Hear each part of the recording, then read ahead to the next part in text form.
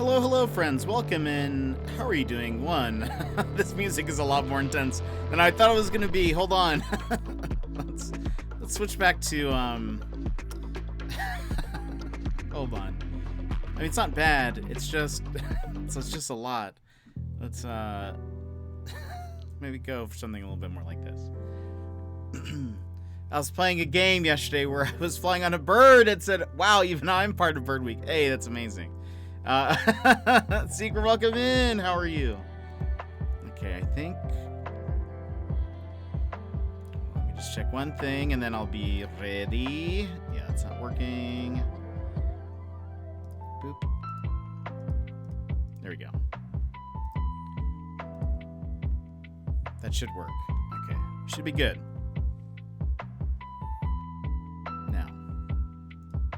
Now, welcome in, everybody.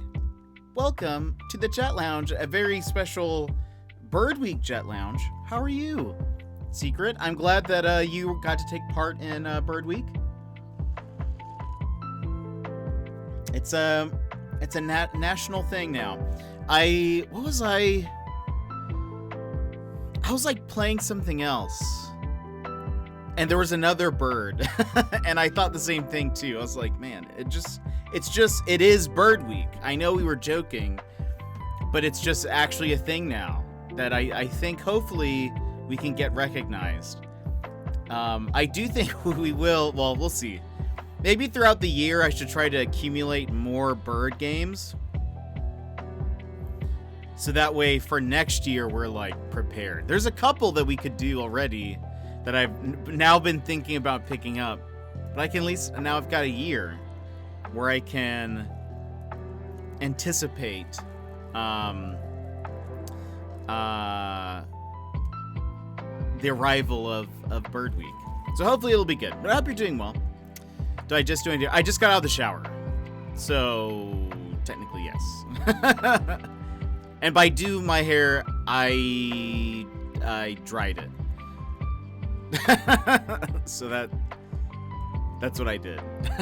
That's what I do. But yeah, I just got out of the shower. I ate lunch. Oh, I was gonna ask. Do you know how to make chicken tikka masala, right? I'm assuming you shaved the side. So I do, I haven't. And I think I trimmed it up like a week-ish ago. But yeah. Wait. I thought we were talking about chicken tikka masala the other day. Are we not? Or maybe you were just telling me how to thicken up the broth or something. Because a while back I remember asking, like, how do I... Sometimes when I make chicken tikka masala, it's like super runny. Or not runny. That's excessive. It's like... When I look at pictures of chicken tikka masala, it's like not as liquidy as when I make it. And I think I remember a while back you were like, oh, you should mix this in with it to make the like the sauce stuff less liquidy. And I can't remember what it was. But I did make some chicken tikka masala this week. It was very good. Yeah, I'll have to try to find it. Let me see if I can find the one that I use. So what I do often is I'll find a recipe and then I copy it into my Evernote. I've been using Evernote. Also, I forgot to lower the music a little bit. I've been using Evernote for like a decade, literally. And so... maybe even more. So I just throw everything in there, but I don't usually save the link. So I'm gonna need to find it. How can you just describe it out loud? Like what's in it? There's tomato stuff.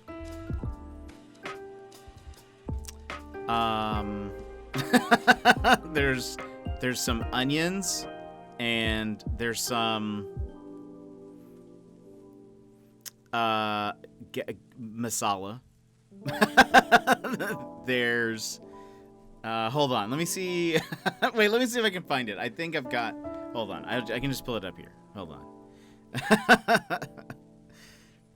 I if you can't tell, I like follow the recipe very specifically, and I don't really stray from that or think about it very much.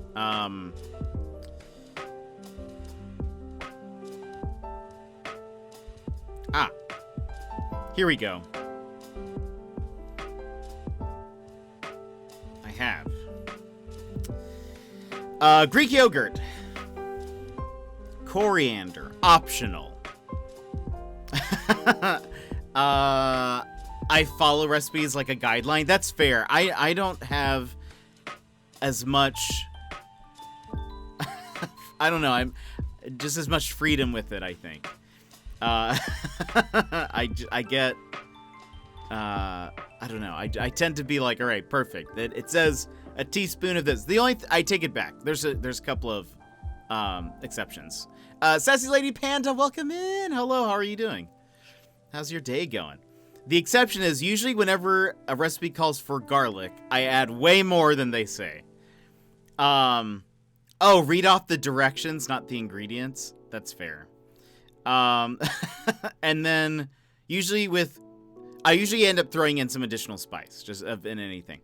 Well, this is for crock pot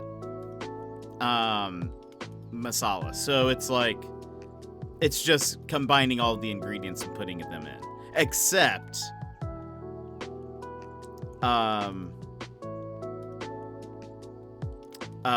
the very end, which is that you stir in heavy cream and garnish with cilantro at the end. But it's still like too much. It's still like it's too liquidy. I'm doing good. Had a semi-lazy day. Happy got my students' ornaments done. Nice. They look so good. I saw them in the Discord. They look adorable. I love it. Is there like, did somebody have like a super long name? Because that would be, that'd be kind of funny. They just had a super ginormous one. Let's see. Ooh, it might be because it's in a crock pot, because usually you have to have a lot of liquid. Oh, that's fair. That's fair. Maybe that's why. Is there something that I could like add to a like liquid to kind of make it more solid, less liquid? Or should I just, I don't know. I don't know what to do.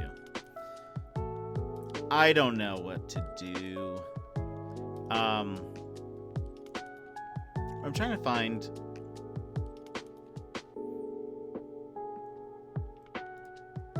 There we go.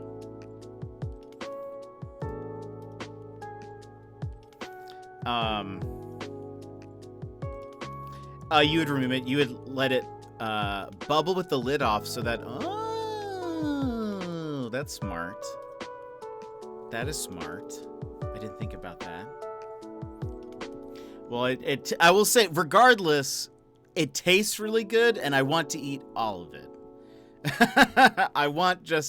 I have to stop myself every time I'm like scooping a new bowl of it. I'm just like, okay, slow it down. Just one bowl at a time. I just want more. It tastes so good. It could be a little bit better. I also wish I knew how to make naan. I would make naan all the time. I think the longest one was Josephine. The shortest was Emma. I had 50 foot of ribbon, but didn't need as much for that. I cut the ribbon off into 1 foot lengths, added their names, then cut off the excess. That's so smart. They look so good. I like the the ribbon stuff that you used is super nice. Oh, and I just noticed that it's like Christmas lights on the little smaller ribbons. That's cool.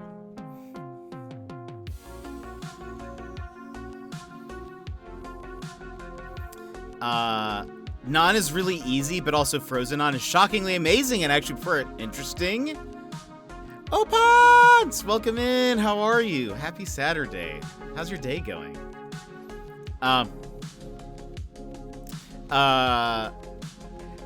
what frozen non do you get, Secret? Tell me. Because I would love to have that. And then tell me, how do you heat it up? Oh, the train. Can we play the train, Opons? The brand is Deep. Deep. Non. I love the train. I would love to. These look so good also. Just in the bag. It's a whole 1 minute and 30 seconds in the toaster oven. Okay, because some people, I was reading this actually.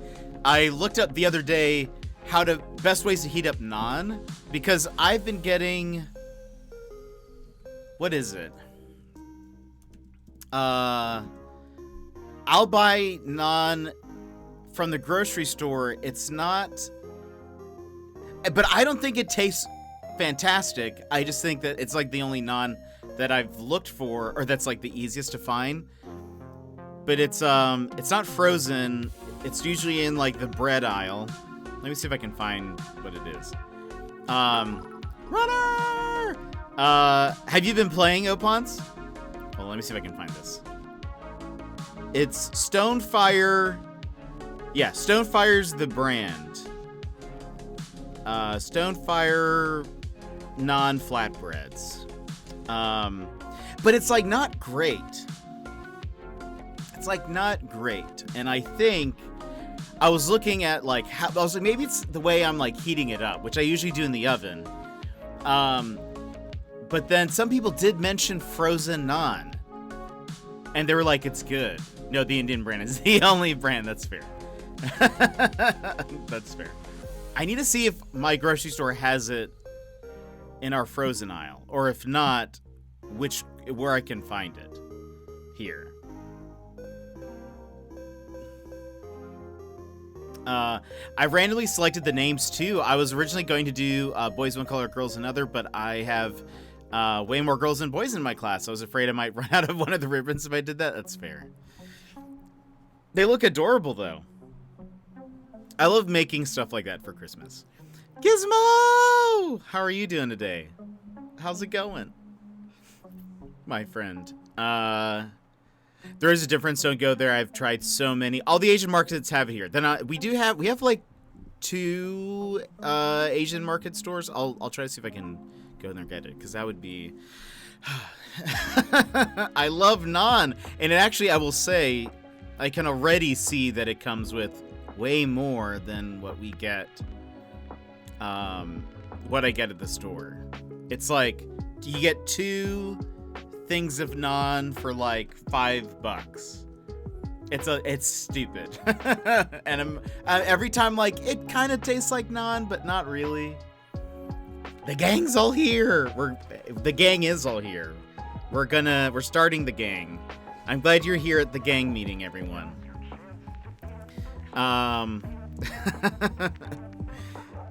By the way, side note, welcome in everybody. Happy Bird Week, happy Jet Lounge. We are going to be playing Aviary Attorney. And it's basically Phoenix Wright, but everyone's a bird. That's basically what I've understood the game to be. Apparently it's also not very long, though it has multiple endings. So we'll see how that goes. That is a pack of 4, and they have flavors. The fave is garlic ones. Emmers! Welcome in. How are you? I was about to say garlic naan. Ooh. It's my favorite. I need to see. I want it. Oh, you're going to your first real concert in just a couple of hours, and cases are on the rise. Uh-oh, I want to back out, but sort of too late. Oof. Just wear your mask. Keep your distance. If anyone approaches, just body slam them. Socially distance body slamming. A socially distanced body slam. Just if they approach, just like you do the 3-step, like you punch your hand, you hit your elbow, and then you do this, and that tells them, I will body slam you. Like, boom, boom. It's a 3-step thing. So it'll trust me. People will know if you think they're infected. Just that's how you do it. Let's see. Oh, the Born Ruffians. I was supposed to say, you were talking about them the other day, and I realized that was in the playlist. Hold on. My husband is going to see Pentatonics Thursday. They're requiring vaccination cards or a negative COVID test within the past 48 hours. That's nice. Everyone welcoming in Emmers. Good. They require proof of vaccination here, but I'm still a little worried. We had 1,600 cases today, and 40% were fully vaxxed. Oof.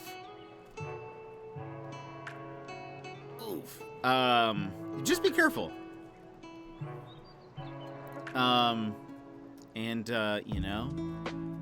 If someone sneezes around you, just hold your breath. Can't get you. That's terrible advice. Don't follow me.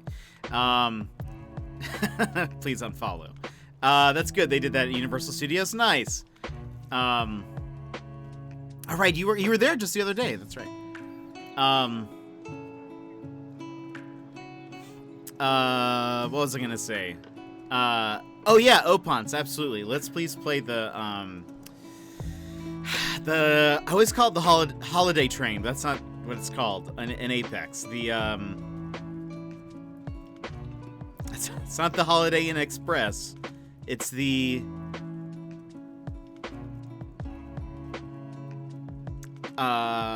what's it called? It has an official name. Wait, the Apex Christmas Train.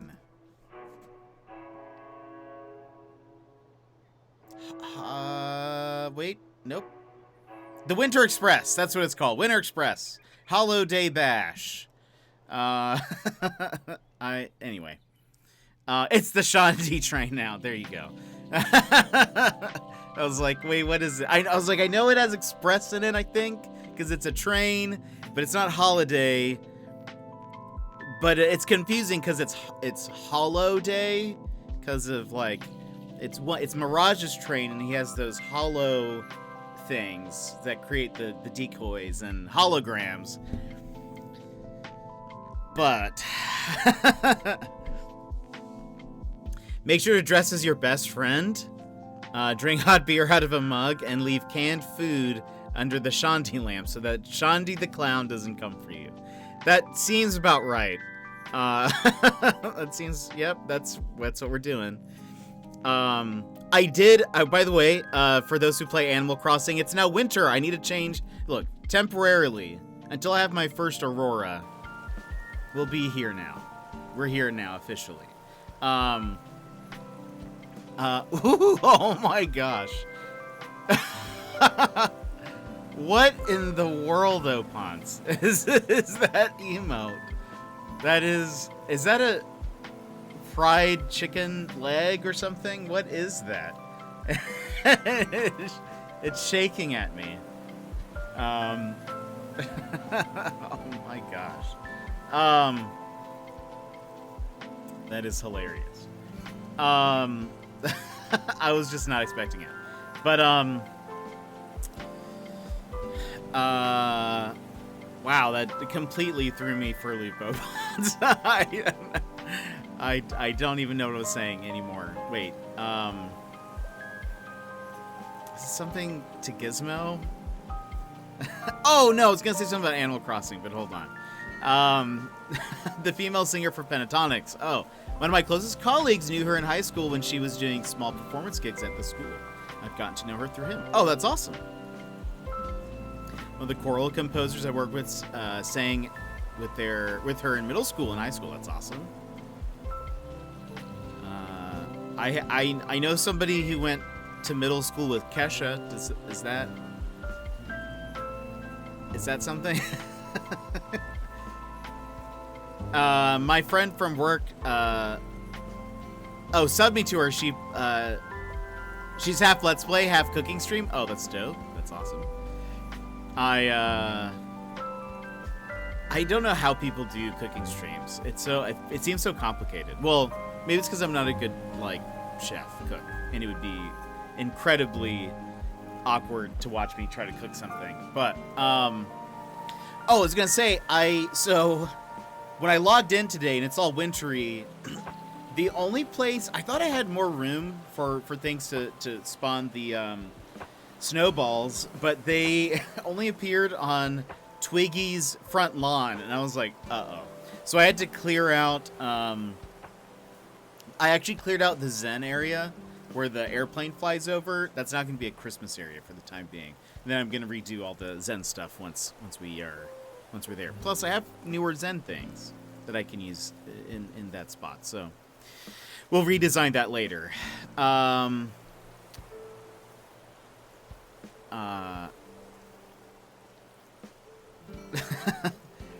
Runner, you should just get Emmer's backstage tickets. Just easy.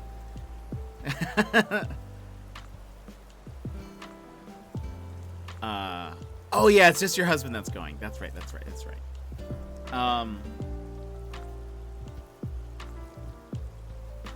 I have not been to a concert in forever.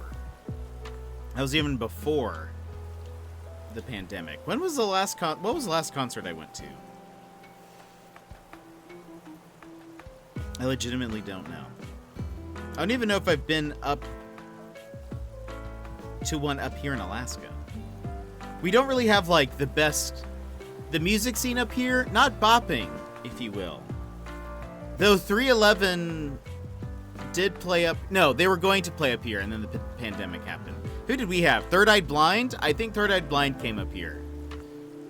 Last concert was the Goo Goo Dolls. That's a great one. I love the Goo Goo Dolls. Highly underrated, I think. Wait, Bush, the also 90s band? The singer of Glycerin, who was married to Gwen Stefani for a little bit. What's his name? Gavin Rossdale? I agree. I agree. Wait, who's come out of Alaska? Like, my birthday is 3/11, so now I have to like that band. Amber is the color of your energy. Actually, there are some really good 311 songs, I will say. I think they're not so bad, but they're also not great. I don't know. No offense to 311 out there. There's a band that a lot of people know that originated in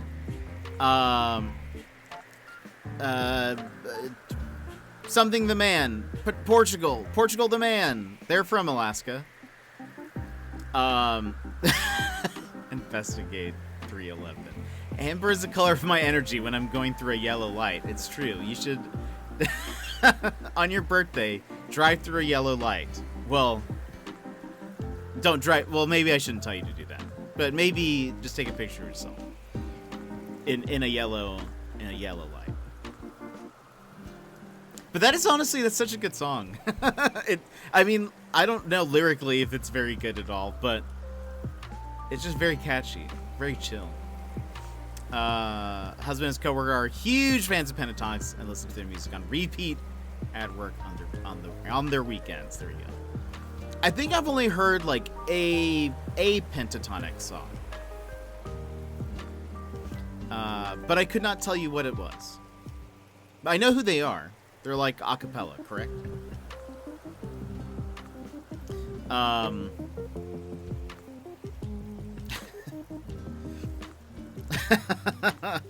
my gosh. Best 311 songs. Amber.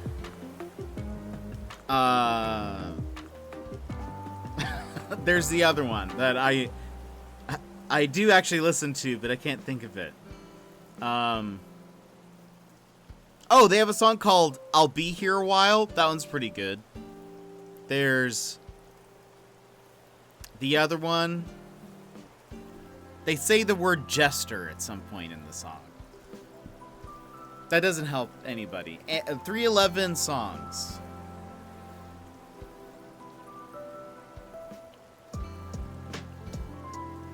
Oh, Down's pretty good.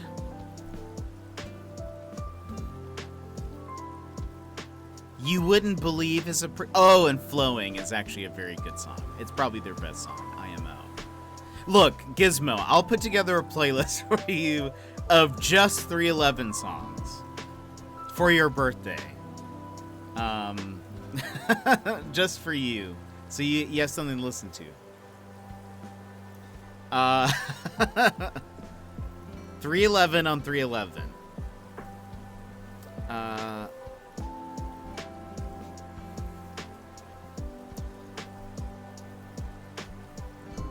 Dang, we've got some pentatonic stands in the chat.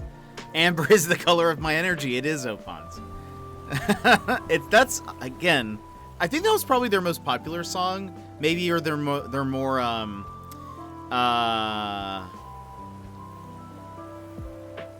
like mainstream, maybe. I feel like it was in a lot of movies, but it's very good. But honestly, before that, I don't think I know what the last concert I saw was. That's the only one I know. Yeah, I think that's probably the deal with most people. I was really big into like alternative rock in the 90s, and I think I don't know if they're considered alternative rock, but I think they at least overlapped a few times. 311, what are they? Whoops. Who are they? They're an American rock band from Omaha, Nebraska. Who knew? But what are their alternative metal, alternative rock, reggae rock, rap rock?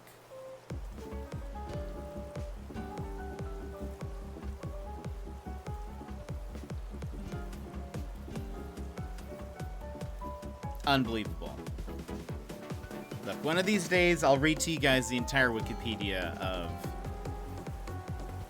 311, but I'll save that for another day. I don't want to get you guys too excited today. Don't want to rile you guys up with 311 knowledge. We'll do that for Gizmo's birthday on 311. 311 week on 311. And a happy birthday to Gizmo. What was I gonna say? Besides, concert. I think the last one that I remember going to, like, I'm sure I've been to places where there was a band playing, but I didn't like go to see them. Honestly, I think the last major one that I went to was probably She and Him in Nashville. I think I saw them. I think I thought about going to go see Third Eye Blind, but just so many people. Concert atmospheres aren't like my jam most of the time. Unless it's somebody that I'm like super hyped to see. But otherwise, I'm kind of just like, I don't like just go out to watch random bands. But I know, Gizmo, you're a big fan of the Born Ruffians, so you should be pretty pumped. What else? Earlier today, I was just on the phone chatting with Balto. He's moving, and so I called him while he's driving. And I played Animal Crossing while chatting, so that was fun. Went to YouTube, and they told me that 311 has a concert on 311. No way. In Toronto. 311. Tour dates. 2022. I guess I kind of knew they were still touring, but are they even making new music?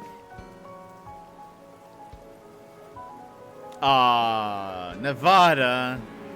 That's rude. Okay, I guess we have to all meet Gizmo in Nevada. I bet they perform once a year. Yeah, on 311. They perform for 311 week, obviously. When is the next time they're in Toronto? So far, I'm only seeing U.S. states. What is this? This is upsetting. Hold on. 311 Toronto.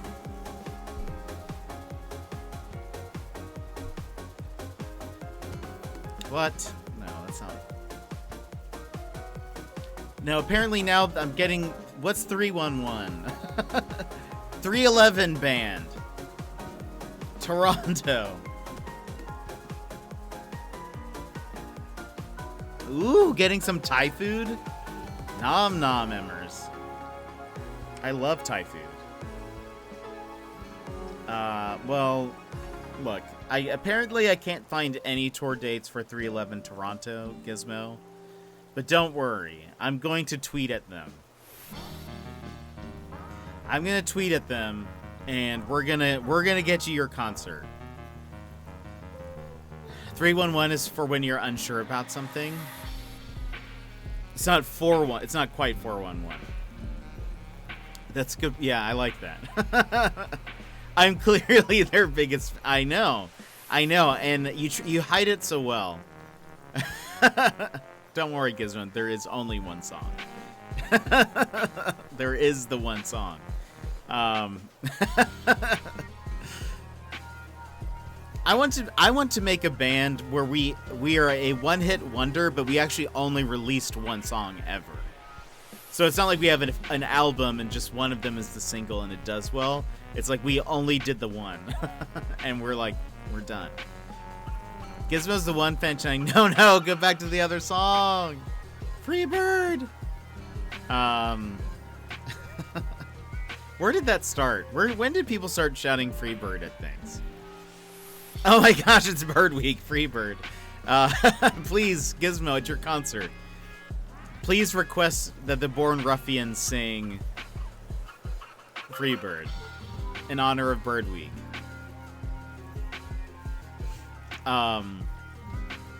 Oh, today, by the way, later today, I might open up my island for people who want to come pick up, model kits at my Nooks. We have model kits there, and they're dope. Freebird the Second by Parquet Courts, please. Oh my god. Or Freebird 2. I read it as the second. I actually don't know. I think it's the second. Otherwise, it would just be a 2. Speaking of sequels, are you guys looking forward to The Matrix? What is everyone's thoughts on The Matrix? I'm unsure. I honestly doubt it's going to be good. I don't know why. I just get the feeling, a sinking feeling that it won't live either up to expectations or that it just won't be good.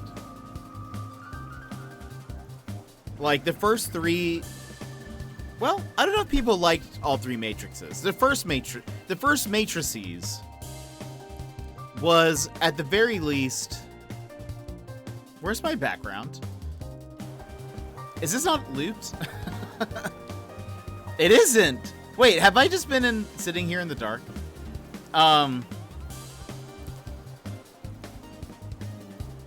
Ooh.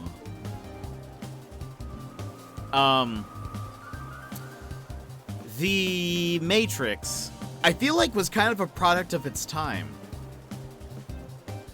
Literally the best mug you own. I feel like The Matrix was kind of a product of its time and was therefore, like, excited for Matrix, but it could be bad. Yeah. I kind of just feel like there's technically only one good one. I actually never saw the third one. I read a recap, or watched a recap of it, but I don't remember people saying they liked it. But I don't know. I'm just kind of afraid that they're going to be like, it's going to almost be too technologically advanced, if that makes sense. Like, I felt like some of the charm of the Matrix is how low tech, but like, it kind of is. Do you know what I mean? Like, the first Matrix still had like corded phones and old CRT monitors that had like, I don't know, that just had like the green things and the binary green numbers, and it just, I don't know. I feel like they're gonna do something dumb. I feel like it's gonna be like Neo's gonna get to the Matrix, and Trinity's gonna try to sell him NFTs. And their currency is gonna be like Dogecoin or something like that. And they'll be like, we have this new currency. It's called Dogecoin. And Elon Musk will be there. No one knows why. He's just there. And I don't know. I'm just a little concerned that it's not going to be as good. But I guess we'll see. It comes out next week? When is The Matrix? Matrix 4. December 22nd. We've got a couple weeks. And when does Spider-Man? When does Spider-Man come out? December 17th. That's next week.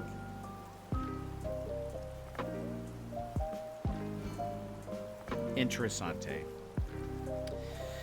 I really want to see it, but I feel like I'm still gonna wait.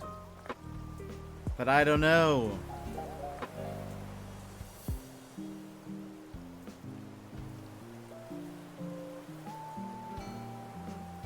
I think it's gonna be good. I'm excited.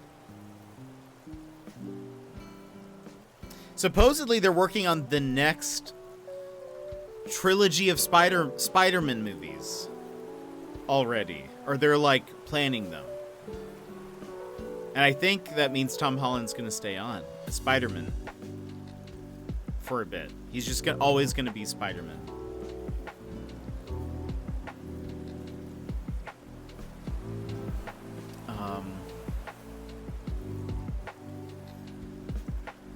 I can't remember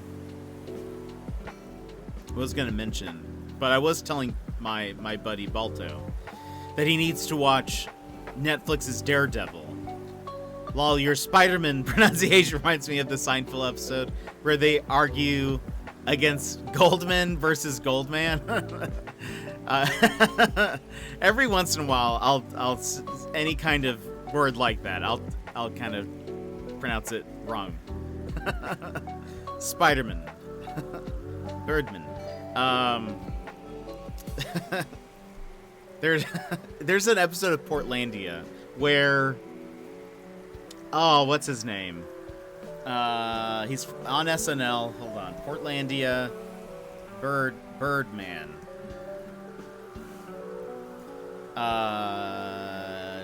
Who plays him? Bill Hader.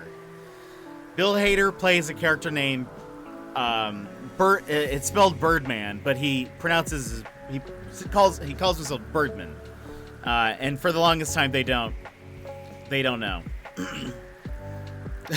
When the coffee hits, oh no.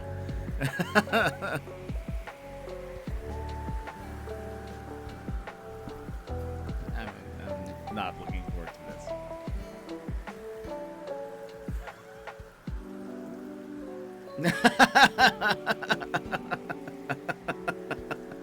What a terrible clip, Runner.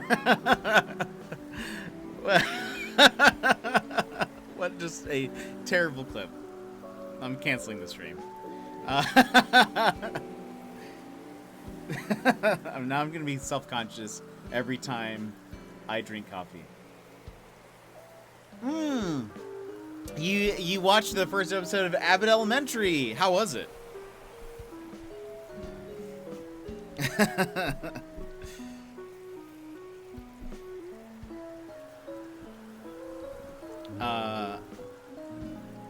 Man, there's so much stuff I need to watch. In the Discord, Emmers was talking about The Big O, which is that anime from a while back. Part of me is like, maybe I should watch that. It was so good and scarily accurate. Uh-oh. Is it... Jed is a coffee masterman, or masterman.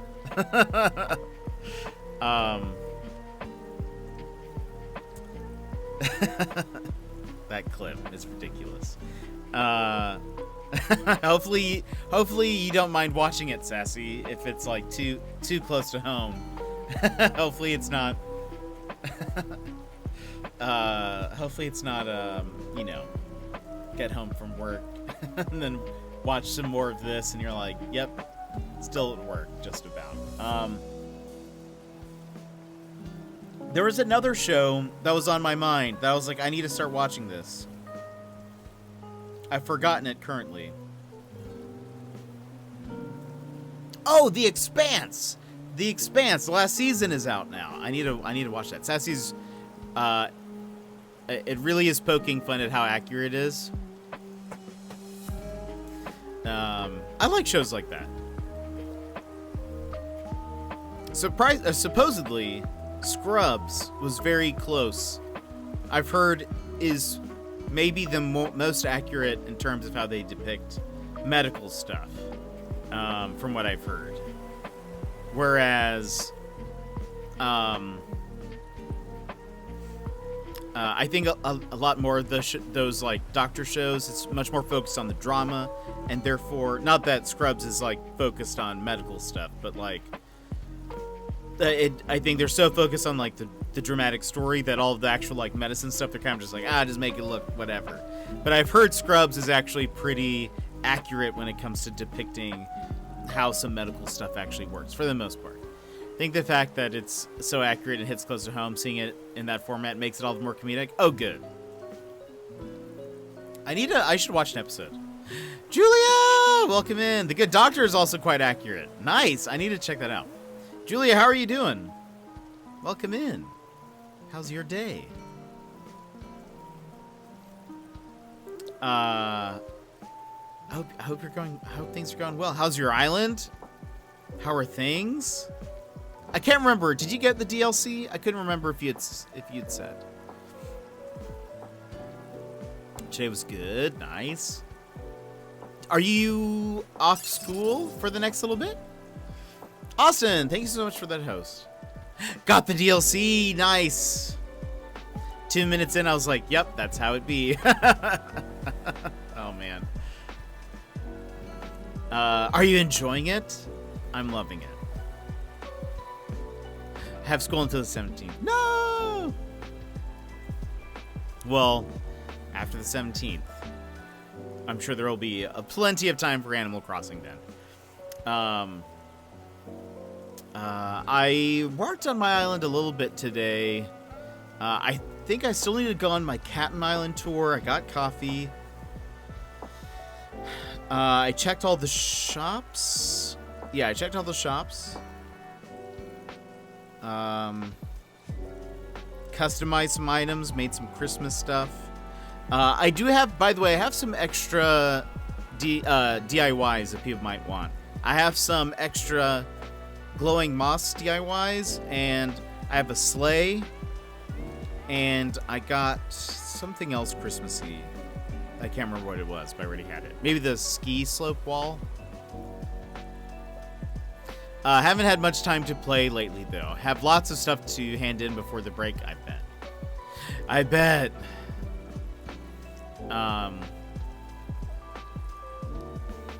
But I might post in the Discord later what extra stuff I have. See if anybody wants it, but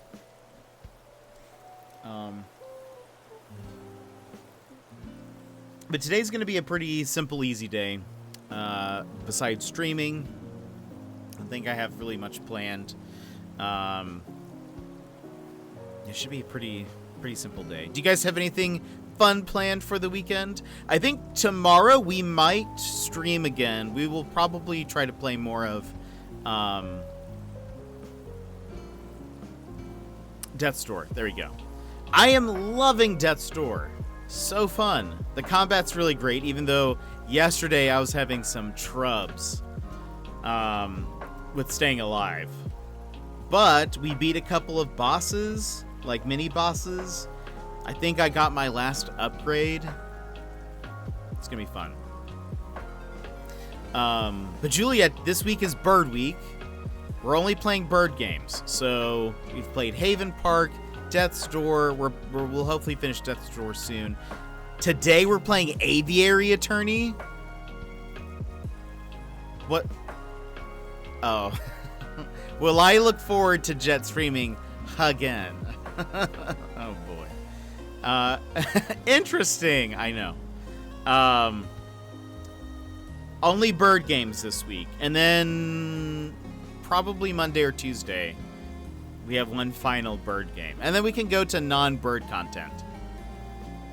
Have you tried Bird Gut? Is that a game? Or a food that I will be... Oh, no, it is a game. Bird Gut. What is this? I have not. A hand-drawn 2D puzzle platformer with the perspective of an outcast bee that gets eaten by a bird and discover that the birds... And that's where it ends. I can't see the rest. It looks cool. Oh, yeah, it does make sense. Bird Gut. Hilarious. I'm looking at screenshots of it. It looks awesome. I like the bee. I like that it has legs. What's going on here? I love it. Oh man.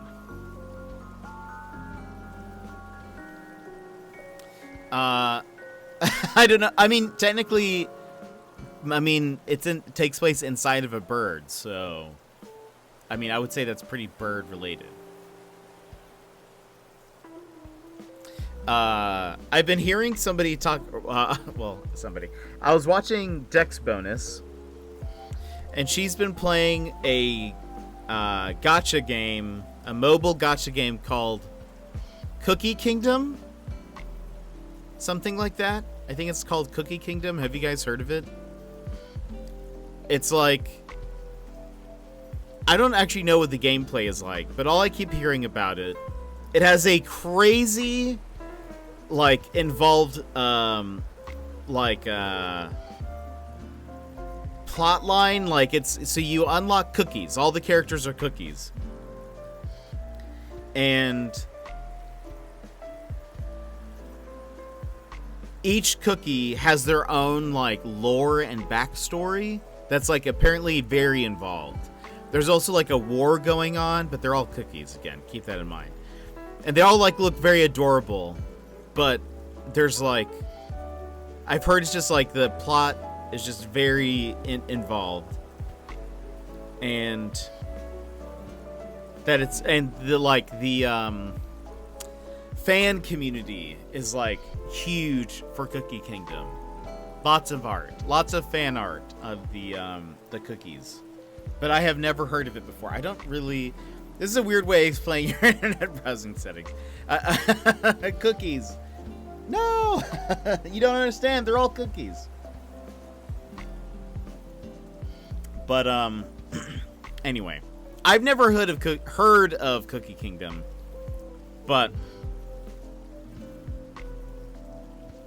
apparently there's a big fan base for it out there. Anyway. Cookies, and there's lore. No, Jet, those are websites. You see, you go to the sites and you get the cookies runner, and they mail them to you. They ask for your address, and then you give it to them. And then nothing bad happens. You just... nothing bad happens. Lucky, welcome in. How are you?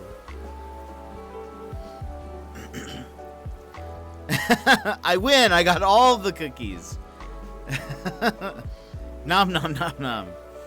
Lucky, welcome in. How's your Sunday going? Rather, how's your Sunday going? Getting hyped for tomorrow? What's tomorrow? I have to get ready for bed now. It's getting late. Julia! Well, thanks for stopping in. Thanks for saying hello. Appreciate it. That's not how this works. That's not how any of this works. I know. I'm trying my best. Okay. So, Aviary Attorney is the game we're playing today. Supposedly, it's pretty short. So, we should be able to get through this today. Is it your birthday tomorrow, Lucky? Might pop it back into stream like afterwards, though, if I'm not too tired. Oh, nice. Awesome. That would be great, Julia. Also, I'm excited for the game we're going to play after Bird Week. You think all the good games are just bird games, but the 13th is your birthday? Nice! That's awesome. That's awesome, Lucky. So that's our Monday, I think, right?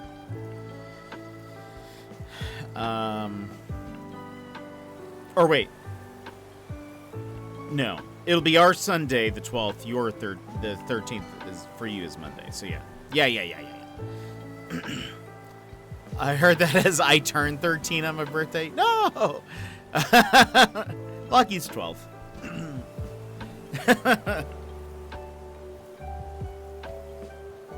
No. No. We would have kicked him out, Runner. We would have just booted him out of here if that was the case. Yeah.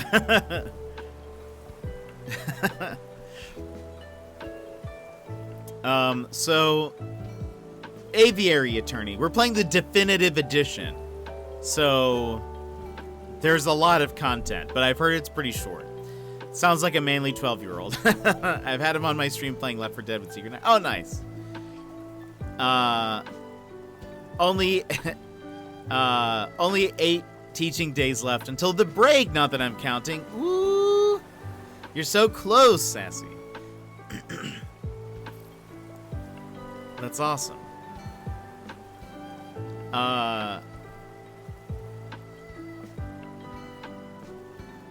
8 days. 8 teaching days. You've got this. And then how long is your break? When do you go back? January something, probably?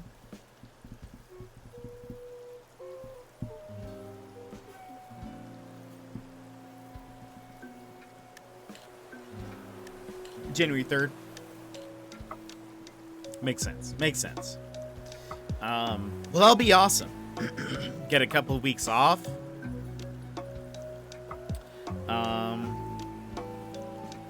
Okay, let's actually start moving into Aviary Attorney. If we have extra time after this, if we just like destroy this game, we might do something after. Maybe I'll just play Animal Crossing or something, but I want to get started. Let's see. Hopefully they go by quickly. The last week of classes go by quickly, but it's the after class work that starts to drag the last week. Oof. The wrapping up the semester type of things. Yeah, I bet. There's probably a lot that goes on that a lot of people don't quite realize. Oh, I was going to mention yesterday or last night, I was watching Simcopter play World of Horror. Have you guys heard of it? It looks like a very complicated game. It's a very dark game also, but hilarious in its own just absurdity of it being super dark. If I were 12, I would not be complying with Twitch TOS. Yeah, absolutely. Present. I know. There it goes. There it goes. Yeah. Okay, you've played it, Gizmo. Apparently, there was a new update, and that's what he was playing. Junji Ito inspired. Yeah, for sure. Apparently, it was all made in Microsoft Paint.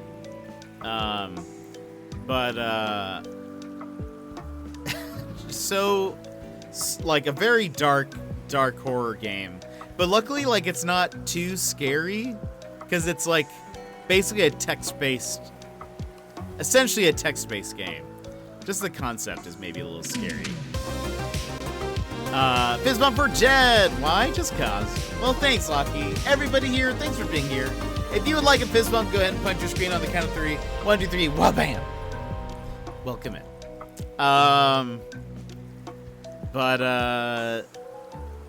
Yeah, it looks pretty good. It's actually a really fun game to watch, Gizmo, I think.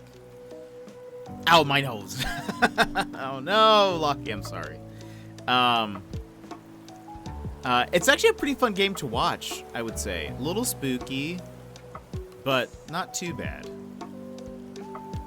Oh, I bought and started Redrawn. It's so good. I've heard of it. I have not played it, though.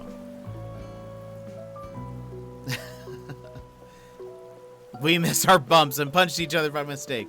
No! Hold on, runner. What's this now? I'm waiting for me to do a dumb face again. Present? I know. Present? I know. Oh, boy. Unbelievable. But no, that was actually really fun to watch. He also talked about Gizmo. Do you know about Thalassin? I feel like it's something that you would know. I think it's called Thalassin.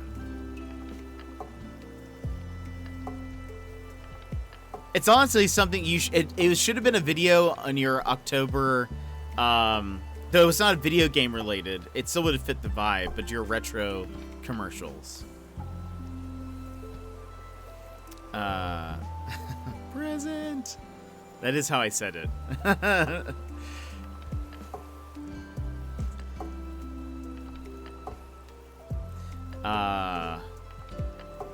What else? I guess that's pretty much it.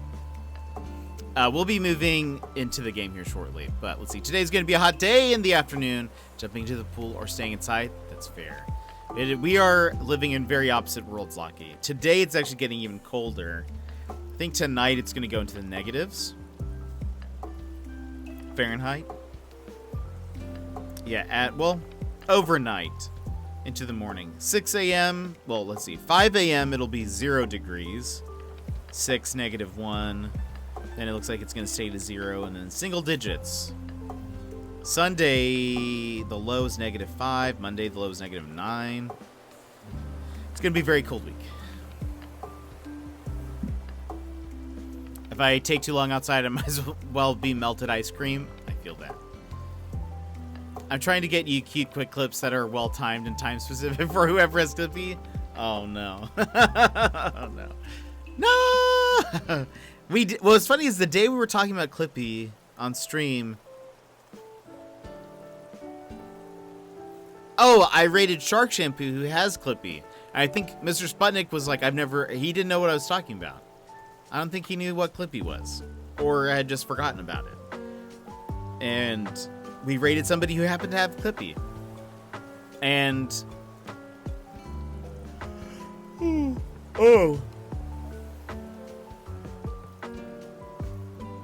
Oh, wait. No. It was Azure. We rated Azure. And he has Clippy. And it played a super old clip for me. Like, super old. As did Mr. Sputnik's clip, because he got shouted out as well. That one played a super old clip. Like, I wasn't even wearing a headband. That's how old it was. It was very old. Imagine that, everyone. Okay, let's go ahead. We're going to start swapping in to... Oh, I remember that clip. Today's highest is 36. Or 97 F for... Woo! Wow, that is warm. That is warm, Locky. I started going back and thinning out the herd with all my clips. Yeah, I feel that. I need to do that too. I checked the other day and there was a bunch of the like ones where it's, I think, accidental clippings. I need to go through and just delete those.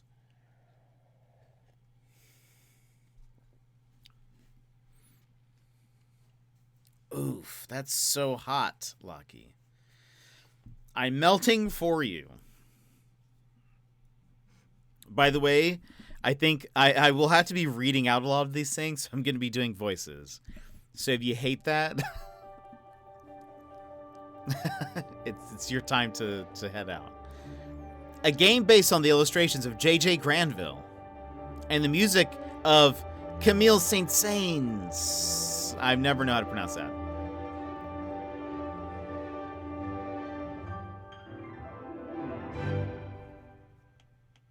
Aviary attorney, but the voices are the best part. Oh, good. Saint-Saëns. That's what I said. That's what I said. Does this change? Oh, wait. Oh, interesting. Oh, text speed. Okay.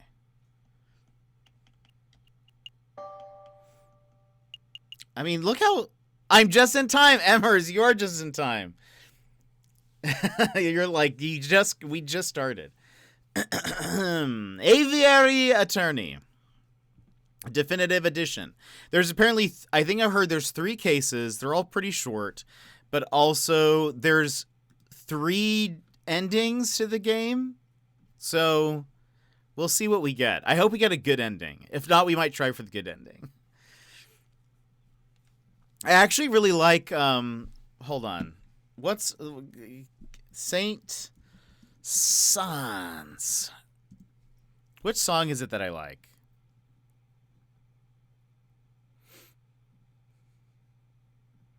There's a... Oh, The Swan.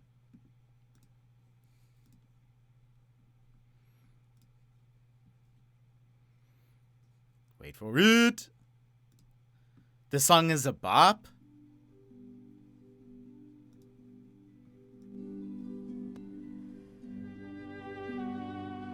Can we get some cat jams?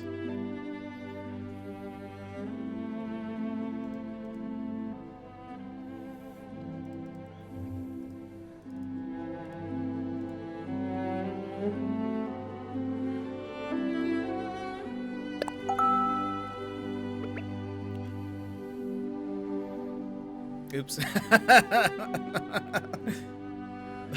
There's... Oh, by the way, I added these to... I added Burb to, I added Burb to, the channel emotes for this week. But listen to this. It's such a bop.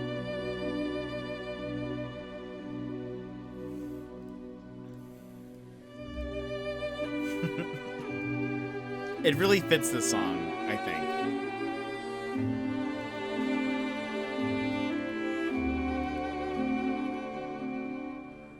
This one was composed as a part of a larger work called The Carnival of Animals, and he goes through a dozen animals written to express what they're like. I think I've heard this one, I think, more so than the other ones,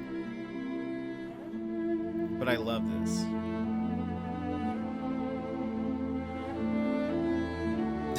One of the top comments is, imagine being heartbroken in 19th century and Saint-Saëns drops this.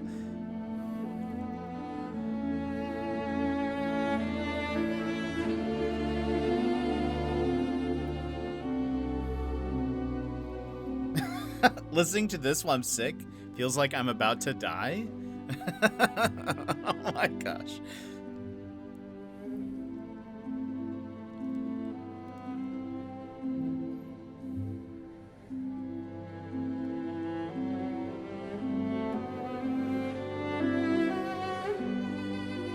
It's so good. I love this song.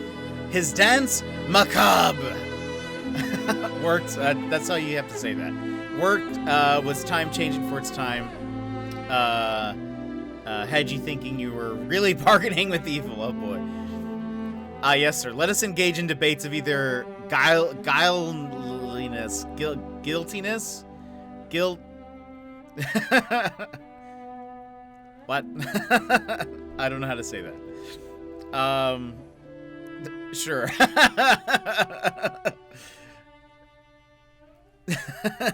We will do that. Okay. Anyway, what a great song. So I wonder if it'll play. What if this, like, it plays again just now? Then I will have wasted all of our times. I will have wasted everyone's time. But it's okay. It's time for Aviary Attorney, everybody. I'm sure this will be... It's basically Phoenix Wright, but everyone's a bird. And there's multiple endings, 3 cases, all pretty short from what I understand. Lots of the color palette is just this, so it looks maybe a little plain, but I think it actually looks pretty neat. On your own, check out Danse Bacchanal, the story of Samson and Delilah, the love, the sorrow, and the destruction. Oh, that sounds cool. I do love classical music. I haven't listened to it. Welcome to the 60s, maybe. Let's say 60s. I think something like that. Something like that. This is 1960s.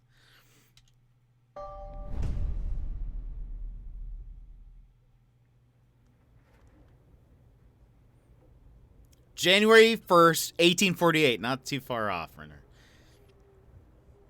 The Chateau Crinière of Baron Roguil. Oh, no. Is that Monsieur Grenouille? Oh, mon Dieu. Terrible French. Don't know how to speak French. Dame Catherline, what have you done? Catherline?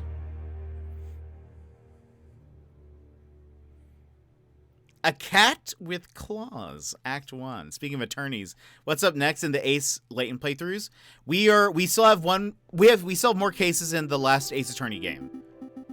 It's midday. Oh, okay, hold on. Sparrowson. It's midday already. Where on earth is that featherhead?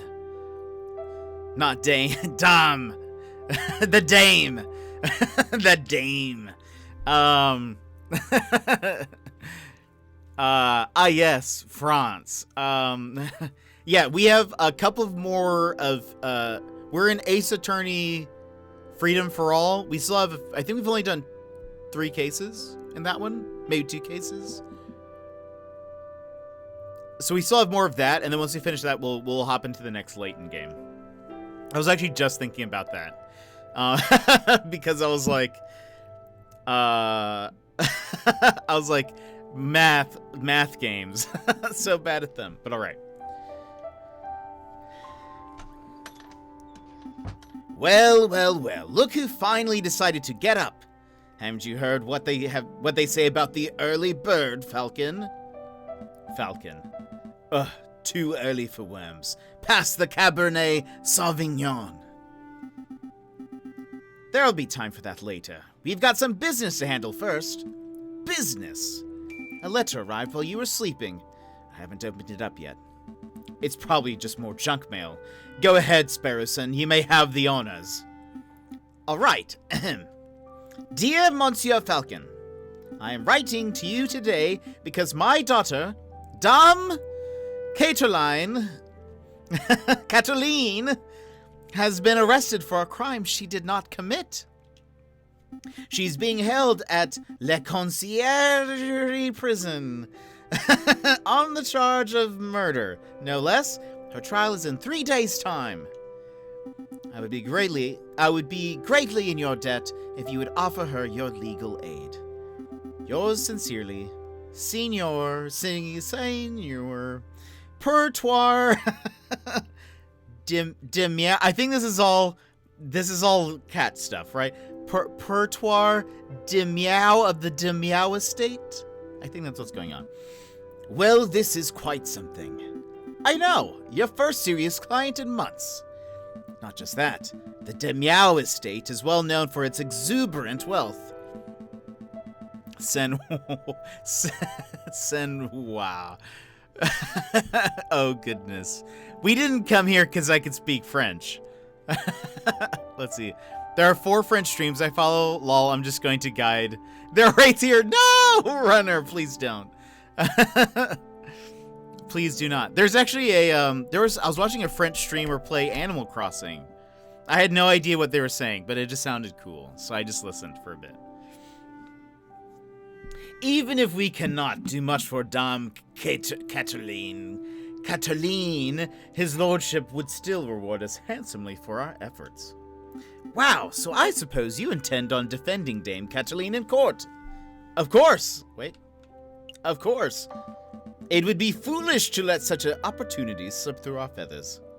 Grab your coat, Sparrow Son. We're going to find our kitty client at La Conciergerie. Excellent. My derriere was getting tired from all this sitting. You see, I know that one. The villagers have different names in French, AC. It's wild. Yeah. Oh, but I better file away Signor Dimiao's letter first. One moment, Falcon. Oh. Pertoir's letter has been added to your evidence folder. Look at that. Pertoir Dimiao has requested legal aid for his daughter, Cataline. She's being held at the Conciergerie. Yes. You may access the evidence folder at any time by pressing the X button while the suitcase symbol is highlighted. Ah, nearly forgot my wallet. Wouldn't want to lose that. Again, I recall you losing it at the New Year's party and at Christmas. Yes, all right, no need to make a list. Falcon has picked up his wallet. Ooh. Nope. You may see how much money he is carrying at any time by pressing the X button while the wallet symbol is highlighted. You can change which symbol is highlighted by pressing the L and R button to move left or right. Let's make a move. I like this. Oh, wow. France is just #1 language. Guaranteed footage. Oh, boy. January 3rd. Monday. Welcome to the map screen. From here, you can travel to any listed area by pressing the A button while the location is selected. Also, fun fact, everyone, Sauvignon wine gets its name by using the berries from tougher and more wild vines. Harsher climate, Sauvignon translates to savage, wild, and so savage, like wild vines. Interesting. Goodness, my good sir, what impressions you have done, my man. Use left stick to select different areas from the list. Areas marked with a clock symbol take a whole day to visit. Areas with no symbol can be freely visited. Good to know, good to know. So we were just in the offices, right? A sign on the door reads, the Aviary Attorney Offices. No case is too big or too small, no junk mail. Can I just go here anyway again, see what happens? Jet, you asked me a question. I was downstairs getting ready. What was it? I completely missed it. Oh no, Gizmo. I think it was about World of Horror or something, but I can't remember at this point. It's okay though. Next time. Falcon, why are we back in your office? We have a case to solve. I was just procrastinating. Well, stop it. We need to get back to helping Dame Cataline. All right, I'm ready. Let's go. Just in case you need to. No worries if you don't remember. It was definitely World of Horror related. Yeah, I can't remember what it was. It'll probably come to me later. Falcon and Sparrowson step into the stone-cold foyer of the Conciergerie prison. Do you see how confidently I say that? Hey, Legion, how's it going? We are playing some Aviary Attorney. Let's see. Sullen-faced guards and visitors linger beneath the medieval archways. Procrastination. Don't mind me. It's the truth, though. Goes well. Nice. Good to hear. The Conciergerie. They say this is the finest prison in the whole of France. The outer walls are impenetrable. The cells are spotless. The guards are well-mannered. Quark?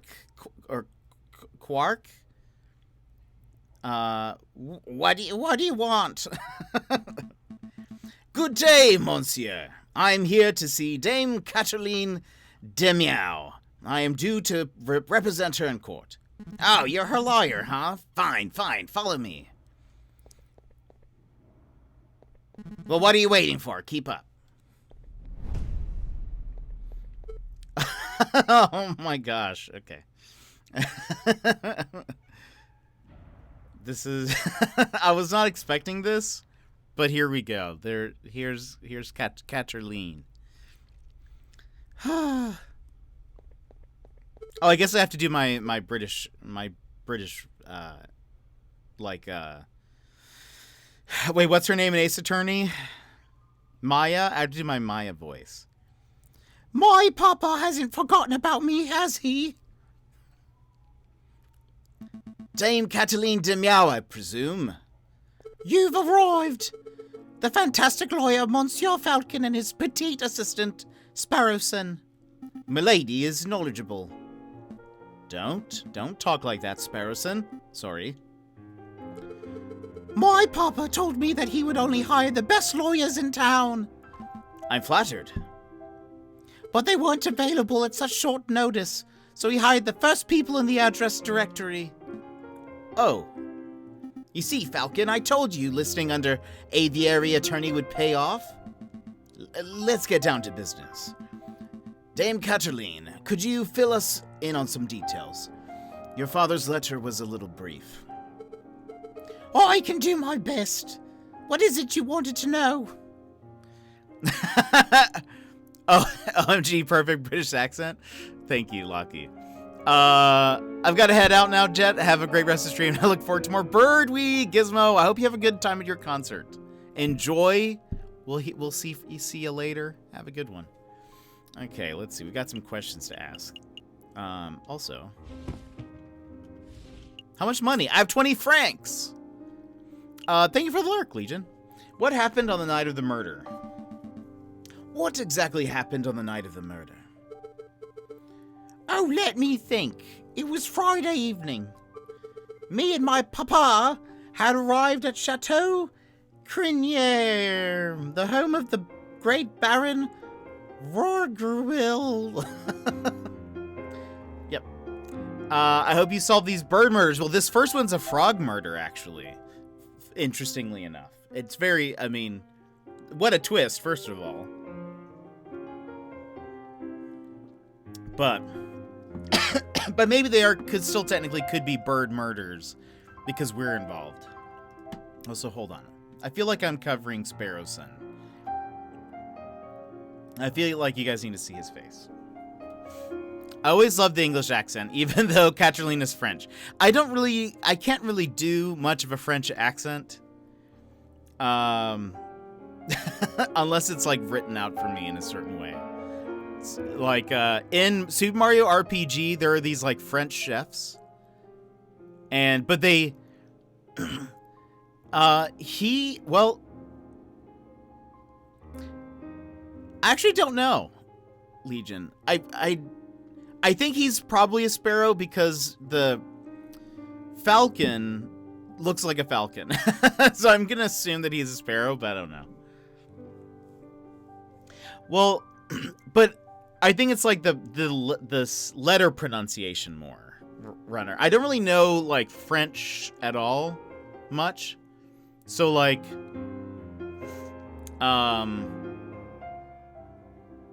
I don't know how they pronounce things really. That's, if you can tell by my wonderful reading of this so far. You'll be flipped by the end of the game. That's fair. I need to do what's it called? Duolingo French before this. I should have done that. So I would have known.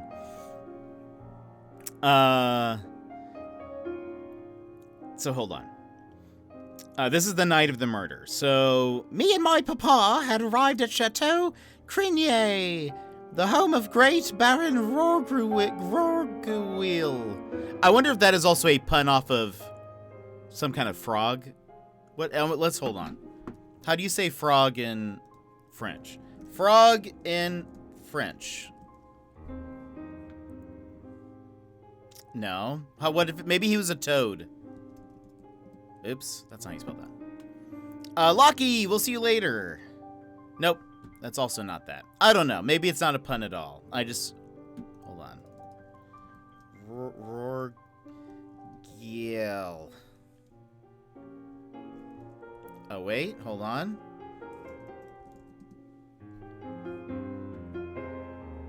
Oh, maybe it's a pun off of this. Hold on. Wait for it.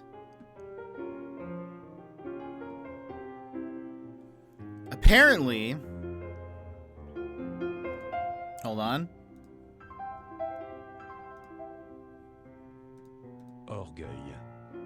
Orgueil.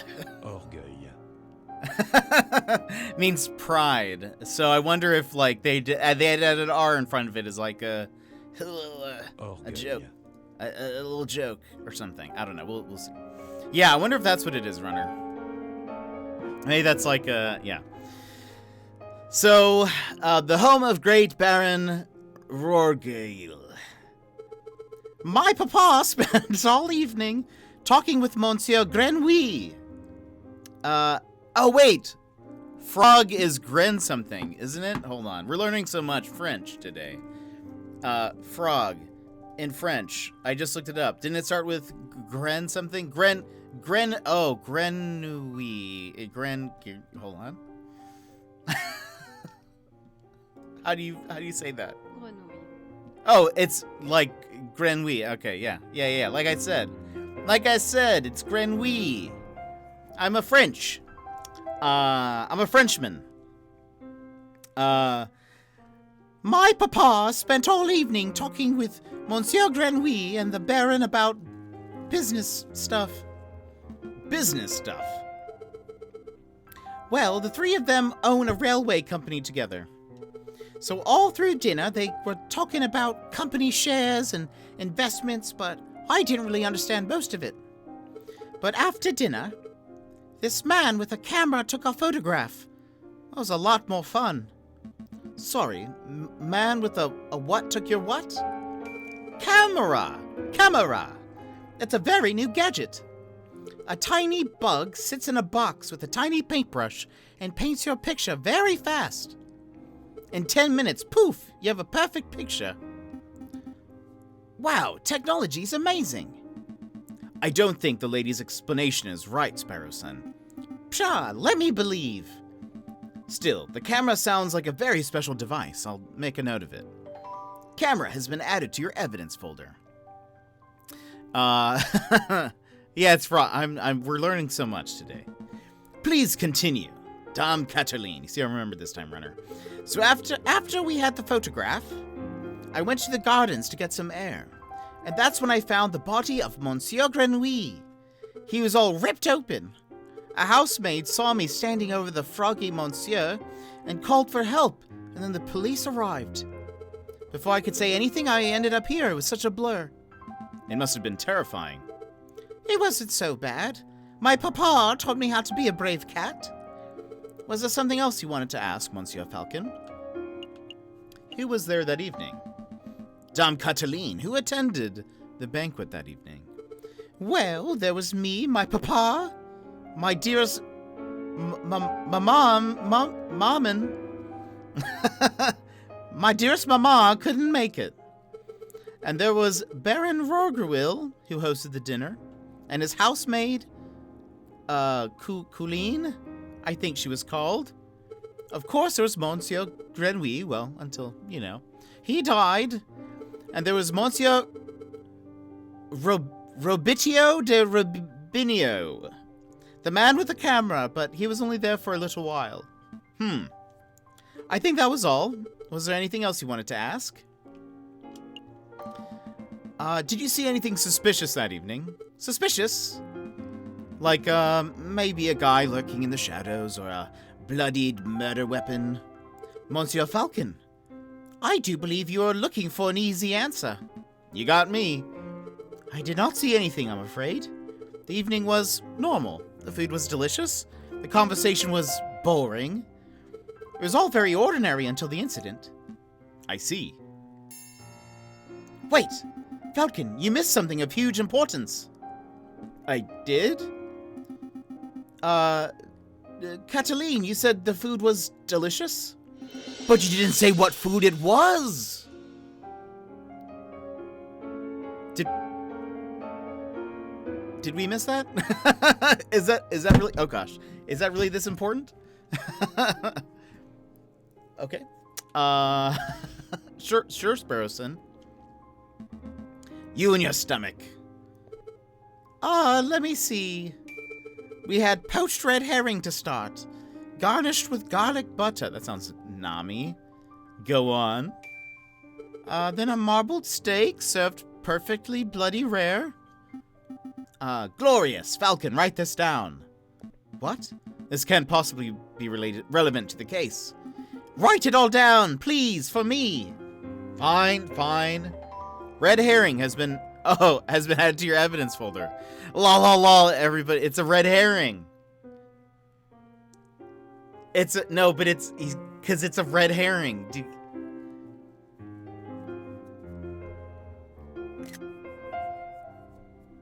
It's a red do you guys know?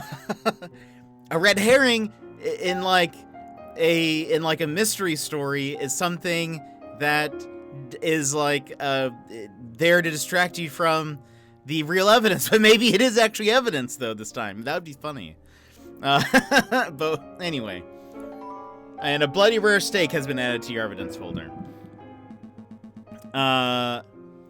Sparrow Son, remind me not to let you talk to clients on an empty stomach. Come to think of it, I did find it a little strange that we weren't given any cutlery. No cutlery, even for the steak? Nope. You'd think that the great Baron of Chateau Crinier would have gorgeous silverware, but there was none to be seen. That is a little peculiar. Was there anything else you wanted to know, Monsieur Falcon? No, I think that will be all. So what's the plan now, Falcon? The way I see it, we have two tasks. We should head to the chateau and try to see the scene of the murder for ourselves. And we should try to track down the supposed photographer, Monsieur Robitio de Rubinio. 2 days for 2 tasks. Seems doable. But we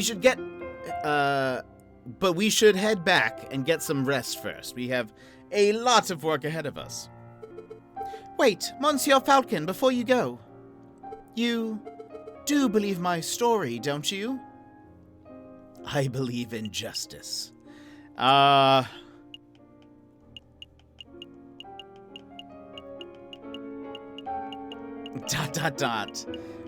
we believe her? I feel like I have no reason to distrust her, but we don't have the facts. We know nothing about this. This is the first we're hearing about this case. I'm gonna say I believe in justice. Dame Cataline, I believe that a fair trial can draw the truth from any situation. I believe in justice. That's good to hear. You're not wrong, Falcon, but that's not what the lady needed to hear. You might want to work on being less of a, how do you put it, depute. If serving justice makes me that, then I'll wear that title proudly. You see, that's how we're gonna do that. That thing you just said that I definitely pronounced correctly. No cutlery for steak and fish and bones. And fish as bones need a fork at least, yeah. Seems suspicious. Maybe the housemaid. Because I assume the housemaid probably served the food.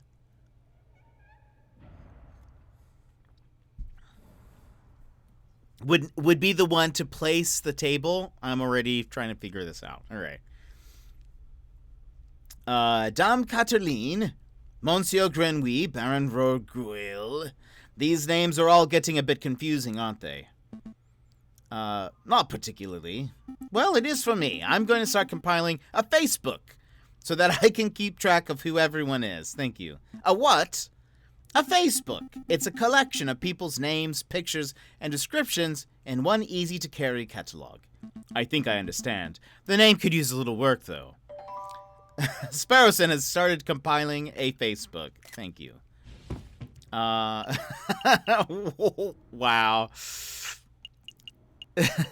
Oh, okay, there we go. Well, good to know, Runner. Thank you. Then I'll avoid that. Hold on. Here's our... Oh. I assume these are for the other cases. JJ Falcon, that's me.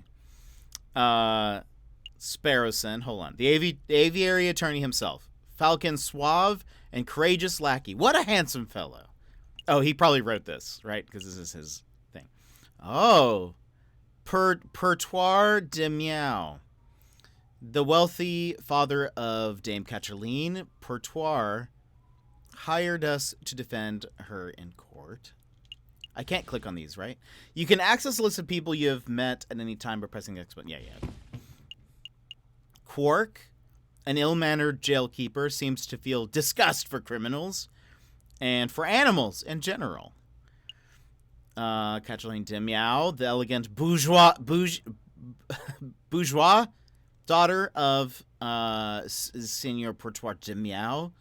She has been accused of murdering Monsieur Grenouille, and there he is. The froggy businessman who was found murdered at Chateau Crinière, a colleague of Pertois and Roguil. Yep. Oh, that's fair. Okay, that's fair, Runner. Yeah, we'll probably avoid. Wait, what? Oh, okay, never mind. Okay, let's make a move. Good to know. Good to know. Pardon my French, I suppose. A new day. The game saves automatically at the start of each new day, but you can also make a quick save at any time by pressing save and quit from the pause menu. You can access the pause menu by pressing the plus button. Is there anything else that's here? No. Interesting. You can also quit without saving. I wonder if that's like if you make a mistake. And I guess when they say time passes, it means time like a day passes, I bet. Okay, we're still just procrastinating. Okay, so there's nothing here for us, but we had to check. Oh, and we were, okay, and let's see if there's anything else that happens at the prison. What do you want? I'm J.J. Falcon, defense attorney for... I know who you are. I saw you come by earlier, but visiting hours are over. Come back next week. Do you think you can make an exception for us? Visiting hours are over. We'll be quick. I said, visiting hours are over. Do your bird brains understand? Parlez-vous français? I said that with more of a southern accent. I don't think he's going to make an exception, Falcon. You're right. Let's continue our investigation. But as a multilingual, it might be important I stick around. That's fair, Runner. You might need to ban me. All right, let's go to the chateau, right? That's where... Yeah. Let's go to the chateau. That's where the crime happened. Falcon and Sparrowson enter the courtyard outside Chateau Crinière. People with dirty clothes and gaunt faces linger around the building shadows. Oh, what are you? Are you a deer? What? Or a kangaroo? I think you're a kangaroo, right? Because you got a little baby one with you. Satan. Is that a... Taloni? So, look at little Taloni. Hold on. How do you say kangaroo in French? It's just kangaroo.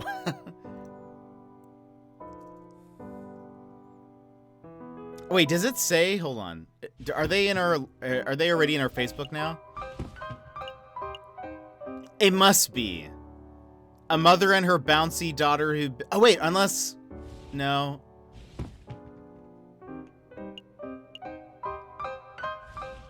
I don't know.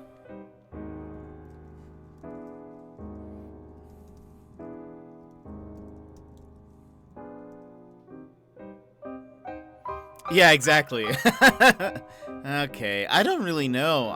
They look very kangaroo-ish, right? Kangaroo. I wonder, we need a French person to help us get jokes.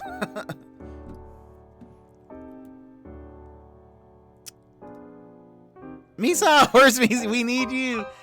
I don't know. I feel like their faces could just be about anything, but it's also like the only parts of the animals that are like really the animals are their faces, so I don't know. Anyway, all right. Excusez-moi, messieurs. No pouch. We don't know. But she's wearing a like an apron that has pockets, so that's like practically the same thing. Excusez-moi, messieurs. But she doesn't. That's not her voice. I don't mean to be a pain, but my little girl and I are sick and starving. See? Gambade?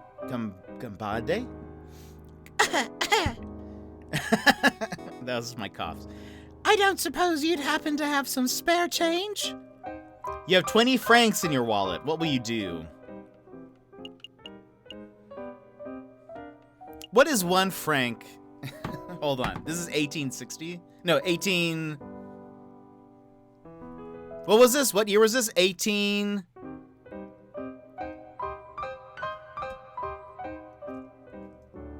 One franc inflation to 2021. Let's see.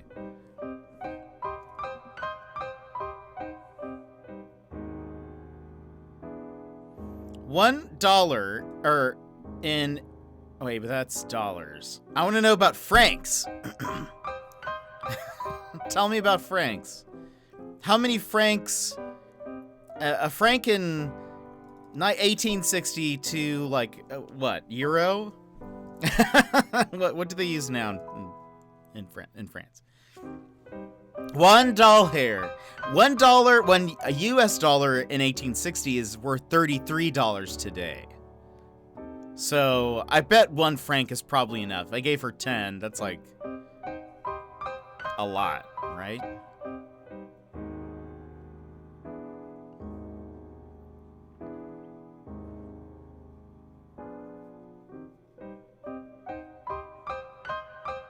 We'll just give her 1. We're not made out of money. we're not made out of money. We haven't had a case in how long? A long time. We're gonna just give him 1 franc. Here you go. Stay safe, madame.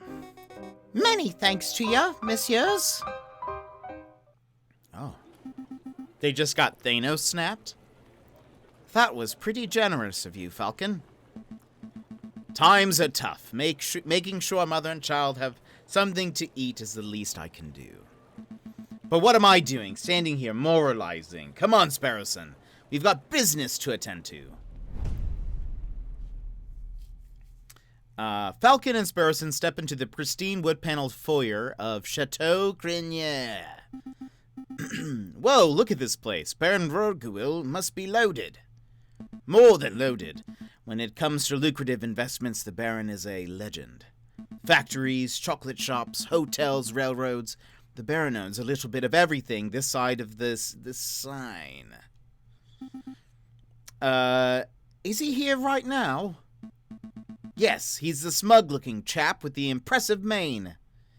We must approach a man of his stature with tact and finesse. Aye, Baron, we'd like a word. How's that? Sparrowson, you have the finesse of an inebriated warthog. You can thank me later. I think I got his attention. Oh my gosh, that was not what I was expecting. Not what I was expecting at all. I guess... Wait. Is Rorquil... No, wait. Oh, I guess he wasn't on our sheet at all. Interesting. I listened to a podcast about a captain who shipwrecked off the coast of the Sahara Desert, and him and his crew were taken as slaves. Anyway, managed to convince a government to pay $200 for each of them.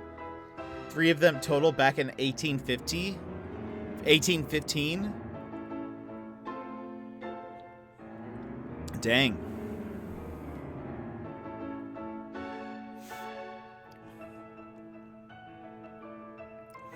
Oh! Legion, that's smart. That's smart. I like that. Okay. Let's see. He is the Great Lion of Chateau Crinier, a reputably ruthless businessman. did I hear my name? Great Baron Roguil, property owner extraordinaire, at your service. And who might you fellows be? More investigators? We're attorneys. Not quite. I'm Private Attorney J.J. Falcon. This is my associate, Sparrowson. Lawyers, eh? You know, you aren't the first to have passed through here today. Yeah, that's smart. I just didn't get the connection at all. I didn't realize it was going to be a pun, I guess. Oh? Yes, this jumpy, twitchy fellow came by this morning. Asked a bunch of questions, and hopped away before we heard the answers. Most curious.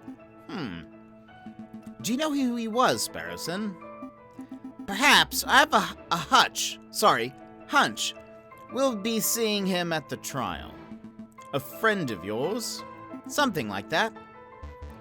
So what may I do for you, messieurs? We're doing some research on Monsieur Grenouille, the frog who was killed here on Friday evening.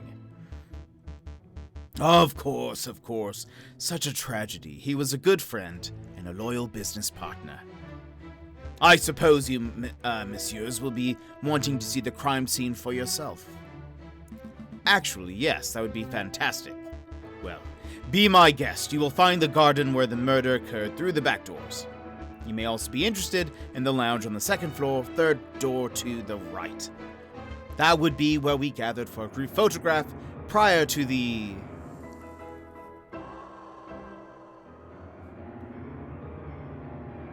unfortunate incident. Oh, can we see the finished photograph? I am afraid not. It is my understanding that the photograph must be developed before it can be viewed. It's a slow process. My own copy of the photograph is to be delivered in 3 days' time. That's no good to us. The trial may be over by then. Nonetheless, we appreciate your hospitality. Thank you, Baron. It is no trouble at all. I'll be here to see you out when you are done with your investigations. Let's see. And there was a book published about their journey being slaves in the desert, and Abraham Lincoln listed it as one of the 3 most influential works that shaped his political ideology and views on slavery. That's super cool. That's awesome. So where shall we go first? Let's go to the garden first. This is kind of interesting. I like how they did this. Dame Cataline said that she found Monsieur Grenouille on the stairs by the fountain. So this must be the very spot where the murder took place. Hey, Falcon, do the crime scene investigation thing. The crime scene investigation thing? Yeah, you know, the thing where you get all eagle-eyed and analyze every object in excruciating detail. You mean search for evidence? Yeah, do that. That's not a bad suggestion. It wouldn't be the first time the Parisian police have missed something right under their noses. In investigation mode, you are free to examine the scenery of the room. You can move the pointer using the left stick, press the A button while the pointer is over an item of interest, and Falcon will examine it in closer detail. When you have had enough, or when you can find nothing else to examine, hold the B button down for a few seconds to leave investigation mode. Another beautifully made horse statue. You know, my uncle once had a horse that refused to eat hay. Oh, that's unfortunate. Yep, eventually we realized that it was just filling up on hors d'oeuvres.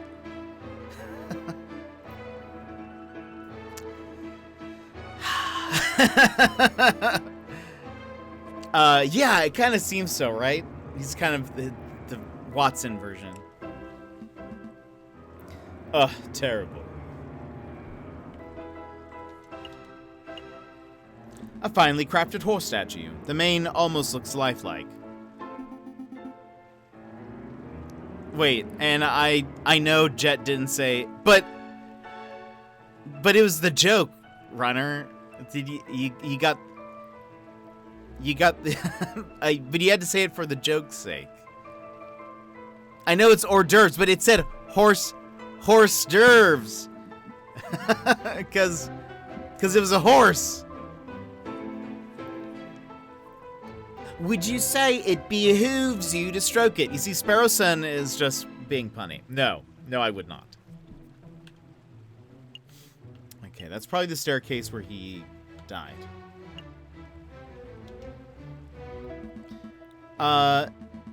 Dried blood. My last bit before I leave Twitch forever now. Thanks, Jet. No! Runner! Thank you for those bits. Those last bits. Before you leave forever. Oh, no. Thank you so much, Runner. Dried blood on the staircase. This must be where Monsieur Grenouille died. Do you see any bloody footprints? Oh, or maybe a name scrawled in blood written with the frog's last breath. Wishful thinking.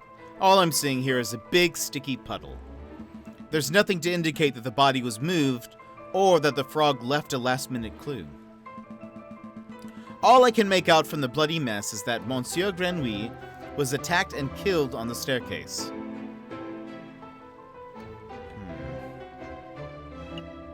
What else do we have here? There's a horse statue, another one. The big thing in the middle, is that can be it?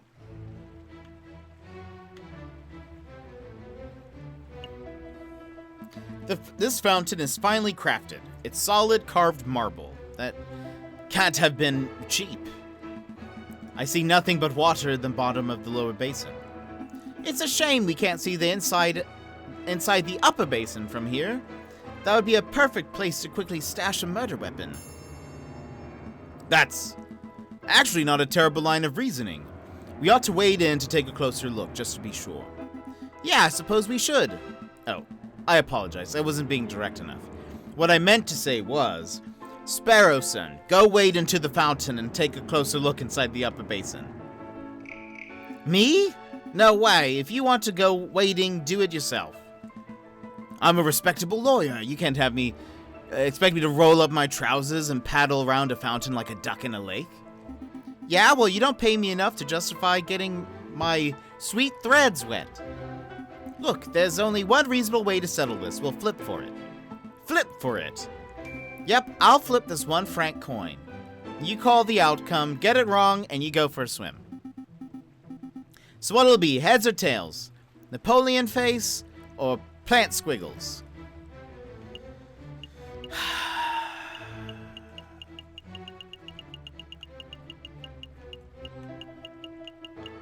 I'm gonna say heads. Because I think they expect us to say tails.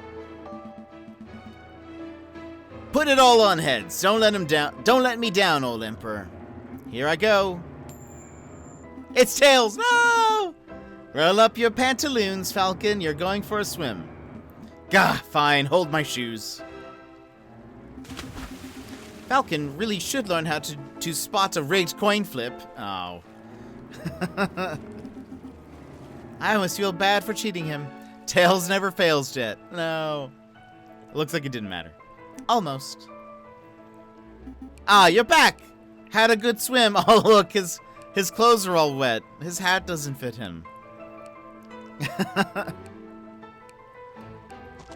There you go. No, I'm a bird, not a fish. But I did find a mystery item in the upper basin. It's no murder weapon, though. What is this? It's brown and sticky, and it smells weird. Don't tell me that you picked up a very wet cigar butt? Possibly belonging to Baron Roguil? Correct. But that shouldn't be too surprising. It is his house, after all. I'll stash it in the evidence folder, just in case. Cigar butt has been added to your evidence folder. Is there anything else we need to do here? Hold on. Red herring. This is a red herring. Steak. Dom Cataline ate a bloody rare steak at the banquet. Cigar was found at the bottom of the fountain in Roguil's garden. It could only be reached with a little waiting. Also, hold on. I feel like the music is really loud. I don't know if anyone else feels that way. I'm just going to lower it a little bit.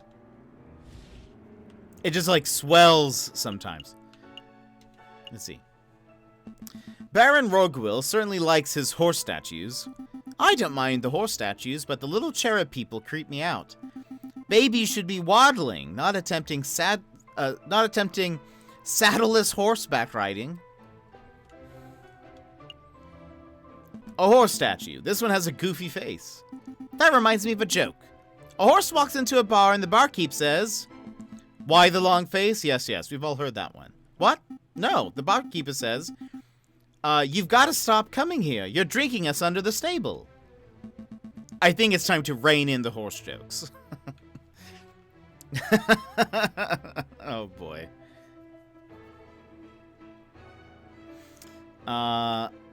Okay, we have 19 francs. Okay. Oh yeah, we have to. Oh boy. Yeah. They had fun writing this. I think we're done here. Good call, but are you sure you don't want to take another dip? We still have time. Don't push your luck. Okay, let's go to the lounge. Oh! Unexpected.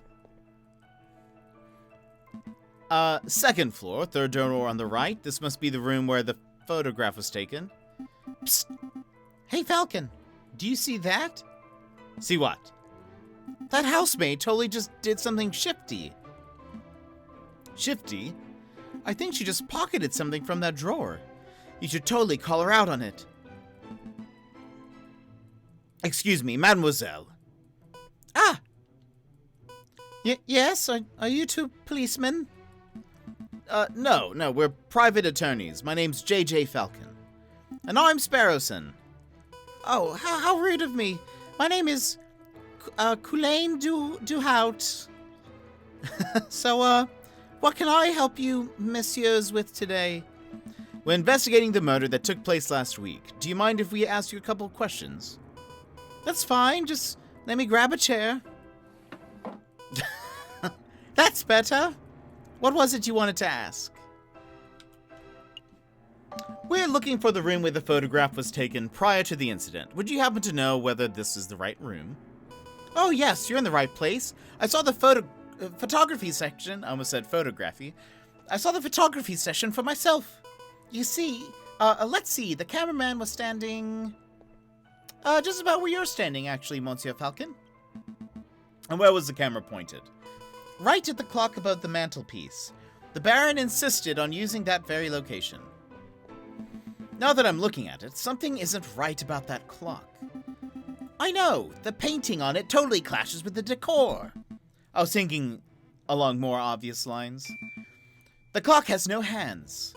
Oh, that clock has never had hands in all the years I've worked here. I think Baron Rorgwill just keeps it around as a conversation piece. Well, we're conversing about it, so I guess it's working. It's a peculiar detail, though. I'll make a note of it. Missing clock hands have been added to your evidence folder. Is there something else you wanted to ask? Yes. You were a little nervous when we came in. You thought we were police officers. Is there something we ought to know? Anything you need to confess? No, I suppose I'm just a little nervous after all the drama of last week. Pressure her. Are you sure there isn't anything you're hiding? It's okay to tell us we're defense attorneys. That means we help people get away with criminal acts. Right, and... Wait, what? No, that's not an accurate job description, Sparrowson. It isn't? Oh. What do we do then? I'll tell you later. Honestly, messieurs, I have nothing to hide. Was there something else you wanted to ask? That's all. No further questions. Thank you, mademoiselle. You've been a huge help. It's no problem, messieurs. Actually, there is something. I know you two saw me stealing as you came in. I appreciate that you didn't give me the third degree about it. Oh, yeah. Whoops. You see, I'm trying to save up to follow my dreams. And, well, never mind, I'm rambling. It's no problem, mademoiselle. To be honest, we have a much larger crime to worry about. Although I should probably ask, I don't suppose you've been stealing anything else? Silverware, perhaps? You know about that. Yeah, I suppose that was me. It started with a couple of teaspoons. I Didn't think the Baron would miss those. But, well, yeah, I suppose the habit got a little away from me. Well, that's one mystery solved, at least.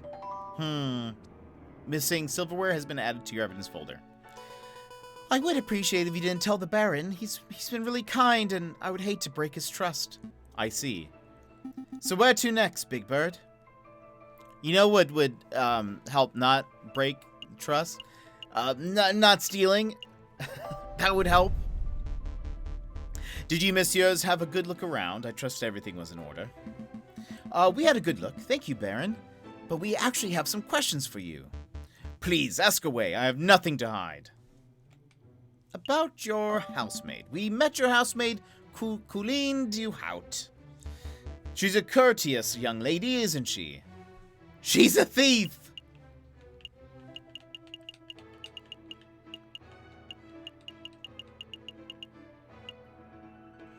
This isn't, well, I was gonna say this isn't related to our case, but maybe it is. Maybe she did it. Maybe Grenouille, maybe she killed him so that she could sell his belongings for money. To follow her dreams. I don't know. We'll just say she's quite helpful. We'll keep that to ourselves for now. Yeah, she was more than willing to help us with our investigation. I'm glad to hear it. Did you two want to ask something else? What happened on the night of the murder? Baron Roguil, I would like to ask you about your activities on the night of the murder. Oh, am I in trouble? Not at all. No, nothing like that. We're just gathering the full picture. I see. Well, let me think. The guests arrived at 5 o'clock and we all sat down for dinner in this very hall at 6. That part went magnificently. The photographer arrived at 7 o'clock, but it wasn't until 7:30 that we had our picture taken. My housemaid discovered the crime scene soon after that. I see. Is there something else I can help you, messieurs, with? You'll be leaving. I think that will be all, Baron. Thank you very much for your time. It was a pleasure. Have a delightful day, messieurs. Did you get all the information you needed, Falcon? I hope so. Don't worry. If everything goes wrong in the trial, we could always just wing it.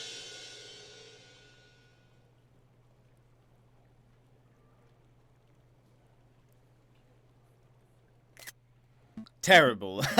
Just terrible. Let's head back to the office and get some rest. I like that they acknowledge that he acknowledges the jokes. We can do this. This is Sparrowson. And then this is JJ Falcon. Just about. All right, let's get some rest. Okay, yeah, so you can only do one clock thing per day. Studio de Robinho.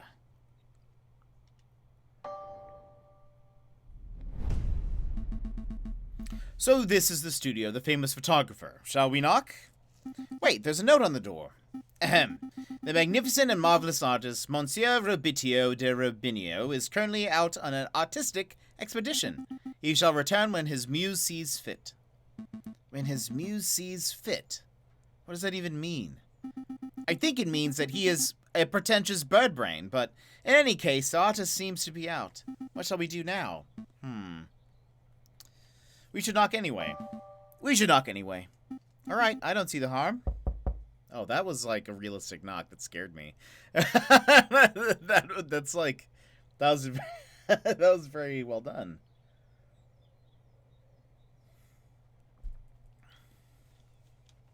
Nope, it doesn't look like he's in, Falcon. We should break in? Oh, boy.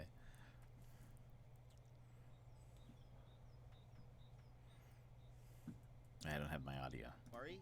If everything goes wrong in the trial, we could always just wing it.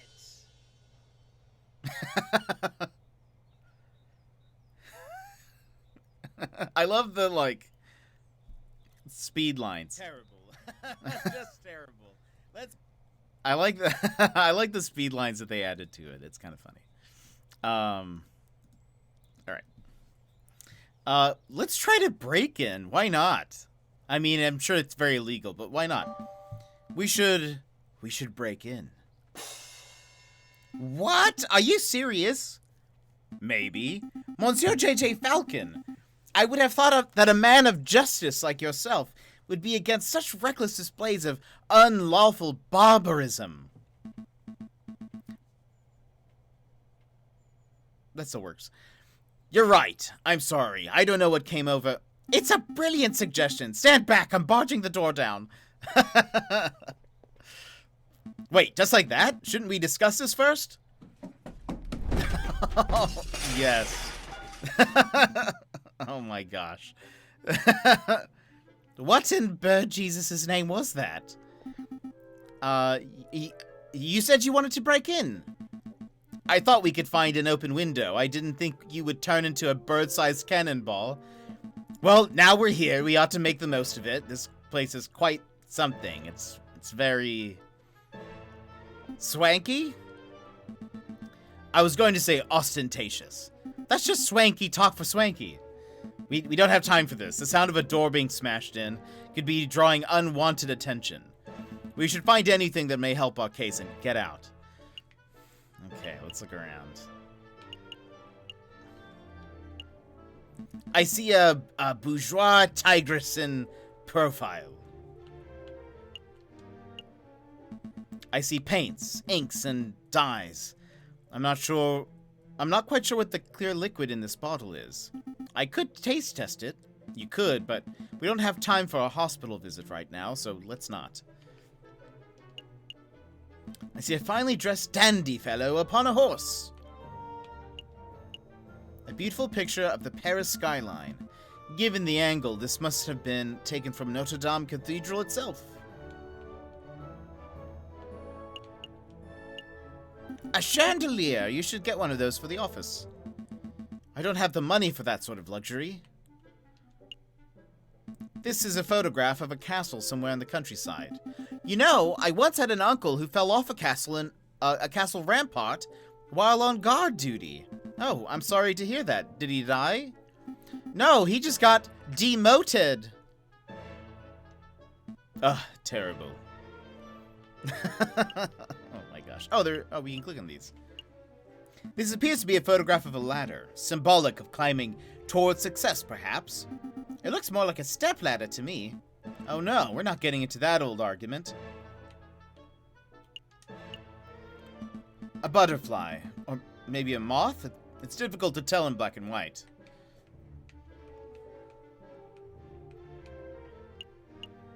A lighthouse. No, wait. It's a man in a top hat. Actually, if I squint and turn my head sideways, it's a black smudge falcon. This is a tiny photograph of what appears to be a jail cell. That reminds me, how illegal is this? You know, breaking and entering, rifling through a person's belongings. It's cool, we're lawyers. A little illegal, very illegal. It's cool, we're lawyers. It's okay. A recently passed amendment allows for proportionate amounts of property damage in the pursuit of criminal evidence.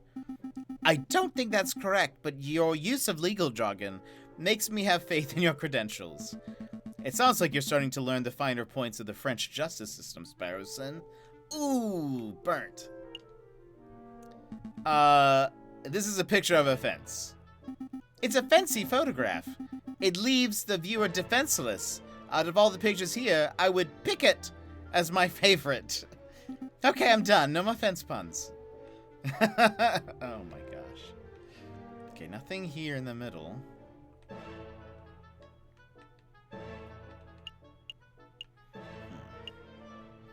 A picture of a sailing ship on a windy day. Oh, that's it. Hey, Falcon, look. What? It's just an easel. No, look what's on the easel. Oh, wow, this must be a copy of the photograph from the evening of the murder.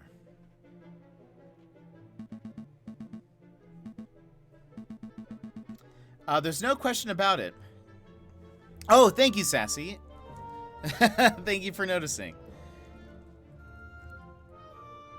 Aviary Adorni. Appreciate. Thanks for pointing that out. I always forget to change that. That's why we don't. That's why we don't. That's why we don't do this often. I fixed it. Thank you, Runner. There's no question about it. I see a housemaid. Dame Cataline, and I think that's Senor Poutoir, Cataline's father. Is there anything suspicious about this photo?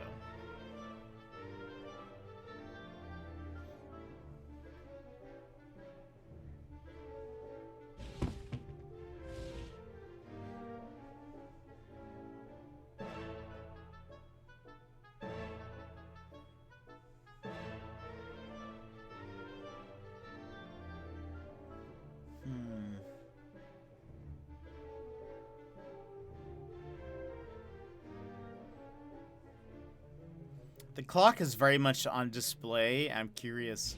We don't have... Well, hold on. What does it say? The clock in Baron Rugwill's lounge has no hands. Has confessed to stealing silverware.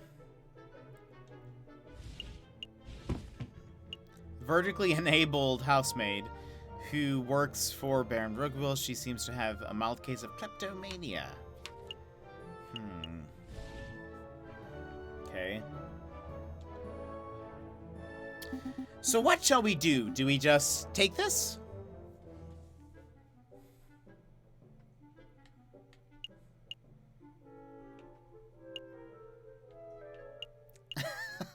I feel like, let's take it. Let's be risky attorneys. We've come this far, we might as well borrow it. There we go. Studio photograph has been added to your evidence folder. That's, at this point, we might as well go all out. I hope we can't get in trouble for this. Hold on. Photograph we borrowed from Robinio's studio. It shows Colleen, Cataline, and Poutoir. Is there anything else we need to do here? I don't actually think so. I don't think I missed anything. Let's double check.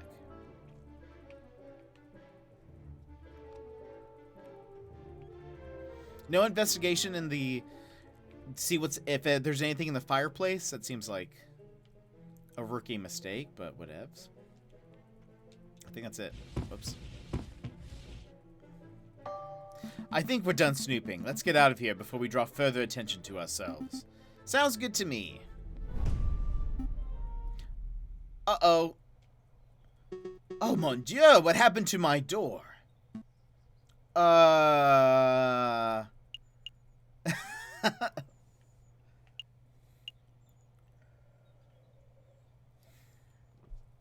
Let's lie. Some kids did it. Little weasel types. We saw them. Yeah, weasels. They were all like, let's break into this art guy's house. And we were like, no, weasels, you cannot do that because that would be illegal. And they were like, we chased them off. That's the most important thing. Well, thank you, I suppose. Let's make a move. Trial day is approaching fast. Right, let's go. Wait, we don't want to ask him any questions? Okay. All right. Time for... I have no idea what's going to happen. I honestly don't know who did it at this point. Falcon and Sparrowson stand inside the marble portico of the Palais de Justice, awaiting the opening of the Tribunal de Grande Instance. Don't get on my case. ... Are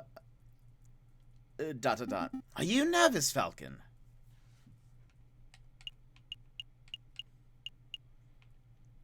Nope. We've got this case in the bag. Look at my feathers, see? Totally unruffled. Wow, well, at least one of us is feeling confident. Oh, boy. Monsieur Falcon, Petite Sparrowson, is there anything you need me to do? No, we've got a handle on things. Falcon was just telling me how confident he was feeling about this case. That's wonderful. I just know you two will pull through. Let's move it along, fellas. Oh, I'll be watching from inside. Do your best for me, Monsieur Falcon. We will. Are we ready? Yeah, we're ready. Oh. Judge, Maxime? Alright, settle down, everyone. Settle down. Is everybody here? J.J. Falcon present. The defense is ready, Your Honor. Rabbington. Rupert Rabbington present. The readiest prosecution, Your Honor. Oh, darn, that's not it. Oh gosh, where are my notes? Ha, I knew it. Knew what? Rupert and I went to Paris Law School together. He was in all of my classes. Oh, was he smart? Pfft. No, he always scored the second worst marks in the class. I can only assume that he bumbled through the final exams on the luck of his 2 rabbit's feet. Unless he's improved considerably, you might already have this trial in the bag. That's good to know, but say, Sparrowson, if Rupert scored the second lowest marks in the class, then who scored the lowest? I choose to exercise my right to not self-incriminate. Oh boy.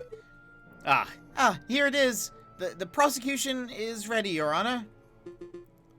Are the jury all present? Judge Cornel.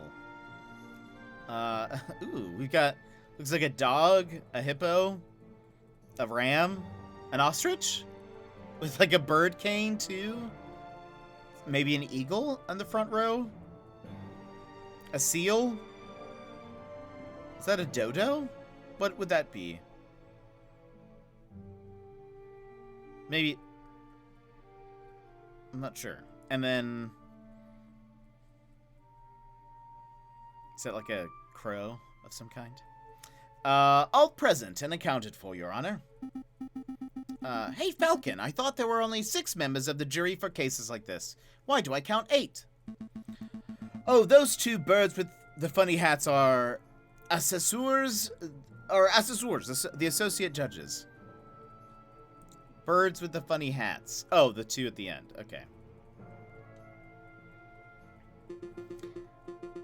Everything seems to be order, so let us begin. The court is now in session for the trial of Dame Cataline de Miao. Prosecution, please call your first witness to the stand. Oh gosh, are we there already? Oh, okay. I choose to call the officer in charge of the murder investigation, Inspector Valerti, to the witness stand. Inspector Valerti, please approach the stand and recite the oath. Uh-oh. As you will, Your Honor. I swear to speak without hatred and without fear, to tell the whole truth and nothing but the truth. Monsieur, no, Inspector, please state your name and occupation for the record. My name is Inspector Giusti Valerti. I am a servant to the law, a scourge of the gutter rats that plague this city. I have enforced the law for over 20 years, and I shall continue until I bring the infamous Viridian Killer to justice. Oh. My path begins 18 years ago. Let's stick to the questions, Inspector. Of course, Your Honor. Oh, great. I was hoping we could have one of those bumbling, cuddly officers, but instead we're stuck with lawful goody two-shoes. I bet this guy would turn in his own mother if he saw her littering. So, Inspector, is it true that you are the lead investigator on this case? That is correct. I was also among the first to arrive at the scene of the crime. Then perhaps you can walk us through what you witnessed upon your arrival? Absolutely. Just after 7:30, we were alerted and brought to the scene by the housemaid of Baron Roguil. At the scene of the crime, we found Dame Cataline de Miao. She was standing over the corpse of Monsieur Grenouille, with his blood on her paws. Well, that sounds like an open and shut case, in my humble opinion. No more questions, Your Honor. But bloodied paws? Nobody told me that detail. Keep it together, Falcon. You're about to be given the opportunity to cross-examine the witness. That's your opportunity to find flaws in the inspector's testimony. Of course, I know this. You may begin your cross-examination, Monsieur Falcon. Cross-examination. Cross-examine the witness to find flaws in his testimony. Use the left stick to select a key phrase that finds that... This is very... Yeah, it is, isn't it?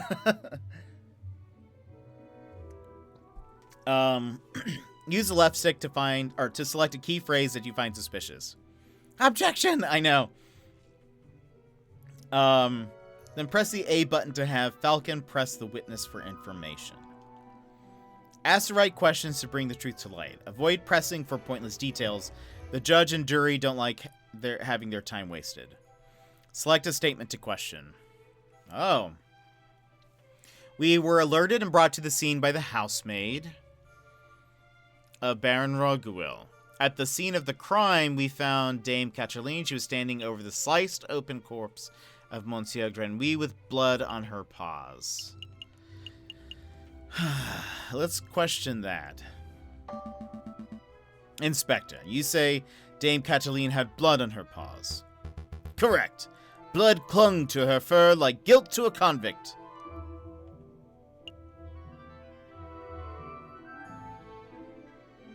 Whose blood was it?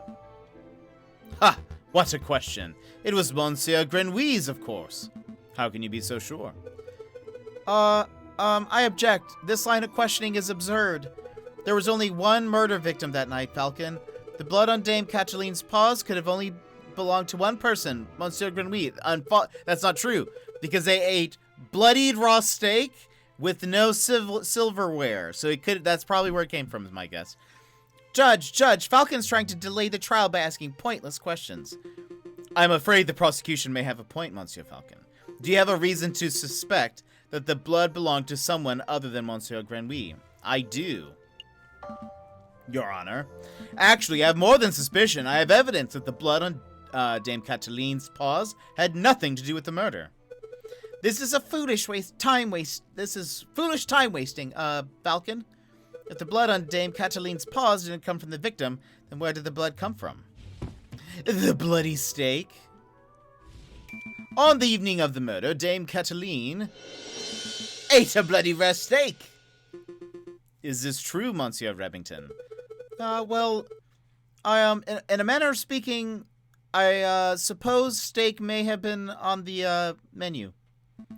Then, Inspector, would you acknowledge the possibility that the blood on the lady's paws did not belong to the victim, but to the steak? Well... Wait, don't, answer that, Inspector. It is a possibility. No! So I'm imagining it now. What a twist! Pretty convincing. So, Inspector Volerty, is it possible that you arrested an innocent bystander simply for being a messy eater? Now, hold on just 1 minute, Falcon. You are overlooking something quite crucial. Dame Cataline is an elegant bourgeois kitten. She was no doubt brought up with flawless etiquette and perfect table manners. At the banquet, she would have eaten the steak with a fork in her left hand and a knife in her right, like any proper civilized animal. How could she have possibly gotten blood on her paws with such good manners? Oh, that is a good question. Or at least, it would be at any ordinary dinner banquet. But as it happened, something was missing from that particular banquet. Something that forced Dame Cataline to eat with her paws. Dame Cataline was forced to eat steak with her paws because the silverware of the household had been previously stolen. Stolen? I don't recall any mention of that in the police report. We weren't aware of anything missing from the Roguil residence when we performed the initial investigation. But as it happened, Baron Roguil approached us about this very subject last night. Ah! Intriguing! What a twist! What is the meaning of all this? Bloody steak? Misplaced silverware? Inspector, what was your investigation so lax that you overlooked these basic facts in your initial report? Lax? My investigation, Judge. I assure you I am the most thorough investigative officer on the force. then it is amazing that the Parisian police managed to solve any crimes at all. Heh. Oh dear. Be on your way, Inspector. Perhaps do a little inspecting for your next case. Fine, so be it. Messieurs, until next time. Prosecutor, I trust your next witness is ready? Yes, of course, Your Honor. I call upon, let's see, Monsieur Robinio, the photographer who attended the banquet on the night of the murder. Monsieur Robinio, please approach the stand and recite the oath. How does it go? I swear to speak without hatred and without fear, to tell the whole truth and nothing but the truth. It's a little cliche, to be perfectly honest. Could the witness please introduce himself for the court record? As if anybody in this courtroom does not immediately recognize me. I am the great Monsieur Robinio, cutting-edge photographer and visionary. I don't take people's pictures, I capture the very essence. Je suis l'artiste. Yeah, more French. You may have seen my works in hip magazines, Le Branche, or, yeah, I can send you tweets if you like. What on earth is a tweet? Bird-to-bird communication. Come on, Falcon. It's the 19th century. Get with the times already. Yes, your works are very, impressive, Monsieur Robinio, but let's get down to business. To defeat the Huns. Could you tell us your, activities, were on the night of the murder? Very well. I was hired by Baron Roguil to capture the evening's events. I arrived at 7 in the evening. I pointed my camera and captured the beauty of the banquet in one fantastic photograph. Then I billed Baron Roguil and left. Sassy. Okay, good. Glad I'm not alone. Like a true artist.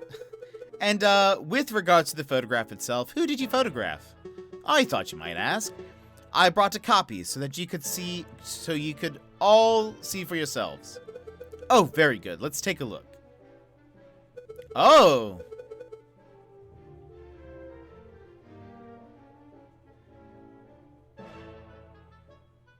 My word! This is an exquisite picture, isn't it? So let's see, who do we have here? In the middle, we see Baron Roguil, the lion who hosted the event. On the left, we see Senor Poutoir de Miao, the father of the defendant, Dame Cataline. Raise his hand, right? And finally, we see the housemaid, Colleen Duhaut, who I suspect may have snuck into the picture uninvited. Wait, is that what you noticed? I actually did not notice that. I noticed. Okay, so so that's probably their way of saying it's forgery. But in the original photo, it's not Roguil in the thing. It's well, the one we have. It's Catherine. Catherine's in it. So that's gonna be like the thing. Probably this is gonna be one of the evidence pieces, and as is that, I'd imagine. As you can see, two people are clearly absent from the photograph. The first is the victim, Monsieur Grenouille. Hey, the Scrollock, welcome in. How are you? How's it going? We're playing Aviary Attorney, which is basically Ace Attorney, but everyone's an animal. Most people are birds. We're solving the first case right now. The second is the defendant, Dame Cataline de Miao. Quite suspicious, wouldn't you agree? Just a moment, Monsieur Rabbington. This proves nothing. So the defendant and the victim were not photographed with the others. That doesn't mean that they were in the garden together at that point. Did you make sure to show off your badge 7 million times during the investigation? Not this time. I wish. We don't have a badge yet. Next time, when we play Ace Attorney, I will, because that was the one thing I was forgetting to do. And it made me... Well, I did it for everyone that it didn't matter, and the one time that it did, I didn't show them the thing. That was so unfortunate. Hold your horses, Falcon. I'm not done yet. The prosecution may continue. Behind the photograph... Oh, yeah, there are hands on the clock. Behind the photograph subjects, we all see a wall clock with the time set at, 7:30. Now, why is that time significant? Well, as Inspector Volerty told us earlier, that was the exact time the murder took place. Do you see, Falcon? Every suspect has an alibi at the time of the murder, save for Dame Cataline herself. Hey, Falcon, that photograph doesn't seem right. It looks different to the one we borrowed from Robinio's studio. I wonder what would happen if I didn't take the photograph. You said you listed the Kurain Village case. Yes, that was the last one. Is that the second or third case in that game? I can't remember. But yeah, I showed my badge to every person because I thought it was hilarious. Because everyone has something dumb to say every time you show them. That's case 2. I couldn't remember. Okay. And then the one time that I couldn't where I got stuck and I couldn't figure out what to do, it's because I forgot to show the badge. Speaking of Ace Attorney, would you be willing to send me the pixel art for the blue badger you use on AC? I didn't make it, but I will find you the name of it. I think I just searched for Blue Badger. It's one of the first ones that was on there. Because I don't think I searched for Ace Attorney. I think I searched for Blue Badger, and it was one of the ones on there. But I'll see if I can find the name for it. But yeah, it's amazing. Speaking of, we haven't seen it in a while. Oh, it's barely visible.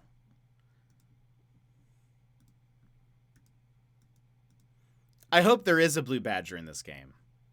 Because it could technically fit into the... There you are. Perfect. Just ready. Always watching, even in this game. Okay. 5 more falls to go. I know, we're so close. We're so close to our goal. It'd have to be an actual badger. I know, that would be amazing. I hope there's a police badger. I see it too. Our photograph shows Coulain Duhaut, Dame Cataline, and Seigneur Pertoir. But Monsieur Robinio's photograph shows Baron Roguil where Dame Cataline should be standing. If we assume that only one photograph was taken, then this demonstrates that one of the photographs must have been edited in some way. You should just slam that evidence down, be like, bam, inconsistency. This whole courtroom is out of order. Case closed. I wish. Badger. I can't do that. Well, I suppose you could be a little more delicate with your words. No, I mean, I can't do that because our evidence was illegally obtained. Uh-oh. If I were to present it, Monsieur Robinio would ask how we acquired it, and the whole trial could derail.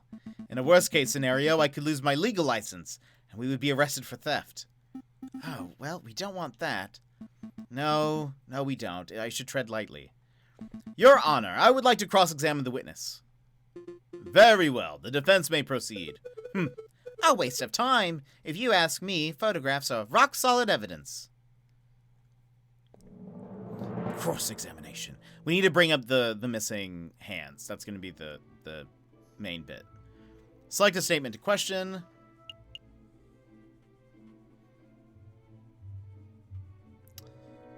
The photograph. Let's take a look at this photograph. Every time I do, it makes me laugh. I see a mistake in this photograph. Just to clarify, Monsieur Robinio, photographs are a direct reflection of reality, are they not?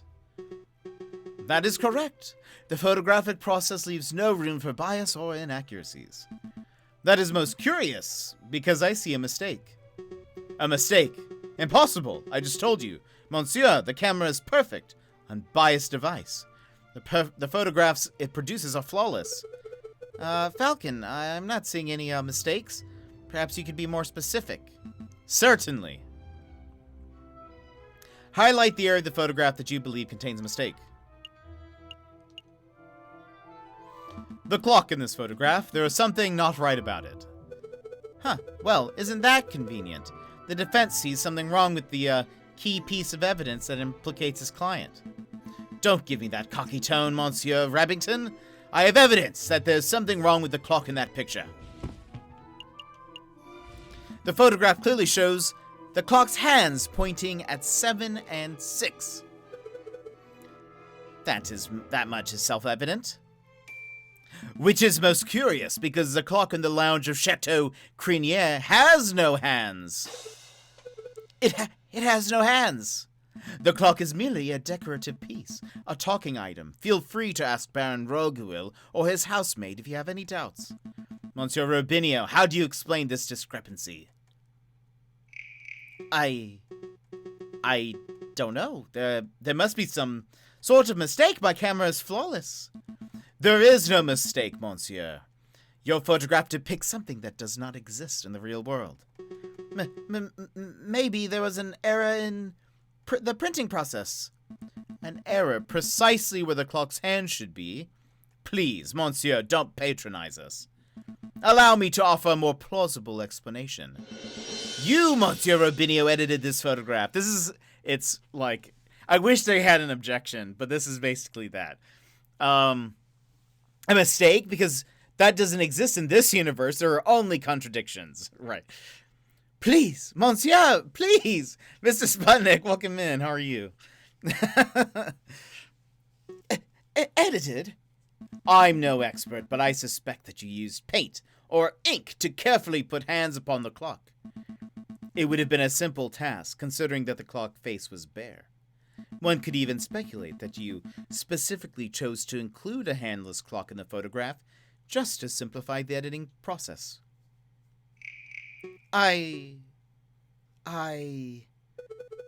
Falcon, your reasoning is absurd. Why would the witness do such a thing? Is it not obvious?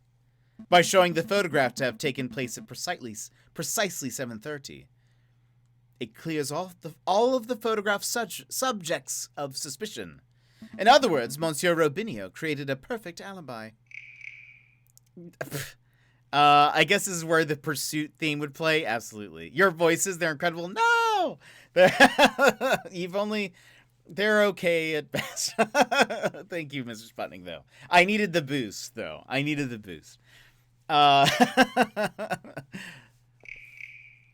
Of course, this raises further questions. Who is the witness protecting? And why? Was Monsieur Robinio coerced? Bribed? Threatened? Enough silence. Let's hear some answers. Monsieur Robinio. Fine. You've got me. I'm guilty. I did it all. You did it? You're confessing to the murder of Monsieur Grenouille? What? No. I have no idea who killed the frog. I'm just admitting that I'm guilty of producing fraudulent photographs. I was ordered to make changes to the printed photographs, and yes, that included adding hands to the clock. You were ordered? By whom? I dare not say. Monsieur Robinio, I strongly advise you to answer the defense's question. You have pledged to speak without fear, after all. With respect, Judge, I fear his claws more than I fear the punishment of the justice system. I shall name no names. His claws! Did you hear that, Falcon? That is most unfortunate. Monsieur Robinio, we cannot and shall not torture names out of you. We don't live under the ancient regime, after all. But since you have admitted to falsifying evidence, then we cannot keep you on the stand as a witness. Take your leave. You shall be charged with perjury in due course. I can't protest. That's the least I deserve for my failure as an artist. Good day, messieurs. Innocent, perhaps? Pretty convincing. You're Rabbington? Insane. Oh my gosh. Claws. Writes that down. And that's a perfect emote for this. So the claws, hands were painted on. So what? It doesn't matter. The photograph still depicts Dame Cataline as absent close to the time of the murder. That's significant. Don't be dense, Monsieur Rabbington. If the photograph is not completely genuine, then it cannot be considered reliable evidence. Why not? It's still a portrayal of the night's events. Because if we accept that one part of the picture was edited, then we must accept the possibility that other parts were too. It is possible that Dame Cataline was painted out. Even worse, it is possible that another person was painted in. We know that the witness was trying to cover for someone, so all possibilities must be accounted for. So what are you saying, Falcon? That the housemaid paid off the photographer? Or was it Signor Portoir de Meow, perhaps? I don't think so. The housemaid lacks a means or motive, and it wouldn't make sense for Signor Portoir to implicate his own daughter. Well, surely you're not suggesting that the honest and beloved Baron Roguewill deliberately tried to frame Dame Cataline? Because that would be the most outlandish theory yet. The Baron is a pillar of our community. He would never do such a thing. Monsieur Rabington, I'm not here to throw accusations. That's the job of you, the prosecutor. However, mayhaps I should offer my opinion. But Baron, it's not time for your witness testimony yet. So you would think, prosecutor, and yet I see my good reputation getting tarnished by your incompetence. Incompetence? Indeed. Let us proceed with the witness questioning. Is that fine with you, Judge? Yes, I suppose that's fine. Very good. And I trust that the defense has no objections. No? No objections here. Fantastic. Oh, but before I forget, I pledge to speak without fear and prejudice, etc., etc. Now, prosecutor, ask me about what I witnessed over the course of the evening. Claws? I know. Well, what's funny is they all have human hands. So, really no one has claws, but I think it maybe it's just their depiction. I don't know. Outlandish! War, welcome in. How are you? Portoir de Meow? Yeah, it's all... Wait, you're right. Yeah, they all have human hands. Except for there was one character that didn't, actually. I noticed. Or I think, as far as we saw. There's a baby, like, kangaroo that did not... Who has, like, little kangaroo hands. But everyone else has their hands covered up. Well, actually, no, the frog has human hands. He's the one who died. But anyway. But they had the mother was holding the like kangaroo hand, and it was more of like it looked like less human. But maybe it was just because it wasn't drawn to have the baby wasn't holding gloves or didn't have holding gloves didn't have gloves, so it was like furred. But anyway, it's an oversight, but it's okay. Maybe he just meant, I don't know. Still, he's guilty. We all know it. We all know this. Okay, Baron Roguewill. On the night of the initial dinner went magnificently. When the photographer arrived, Monsieur Grenouille left to visit the garden. Dame Cataline followed behind him moments later. Signor Portoir, Monsieur Robinio, and myself were engaged in conversations, so we paid her no mind. After the photographer had left, my housemaid left to go find Monsieur Grenouille and Dame Cataline. That would be when I heard her cry for help. Thank you, Baron. I think we all know the story from there. I would like to cross-examine the witness. Do you doubt my integrity, Garçon? I'm just here to uncover the truth, Baron. Very well. Hit me with your best shot. I feel like there have been so many song names, or songs I think about in this game. Let us establish with absolute certainty that I, Baron Roguewill, am an honest man. The defense may proceed with the cross-examination. Let's do this. Select a statement to question. The dinner went magnificently. Monsieur Grenouille left to visit the garden. Dame Cataline followed behind a few months later. My housemaid discovered the pair just after the photographer left and called for help. This is actually... He's a lion, and he's lying. Hit me with your best shot. Yeah, that's exactly what I was thinking, Sassy. Fire away. Okay, I'm actually... Hold on. No, Legion. Hold on. Let me... Let me figure it out here. They said, okay, wait. Everyone commented that the dinner went well, so I don't think, though I really want to select the red herring. When the photographer arrived, Monsieur Grenouille left to visit the garden. There's nothing that I don't think contradicts that.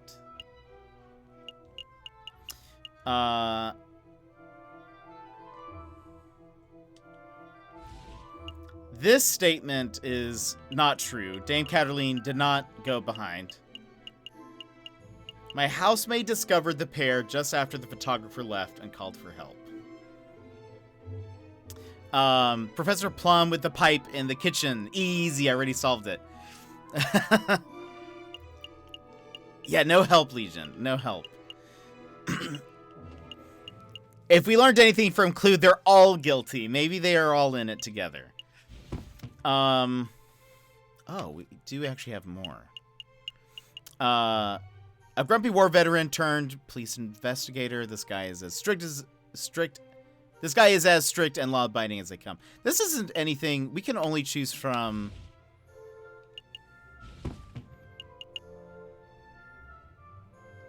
The thing is, you see, we can't. Well, earlier we said that we could not select the photo because we would be. We would be charged because we legally obtained evidence. Hold on. Let me see what we have here. Pourtoir's letter asking us for help. The camera. This is a red herring.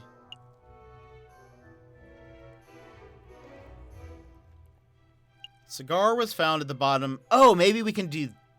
Well, cigar was found at the bottom of the fountain in Roguewill's garden. It could only be reached with a little waiting. Maybe that's what I need, because that would put him at.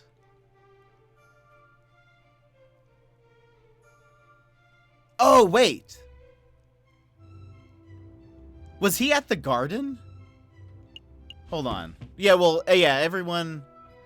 Yeah. It wouldn't be the garden. Yeah, it would still be the garden. It didn't really look like a garden, TBH. It looked like, I don't know, something not a garden. Yeah, Roguewill's garden. Okay, that's fair. The clock in Baron's, Roguewill's lounge has no hands. The silverware. Photograph we borrowed from the studio. It shows them, the three of them together. Interesting. Hold on. Let's. Garden shaming. It over. It didn't. It looked like it was. There was like a fountain. There were horse statues. I saw very little flowers. When the photographer arrived, he left. The frog left to visit the garden. I wish I could do the middle statement, and then my housemaid discovered the pair just after the photographer left and called for help. Let's do the garden statement. Baron, we saw the murder scene, your garden, for ourselves. What's with all the horses? I really want to ask that question. Can I save before? I don't want to save and quit. I hope this isn't the only question I get to ask. What's with all the horses? If I may ask, what's with all the horses? I beg your pardon. There are all these horses and cherub statues in your garden. To be frank, we found the whole thing a little weird. Could the defense stop horsing around? This can't possibly have any relevance to the case. Nay, it doesn't. Nay, Your Honor, it doesn't, but hey, you can't bray a man for trying. Not bad. Not bad at all. Do you have another question about the garden? Yes. When was the last time you visited? Horsing around? It's like the game knows how you think. Look, we're making pizza. Ooh, runner. That's great. When was the last time you visited? Baron Roguewill, when was the last time you ventured into your own garden? As it happens, I have quite serious allergies. I haven't been in my own garden for years. Years, you say? Indeed. That's not right. I'd say it's been your last stream when I visited. I don't know why I read that also in an accent. Baron, I do not wish to call you a liar, but that claim does not hold up to scrutiny. Oh, and why is that? Because we have hard evidence that you visited the garden recently. Balderdash! My word is gold. Show the court this so-called hard evidence that I've been in my garden. Oh! This was found in your garden. To be specific, it was found inside the fountain basin. Right beside where the murder occurred. Cigar butt. That could belong to anybody and... Prosecutor, please shut your mouth. I can speak for myself. Oh, okay. Sorry, Baron. This is indeed the remnants of one of my cigars, but I must apologize, Monsieur Falcon, for I misunderstood your initial question. You see, prior to the banquet, I hadn't visited my own garden in years. But naturally, after hearing the housemaid's cry for help on the evening of the murder, I rushed outside. I was shocked and disgusted by what I saw. That must have been when I dropped my half-smoked cigar in the fountain basin. You see, Falcon, there's a perfectly reasonable explanation. I would find that believable if the cigar were casually discarded. But as it happened, the cigar butt was found in the fountain's upper basin, a location that could only be accessed with great inconvenience. And a little paddling. The cigar butt was not dropped. It was deliberately hidden. There are any number of possible explanations. Are there? Because I can only think of one. That is that you, Baron Roguil, deliberately hid your cigar butt to disguise your own illicit activities. Did I now? And what illicit activities would those be? You want me to spell it out? Fine. Let's put everything on the table. You, Baron Roguil, murdered Monsieur Grenouille. This is what you were trying to keep hidden. Directly accusing me of murder. How shamelessly brazen. That is a ludicrous accusation, Falcon. The Baron is an upstanding citizen of the highest order. Your allegation is baseless. You have no evidence, no means, motive, or opportunity. No evidence? Think harder, Monsieur Rabbington. Every piece of evidence points to Baron Roguil as the prime suspect. You want the means? The Baron certainly has the means. His lion claws are as sharp as a surgeon's blade. Gutting a frog belly would be trivial to him. Even Monsieur Robinho confessed just moments ago that he feared his claws. Ridiculous. I would never threaten a man with violence. You want motive? The Baron had at least 10,000 francs worth of motive.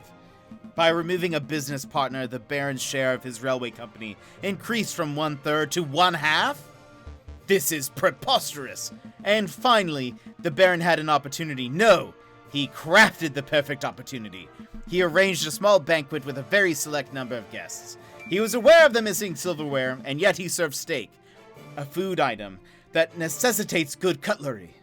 Why? To bloody the hands of his guests, of course. Then he hired an easily influenced photographer and staged a very specific picture in order to build a perfect alibi for himself. Photographing the guests in front of a handless clock to make for easy editing is quite an ingenious plan, it must be said.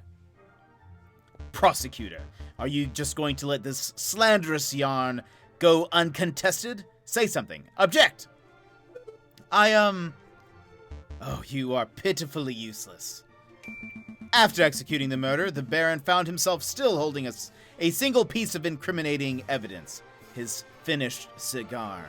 He knew that leaving it at the crime scene would raise suspicion, but he didn't have time to properly dispose of it. So out of desperation, he threw it into his fountain, out of sight of his guests and any snooping police. I imagine the Baron was hoping to implicate Senor Pourtoir de Miao, since that would ensure total control over his railway company. Alas, Dame Cataline was the first to happen upon the crime scene, so the Baron improvised. This is an outrage. Judge, I demand that you disbar this ranting lunatic. No, there is only one outrage here. That is, that a man like yourself is able to abuse his wealth and status to frame an innocent girl for murder. You're a bourgeois of the worst kind. How dare you, garçon? The utter nerve of a lying scumbag of a lawyer to accuse a philanthropist like myself of something so heinous. I'm nothing like the fat cat bourgeois. I am a bourgeoisie. Is that what it was? What is that? Anyway, I am a respectable, hard-working capitalist. No, you are a ruthless man who would slaughter a dear friend just to reap a few francs. You incredulous whelp. I ought to gut you right here and now like a frog.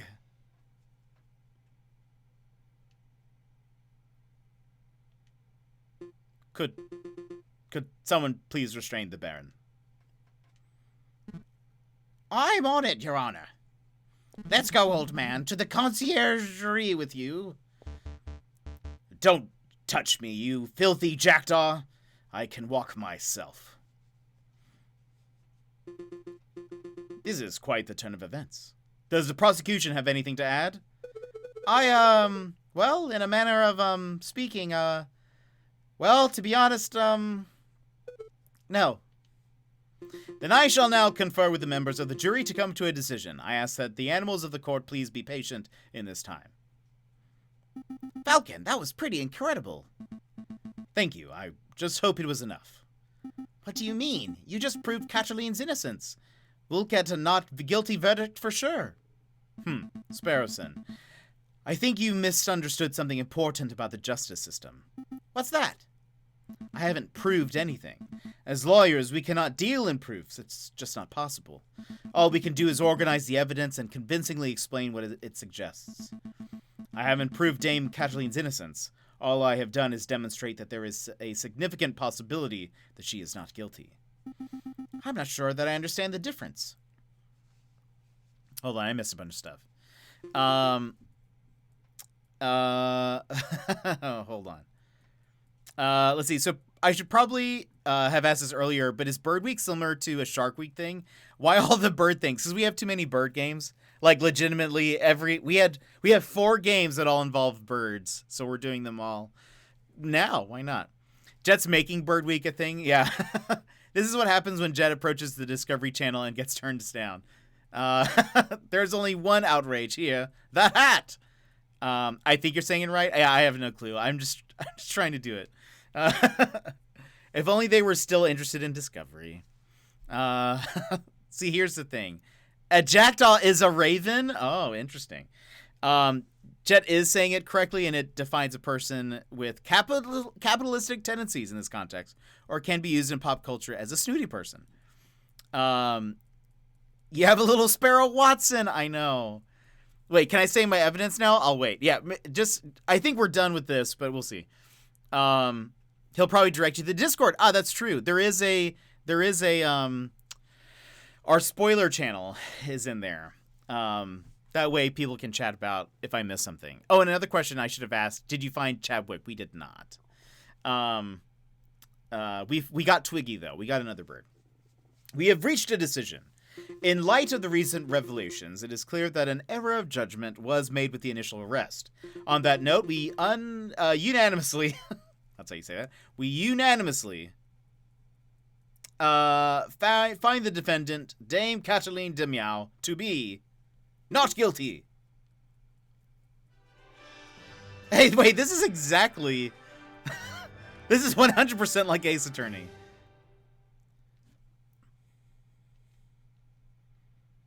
Like, they took that completely. Chabwick, like Chab for short. What kind of parent names their child Chab? I know, it is kind of an interesting name, but yeah, Chabwick, he's a penguin. Monsieur Falcon, Petite Sparrowson, you did it. Yeah, I suppose we did, didn't we? We should head back to the office so we can celebrate properly. You did it, Falcon. I can't take all the credit. This was a group achievement. I'm so proud of you both. I'll go get 1 bottle of wine and 3 of our least sturdy glasses. You were amazing, Monsieur Falcon. Oh, it was nothing. I very much liked the way you pinned the murder of the Baron. That was an act of sheer genius. Well, I didn't pin anything. Sparrowson and I just worked at unveiling the truth, given the facts of the case. Monsieur Falcon, there's no need to play coy. The case is over. Play coy? Don't tell me you're actually being sincere. I'm completely lost. Oh, wow. I thought the goody-goody thing was an act, but you actually don't know. All right, I'll spell it out for you. Oh, no.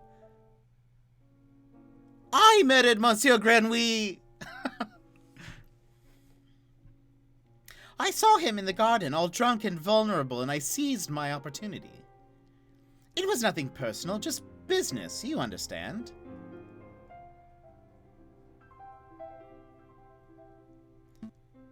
Business? To increase my papa's share in the train company, of course.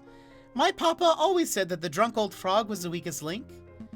Your confession doesn't make any sense at all. I found Baron Roguewill's cigar butt hidden in the garden. Oh, I put that there.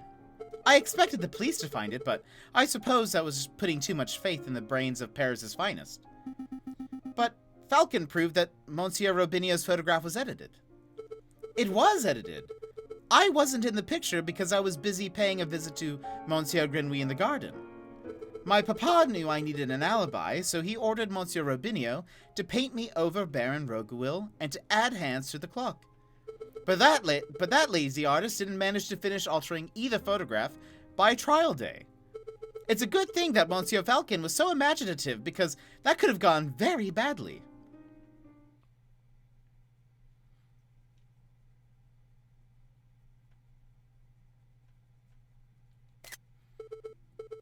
What's with the silence? You should both be proud. There aren't many lawyers in the whole of France who could have won a case like this, even for a bourgeois cat like me. I think you should leave. Fine. So much for celebrations. Here's the payment for your services straight from my papa's pockets. Well, adieu, Monsieur Falcon. Adieu, Petite Sparrowson. Falcon, what do we do now? Falcon? End of Act 1! Oh my gosh. Okay.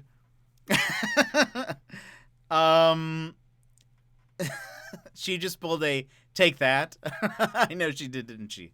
I imagine that Chadwick should have actually been pronounced Chadwick, but he has a perpetual cold, and it's just like, oh, that's totally how it should be, instead of a D whenever he introduces himself. I could see that totally. The dude renamed himself something ridiculous. That has to sting. I also may have put too much thought into it. No, I love that. Okay, so, well, that was a twist. So,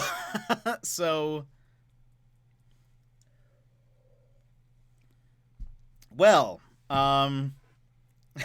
we certainly saved the day, everybody. We're great attorneys. That I did hope that it kept going with more investigating and more turns instead of a here it is. That's fair. But so there's only 2 more cases, and they're both pretty short, so we're gonna continue. But I wonder if they're all gonna be kind of like this. Let's see what this one is. January 7th. That's my birthday. 1848. Also the year I was born. The Palais du Louvre. Is that a penguin? An emperor penguin? Let us be reasonable, senors. I am sure that this is simple misunderstanding. There is no misunderstanding. In the name of the king, arrest that Spaniard. Uh-oh. A fox among wolves.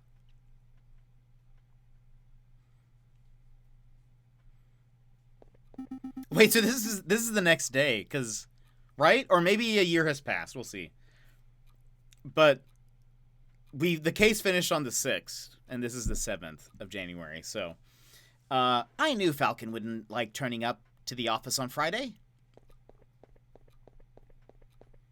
But now it's midday on Monday, and there's still no sign of him. This is becoming a little concerning. I should wait around a little. What am I saying? Falcon's a big bird. He can handle himself.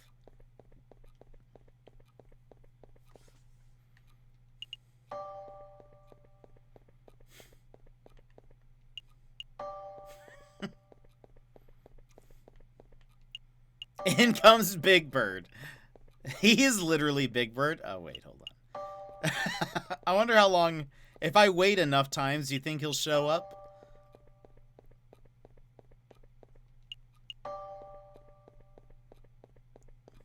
Just 2 more times. Okay, I guess he's not coming. I should probably go find him. His home would be a good place to start, but the bird brain never gave me his address. I'll just have to find him the hard way. Well, we know that's where the case is. Let's start at the prison. It's on Sesame Street. Ah, of course. Excuse me, monsieur. I'm looking for my friend. Do I look like a lost and found to you? Buzz off, bird brain.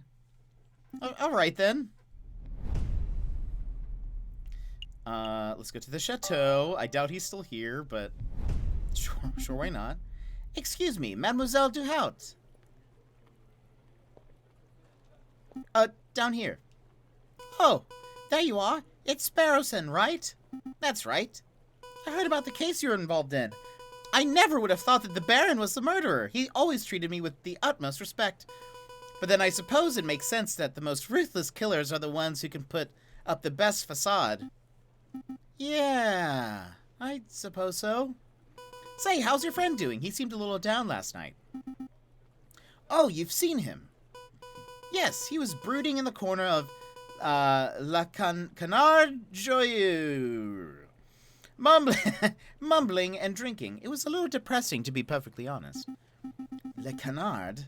That's the dingy dingy student bar on Rue Jean, right?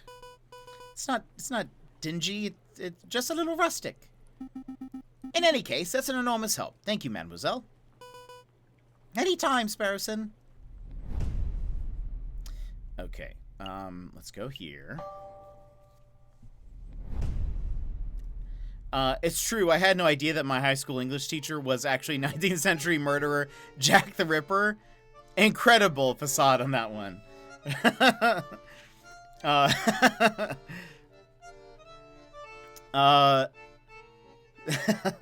It's the ones we least expect. Sparrowson steps through the doors of Le Canard, the dingiest student tavern in all of Paris. His nostrils fill with the pungent aroma of sour wine and bitter tobacco. Quenelle. Well, ruffle my feathers. If it isn't little Sparrowson. I haven't seen you in years. How are you doing, hun? I'm feeling pretty good, Mademoiselle Quenelle. Madame Quenelle. Thanks for asking. I'm actually here to find a friend. He's a big guy named J.J. Falcon. Falcon? Yep, that's sorry Lump has been here all weekend.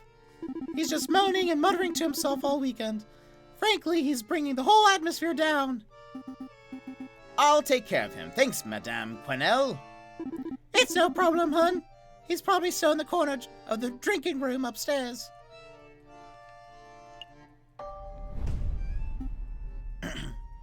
I always suspected she was just kind of mean. The change in typing sounds always startles me. Yeah. No sign of him. Mon Dieu! I almost stepped on the big fellow. Falcon, what are you doing on the floor? Hey, Falcon, wake up. Wow, the bird's completely out cold. He must have drunk this place dry.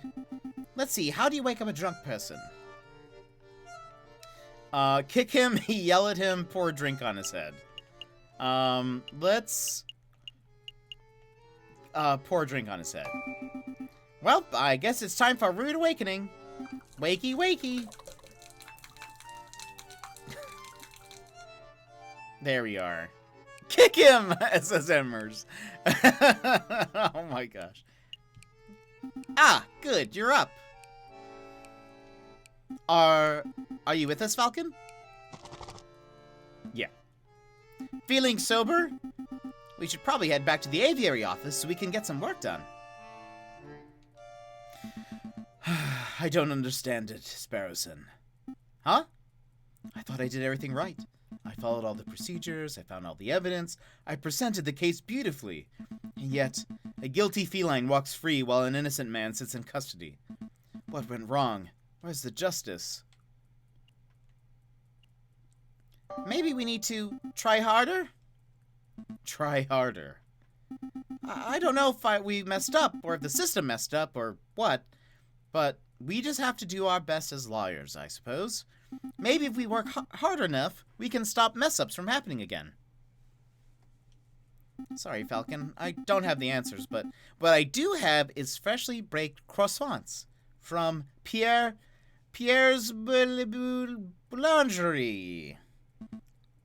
Croissants. Yep, they're waiting for you back at the Aviary. I'm sitting here moping about justice, and you offer me croissants. Well, it's not just croissants. I got some plain, some pains au chocolat, too. I could go for a pains au chocolat. Fantastic. Then let's make a move. All right, I admit it. The croissants are amazing.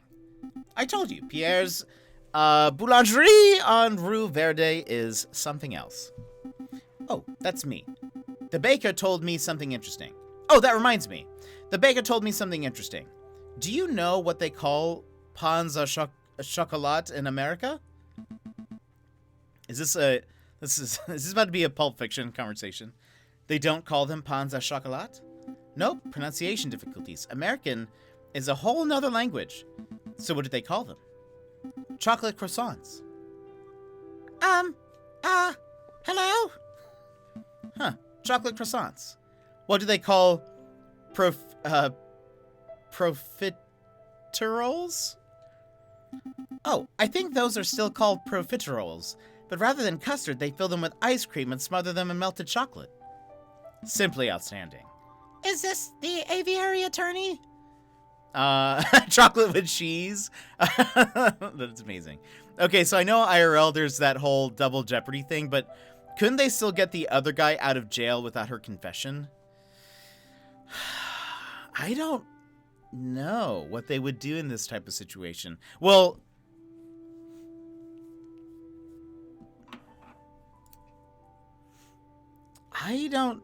they could probably still, well, I don't know. It's different maybe because they helped prove that she was innocent. And maybe it would just be hearsay at this point because we just proved that all the evidence points to we just proved that all the evidence pointed to the Baron. Like she couldn't get tried again. Right. Okay, I was gone for a bit. The kitty we were defending was actually the real murderer. Yes, Emmers. She, at the very end, she tells us exactly what she did and why she did it.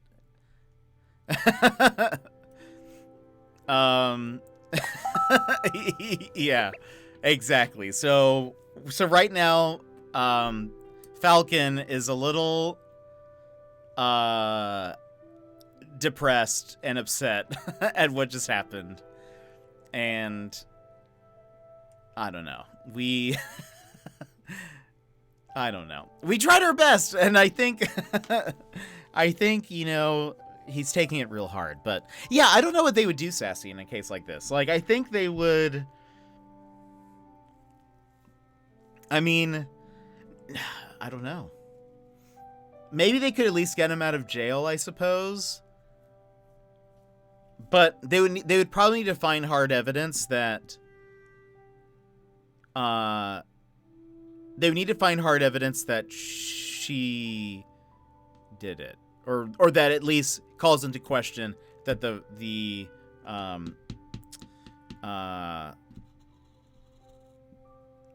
Baron didn't. You know what would have actually solved this really easily is if we had questioned the maid and, well, we wouldn't. Oh, you know what? Actually, interesting. I was going to say we called the maid and the other guy, but the other guy was involved. So he would have said that, no, his daughter was there, but the maid would have said that the Baron was there. That would have at least caused some confusion, like for the photograph. Like if we had asked them on the stand about who was there and all that stuff.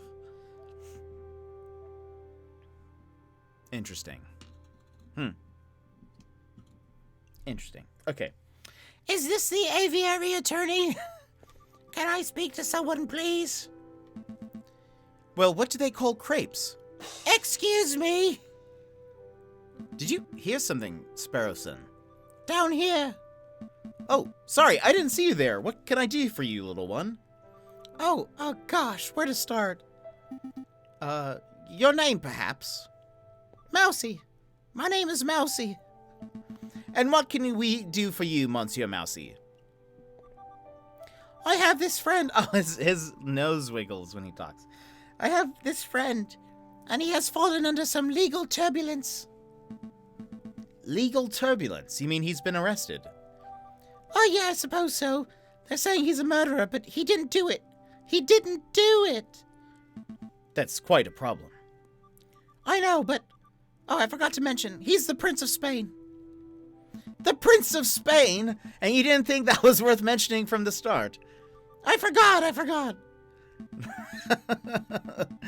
I must ask, Mousy, why did you come to us? I would have thought that the Spanish royal family would hire legal counsel with a little more... not terribleness? Expertise.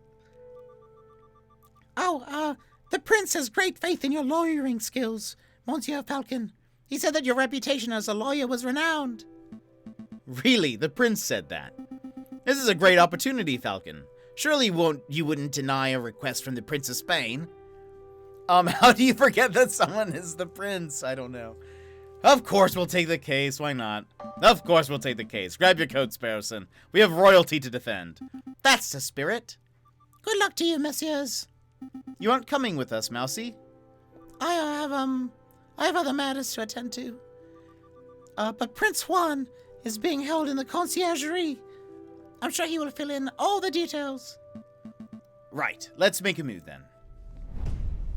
Now I'm gonna be like, did he do it? Is this like, how did he hear about us? What was her name? Katerline, does she know him? Did she tell him about, oh, you're in trouble? Well, I've got this guy. He'll defend you.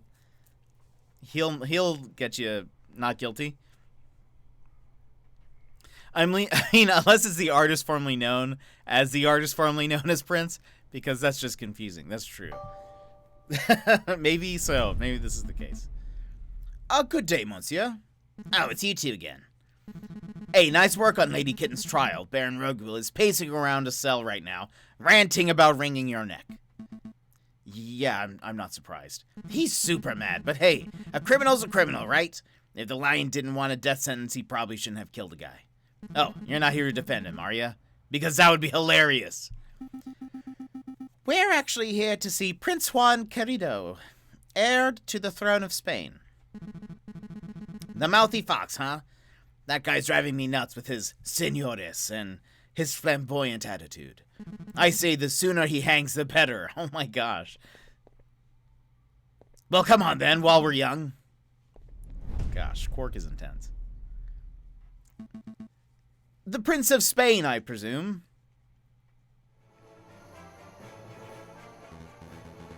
Indeed, I am Juan Querido, heir to the throne of España, and you must be the legendary lawyer, Señor J.J. Falcon.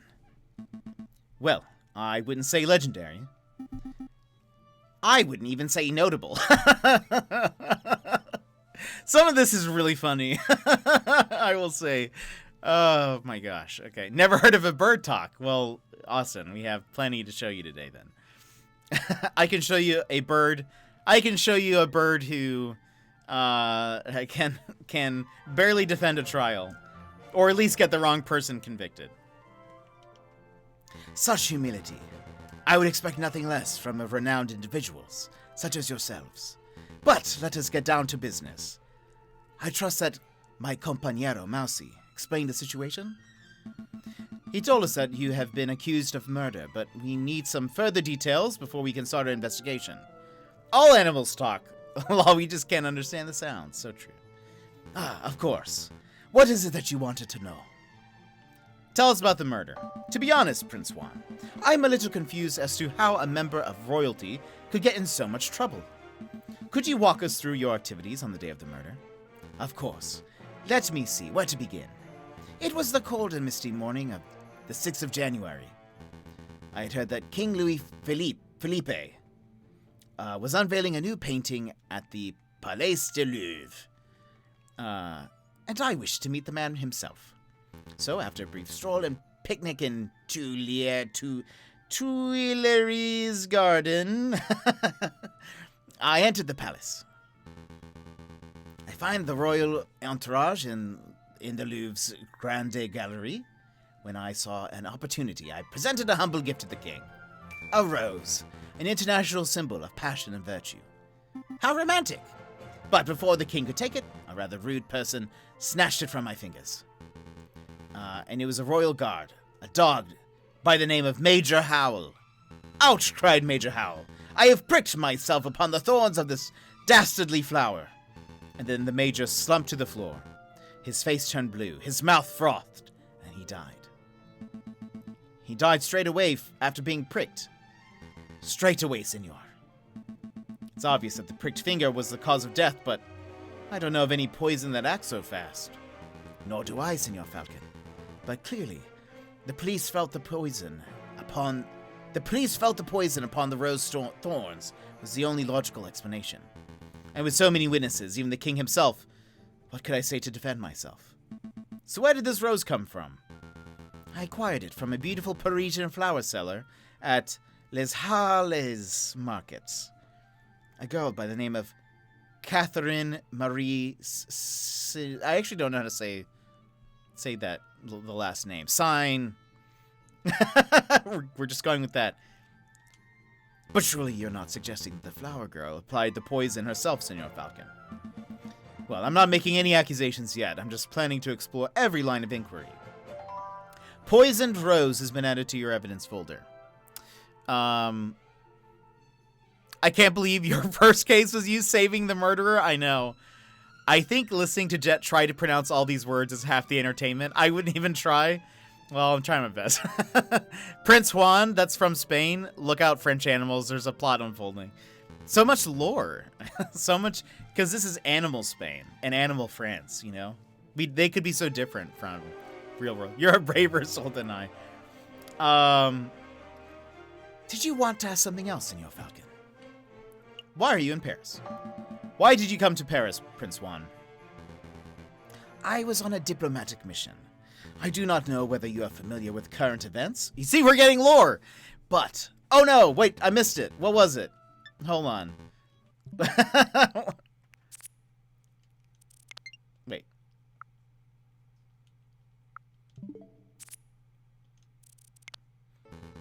Hold on. Whoops. Oh, how do I skip through? Did you want to ask something else? I was on a diplomatic mission. I'm not sure whether you are familiar with current events, but you may have heard that my country is in a state of turmoil. Okay, I think that's where I'm at. Oh, wait, contenders. Hold on. Okay. Contenders for the Spanish throne are slandering, plotting, backstabbing. Contenders... Oh, there we go. It's chaos, and the people are suffering. There we go. Animal Spain is swarthier, indeed. It's pronounced Senia. Senia. It's French for swan. Okay. When I'm just trying to see what someone has said, I hit trim and just go through it frame by frame rather than wait to watch it. Oh, that's fair. That's actually a good call. That's actually a very good call. I'll do that next time. So I thought, if I can befriend some French royalty, perhaps even the king himself, maybe I can strengthen my family's name. With the Querido dynasty restored, I would have a chance at bringing peace to my beautiful nation.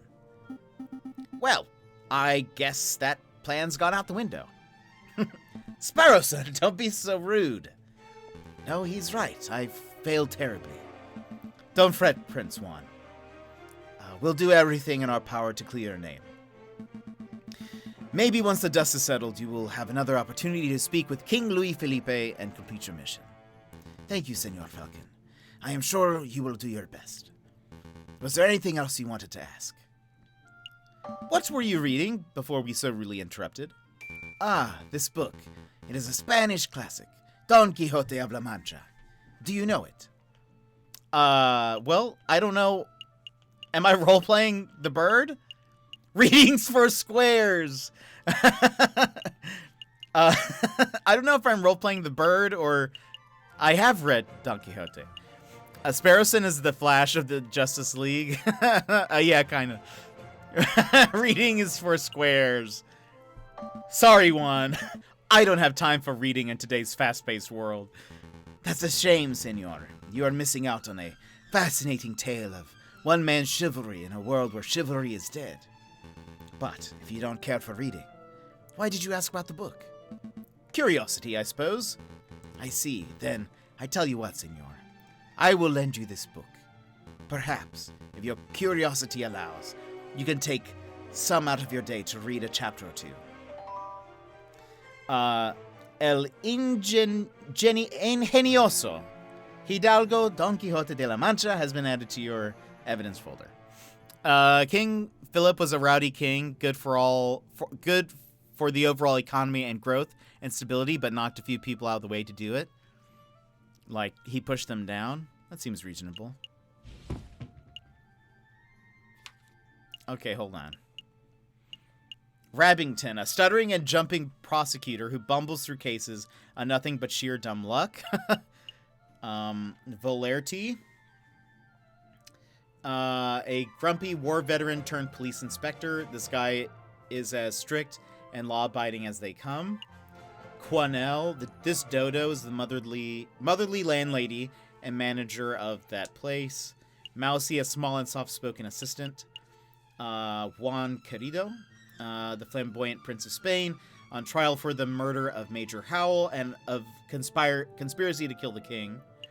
A royal guard who was killed in the Louvre's Grande Galerie, allegedly by a rose handed to him by Prince Juan. Okay, hold on. The poison rose. Major Howell took a rose from Prince Juan. The thorns of the rose were supposedly coated in poison. Oh. A book Prince Juan gave us to read on close examination. Page 44 seems to be missing.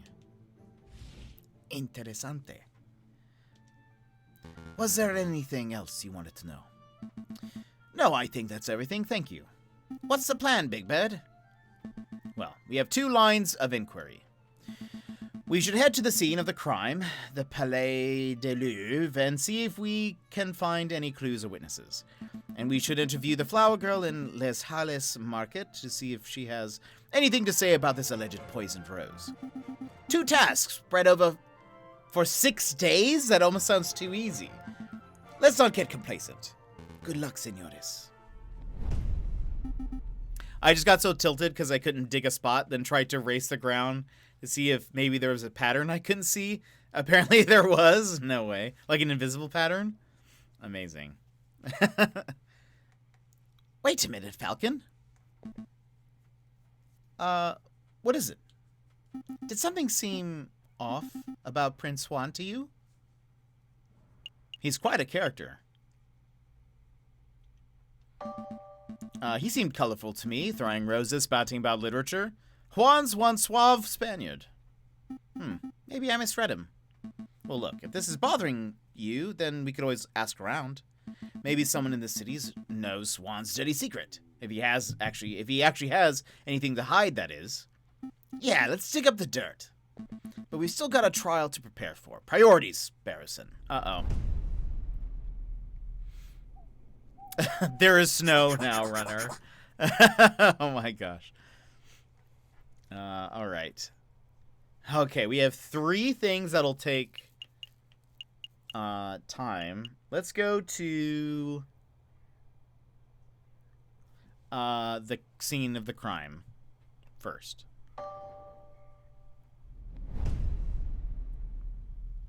Falcon and Sparrowson make their way to the place, to the Place du Carrousel, the courtyard just north of the Louvre's Grand Gallery. That's the Arc de Triomphe over there, right? I swear it's smaller than how I remember it. That's the Arc de Triomphe du Carrousel, you doofus. The big Arc de Triomphe is up the road. What? No way. Why are there two? Because when a man like Napoleon invades half of Europe, he gets to build as many triumphal arches as he well pleases.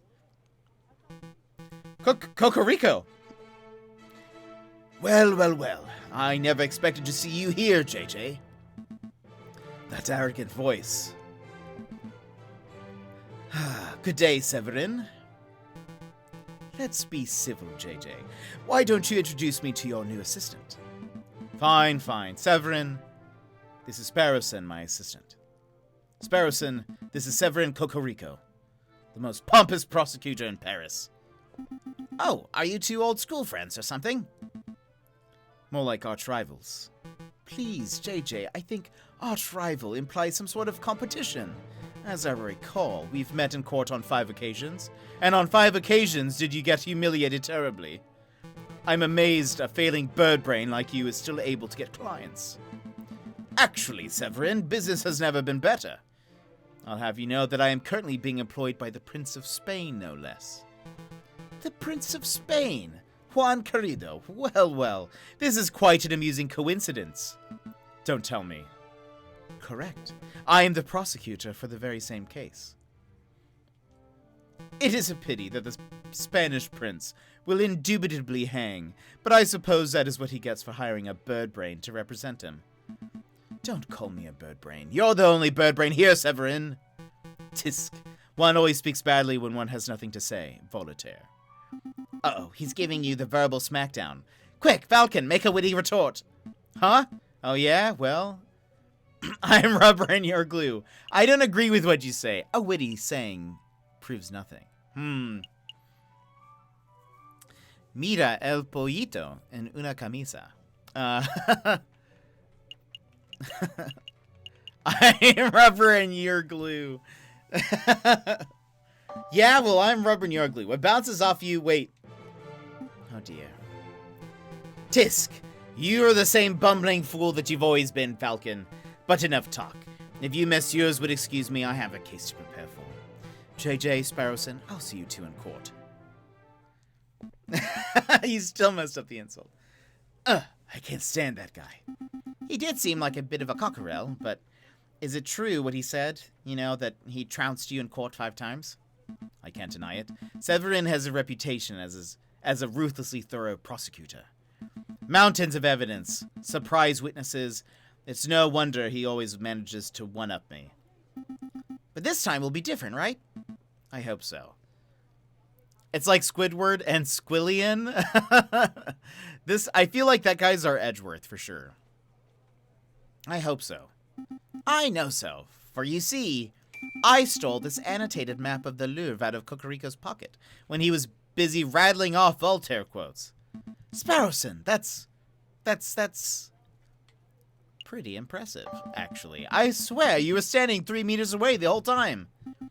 You tall birds are so busy with your heads in the clouds that you don't ever notice us small folk running around your feet. Pinching Cocorico's pocket was like taking candy from a very tall baby. Let us take a closer look. I see. This map shows the entire Louvre area. Everything from Tuileries to the Rue de Louvre. Most convenient. Okay, so he got Garden of the Tuileries or whatever on the left-hand side. Route du Roi. And that king, right? R-O-I means king. So, what's happening here? There are a lot of lines and X's. Okay. There's the Palais de Louvre on the right side. Okay. Makes total sense to me. Just tell him Flouf de Louvre. De la Louvre. Flouf de la Flouf. There we go. We're currently standing here in the Place du Carrousel. and those penned-in arrows seem to show the route taken by the king's entourage, which means that the king first went here, through the Salle du Tibre, and then here, into the Grande Galerie where the murder occurred. Didn't Prince Juan say that he spent the morning in the Tuileries Gardens? That's right. So that means Prince Juan approached the Louvre from the west side, somewhere over here. It's actually Spanish slag saying. We say it like the silly leader of the silly people, used as dumb people will do and say dumb things. Ah. I've never heard that before. That's actually interesting. Oh, slang saying. That makes more sense. That makes more sense. Sounds like we have a lot of places to visit. Where should we go first? Let's go to the garden. Red wrapping paper nooks. I think I have red wrapping on mine too. I wonder if that's a coincidence. Or if that's actually, if that was a,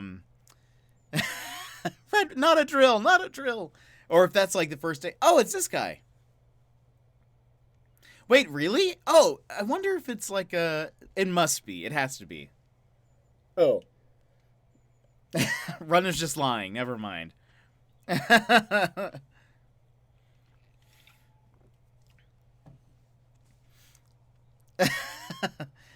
Our feather-headed friends wander through the immaculately maintained Tuileries Gardens. Nothing seems out of the ordinary until they spot a familiar face picking up litter by a tree line. Hey, Falcon, doesn't that groundskeeper over there look familiar? Yeah, now that I'm looking at him, he does look a lot like that photographer. What's his name? Bono Baguetto, Salvador Serenado, and Robitio Robinio. Robitio Robinio! Did someone call me? Oh, it's you. The lawyers who don't appreciate a masterful photograph when they see it. It's good to see you gave up on your artsy dreams to pursue the more grounded career of groundskeeping. I'm not doing this willingly. I was given community service for committing perjury. Can you believe that? They gave me an esteemed photographer community service. Me? Yeah, I can believe that. Perjury is somewhat serious. You should be thankful that you got off without jail time. Pfft, you sound like that self-righteous Judge Maxime. So, did you two want to ask me something, or are you just here to gawp? Personally, I'm just gawping. Actually, I do have a couple of questions, if you don't mind, Monsieur Robinio. Have you met a Prince Juan? I don't suppose you've bumped into a Spanish fox who goes by the name of Prince Juan, have you? A Spanish fox? No, I've never met anyone like that. If this is about the assassination attempt on the king, then you're asking the wrong person. I only started working here today. I see. Was there anything else you wanted? How's that groundskeeping going? So how's that new groundskeeping job working out? Terrible. Tourists are pigs. Sometimes, literally. Look at all this rubbish I found. Beer bottles, tin cans, apple cores. And look what I picked up by the west entrance. A book page. A whole book I could understand, but a single page? What kind of blithering moron loses just one page? Wait a moment. May I take a closer look at that, monsieur? Don Quixote. That's a page from Don Quixote. May I take it off your hands, monsieur? Well, sure. What's it worth to you? What's it worth? It's trash. It's literally worthless. Then I suppose I'll be destroying it as per my duties. All right, all right. I suppose you deserve a little compensation for your trouble. How about you give me the page and... Oh.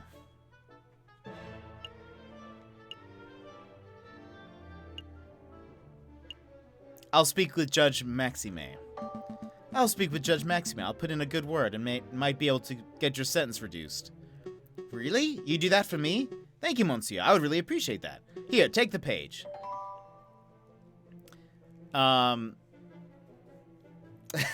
Pretending to play as much AC as the rest of us. If I ever see Emma leaning against the wall, flipping a coin, dressed in street clothes and whispering Tom Nook, I'm crossing the street and going around her.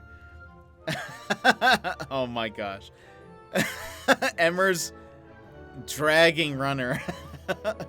Last played 5 days ago. Has logged off Twitch forever. No! Oh no. Runner, don't! Come back! Page 44 of El Ingenioso Hidalgo Don Quixote de la Mancha has been added to your evidence folder. Okay, so he was here. That's something we can deduce. Ah!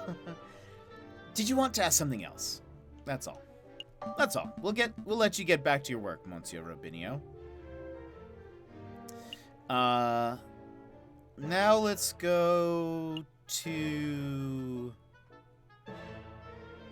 This is where we were. Are we all done investigating the Louvre? Not yet. Not just yet. Pass me the map. Okay. So then let's go to here, and then we'll get to the Grande. So this is the Salle du Tibre. If I understand correctly, Cocorico's notes... Oh, wait, if I understand... That's why I said correctly. No, he does say correctly also. If I understand Cocorico's notes correctly, this is the room the king and his entourage stopped in before heading to the Grande Gallery. Best clip on Twitch. Amazing. This room doesn't seem to be very popular. I don't see anybody around to interrogate. Interview. Right, interview. Well, since it's quiet, maybe we should just take the opportunity to do a little snooping. What would be the point? Surely all the interesting evidence would be in the Grande Gallery, where the murder took place. Think about it, Falcon. The police would have already gone over the Grande Gallery with a fine-tooth comb. But I bet that numbskull Inspector Volarity didn't even think to check this room for clues. There might be a murder weapon just under our beaks. Your logic seems a little questionable, but it couldn't hurt to have a look, I suppose. Alright. I'm expecting puns. A shiny copper urn. I guess it was used for carrying water, or for cremated remains. Probably not both at the same time. It smells good. Don't sniff the exhibit, Sparrowson. No, really, this urn smells amazing. It's almost chocolatey. You poor thing, you're hallucinating from hunger. Would you like to stop by a bakery on your way back to the office? Don't patronize me, Falcon. My nose never lies. I'm telling you, there's something in here. I can feel it. Now you're touching the exhibit? That's definitely a no-no. See? Look what I found in the urn. Put that down, Sparrowson. It's someone's old rubbish. No, look. It's a chocolate wrapper. Judging by the smell, the chocolate was bitter and dark. 70, perhaps 80% cocoa, Belgian in origin. The level of wrapper crumpling and the firmness of the chocolate residue indicate that this was discarded just a few days ago.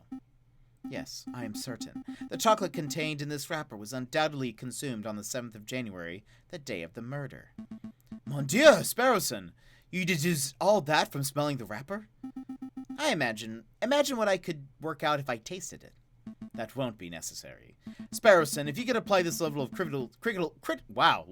critical thinking to areas outside of food, you'd be the world's greatest detective.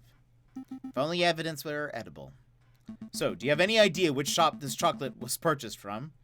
That might help us track down the person who consumed it. No, there's no way we could possibly know that. I suppose we'll just have to visit every confectioner in town and sample every bit of merchandise for comparison. What a chore. Interesting, because I can see Lander Hagelslack's Chocolate Emporium written on the wrapper. Well, you can't blame a bird for trying. Chocolate wrapper added to your evidence folder. How could you possibly know that? Jet out here tasting wrappers. That's how you get COVID. Bird COVID. Or I guess bird flu. Chocolate wrapper. A chocolate wrapper that was found in the Salle du Tibre. The label reads, Lander Hagelslack's Chocolate Emporium. There we go. Oh. Okay.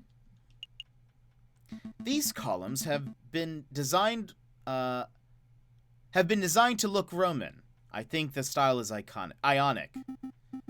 Wait. Ionic? Oh, like... Yeah. It's not Ionic, Falcon. Iony is when a character says something, but the reader knows it's meaning something completely different. That's not... Never mind. There we go. I was flipped. I was Sparrowson in that situation. I'm not sure what this is. Some sort of stand or podium? Maybe it's just a decorative piece. It's a Roman doorstop. Roman doors were enormous marble slabs, so the doorstops had to be similarly large in order to stay in place. I don't think that's right. My uncle's a Roman historian, trust me. Okay. I see a cabinet full of engraved plates, mostly bronze. How much do you think they're worth? I don't know, 300 francs apiece at least. What? Are you serious? I'm in the wrong profession. I don't think archaeology works as a get-rich-quick scheme, Sparrowson. Who said anything about archaeology? I'm going to be a museum robber. Oh, well, that's one way to get rich quick. Oh, boy. Okay, hold on. Just want to make sure I didn't miss anything. Here. All right. This is some sort of ceremonial container. It's beautifully crafted, but what did it contain? Maybe it's an arcane wine cabinet. Don't be so ignorant, Falcon. This is a sacred Mesopotamian artifact gifted to Emperor Hadrian for his victory at Euphrates in 123 AD. Stop making stuff up. You and I both know nothing about Mesopotamia. All right, you got me. This could be a hippo's chamber pot for all I know. Okay, one more column. I think that's it. A supporting column, it's holding the roof up. If the column were truly supportive, it wouldn't hold the roof up. It would encourage the roof to get to its location on time. Oh boy. Okay, but we found the thing that was most important, which is the chocolate bar. Looks like. We're done here, for now at least. We can't spend all day staring at Roman artifacts, I suppose, so where to next? The gallery. Ooh. Here we are, the Grande Gallery, the murder room. I believe the murder occurred right under the new painting. I see hundreds of painting. Which one is the new one? I haven't the foggiest. We'll have to ask someone. Eric Pork. Please don't talk to me. Please don't talk to me.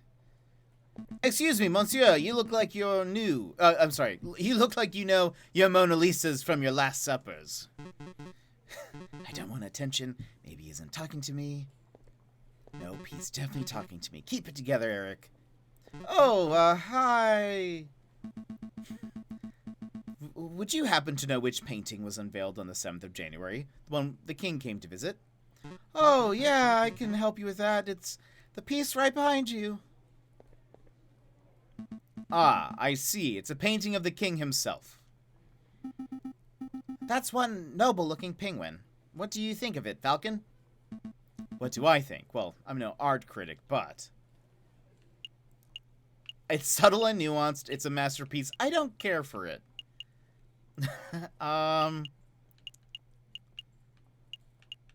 What would Falcon say?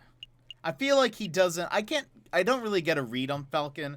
I can't tell if he's actually smart. I mean, we did just... we did just fight for someone's innocence who was guilty. We got somebody thrown in jail who didn't deserve it. I feel like he would say something fake smart, maybe. We'll go for it's in the middle. I don't know if he's going to take it this way. We're going to say that he just thinks that some would say it's subtle and nuanced. The careful brushstrokes, the pre-Raphaelite soft tones, and the subliminal use of light. This is contrasted, nuanced work. It's an evocative painting that alludes to a forgotten era. You said a lot of words, but I'm not sure if I'm any closer to knowing your opinion. I'm getting the impression that you messieurs aren't regulars at art galleries. No, we're a pair of Philistines.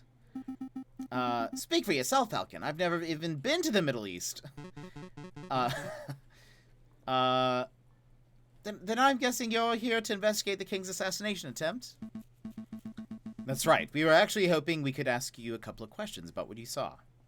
Oh, I wasn't even in Paris when the murder took place. I didn't see anything. But, I have a friend who might be able to help you out. What's this? R&M Associates, the home of Renard Vulpes, private investigator. Thank you, but I don't normally deal with these gray area of the law types. No, please, give the guy a chance. He helped me out of a bind before, and I'm sure he can do the same for you. Well, I'm not making any promises, but I'll keep hold of the card. We appreciate the help in any case. It's no trouble. Okay, we got the business card. Thank you for your time, monsieur. Is there anything else we can do here? Well, ideally we would turn the whole Grande Gallery upside down in our hunt for evidence. But that's not possible with so many people around. We should probably just move to another room. Okay, we're done. Here. Yes, let's call it a day. Yep, let's make a move. Good call. We can always come back later if we've forgotten something.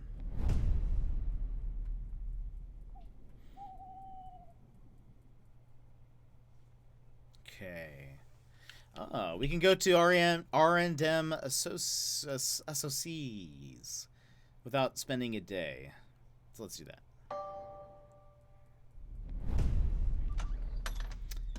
Oh, customers. Hello. Is this the office of Renard Vulpes?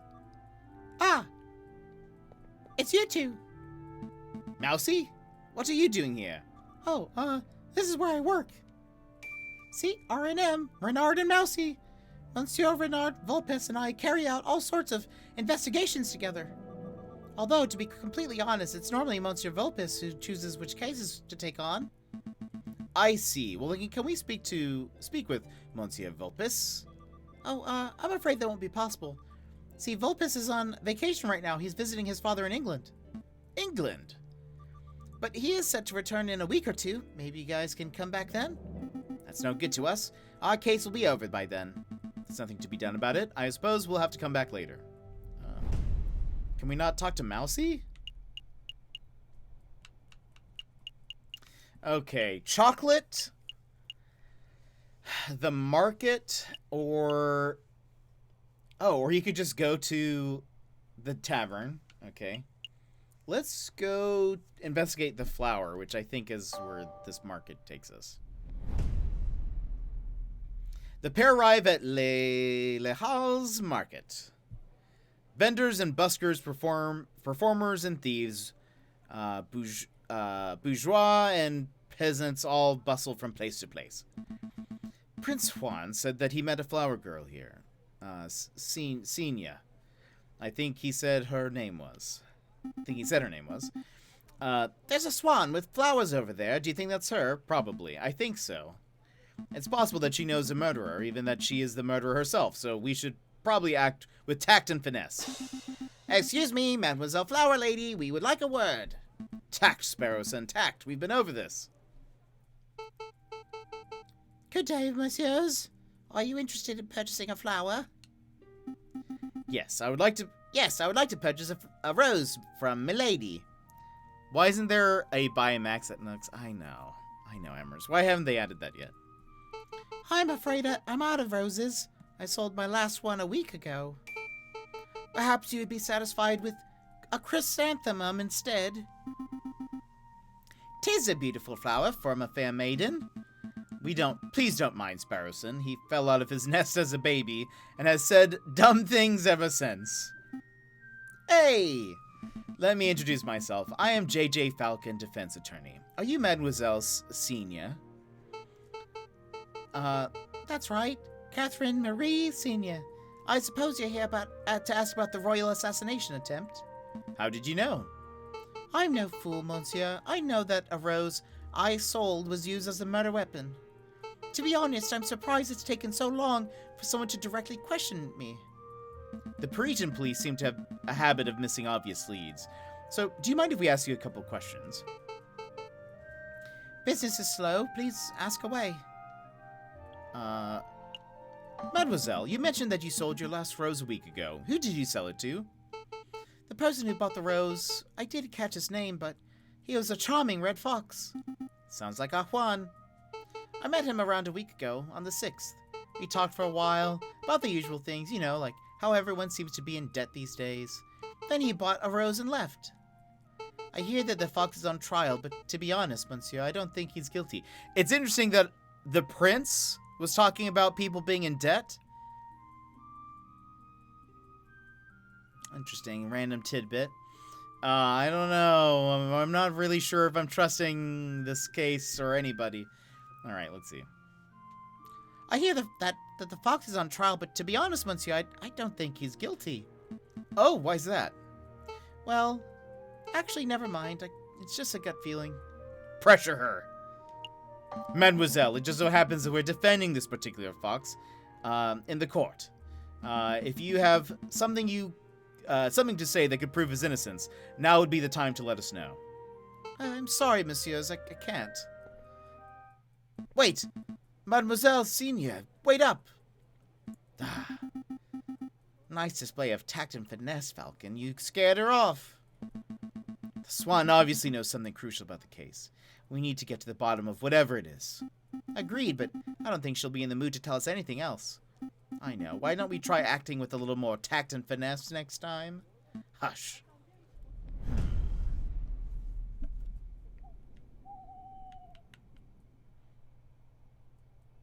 Peculiar. Okay. Oh, wait, no.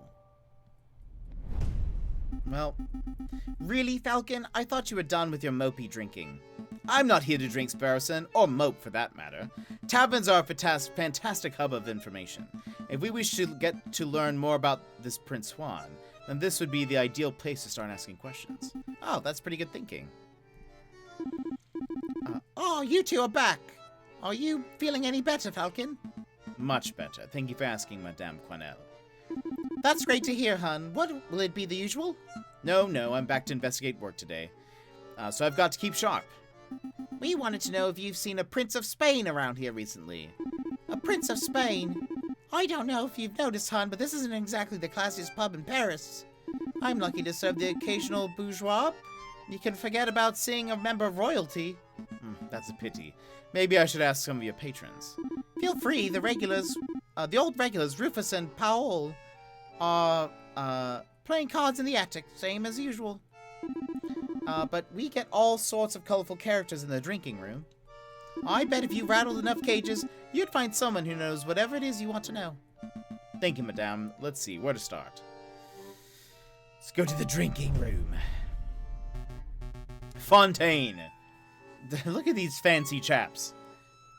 So there I was, in the grasslands 10 kilometers downriver, rifle in hand. I'd been pursuing this set of footprints for an hour. I was getting closer and closer. I could almost smell the beast. Then I spotted it. It was a boar. A big, stupid boar, completely oblivious to my existence. I readied my gun. I carefully took aim. And then bam! Piero. You shot it? No, it was the most peculiar thing. The boar slumped over dead right before I could take the shot. Sounds like one of them heart attacks. Me nan went the same way. That's what I thought. But when I went to take a closer look, I noticed the boar was frothing at the mouth. Whoa, it was rabid? Possible, but I don't think so.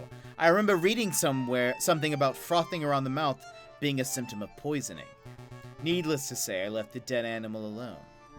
Good call. Who wants to deal with tainted meat? As about the boar. Excuse me, monsieur. Yes, can I help you? You say that the beast you were tracking might have died from poisoning. Could you give us some further details? Further details? I'm not a poison expert, I'm afraid. Well, what do you think caused it? I would guess that it ate something bad. I saw some of that poisonous plant around Wolfsbane. Wolfsbane, I think they call it. But really, I have no idea. I'm a hunter, not a vet. Excuse me. Excuse me, monsieur. What is it? I don't suppose you've seen Juan Querido around here. He's Spanish royalty. Foxy fellow, swanky hat, calls everyone senor. That doesn't sound familiar.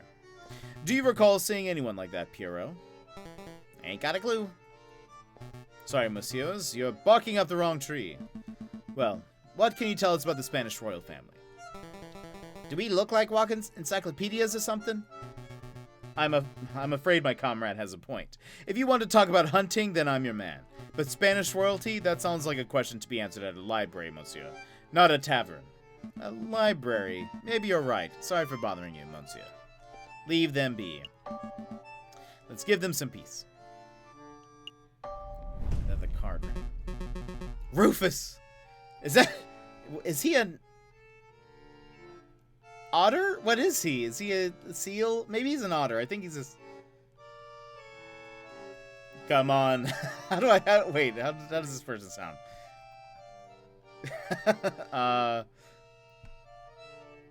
Come on, Powell. Just one more game of Jacques Noir. Blackjack. Powell.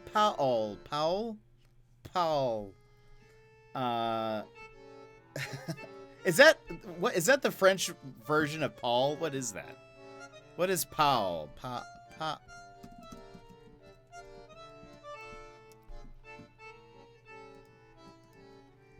French.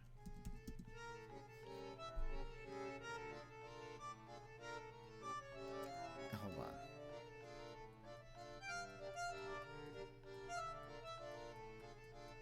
I have no idea. Apparently it is a name, though, but I don't know how to say it. We'll just say Paul. Absolutely not. My wallet is hurting enough as it is. I already forgot what I did for his voice. Please, I'll even let you deal this time. Then the answer's no, Rufus. I'm skint. If you want to play cards, you will have to ask someone else. Fine, I'll ask a big fellow. Excuse me, monsieur. Yes, you, monsieur. Would you care to play some Jacques Noir? Sure, why not? Absolutely. Deal me in, monsieur. Very well. Do you know how to play? Yeah. Of course, I've been playing for years. Yeah, right. Don't get cocky, Falcon. Very good. I shall be the dealer. We will bet 5 francs per game. Here we go. Uh-oh.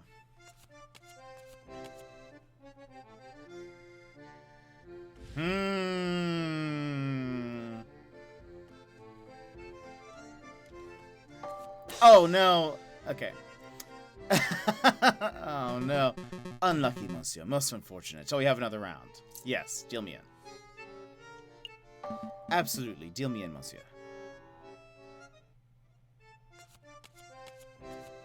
I also got another 13.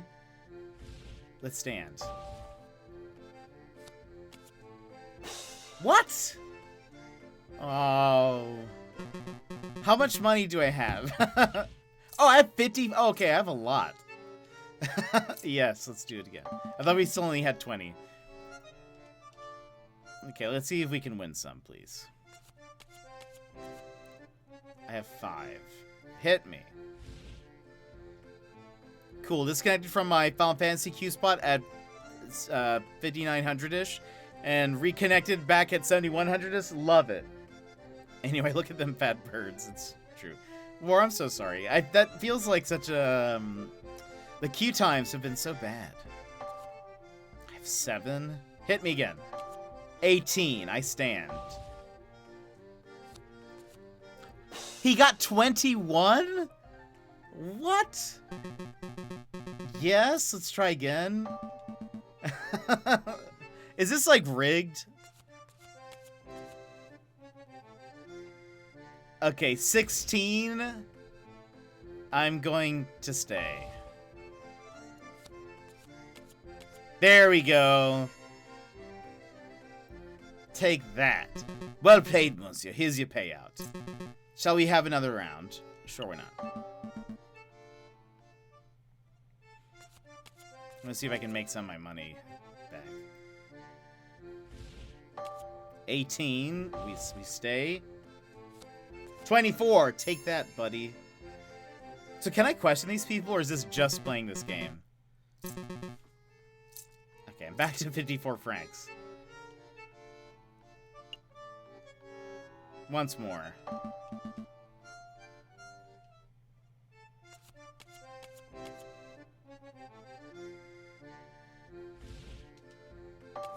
Ugh.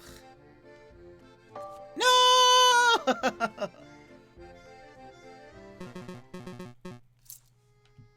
I have to win at least one more time.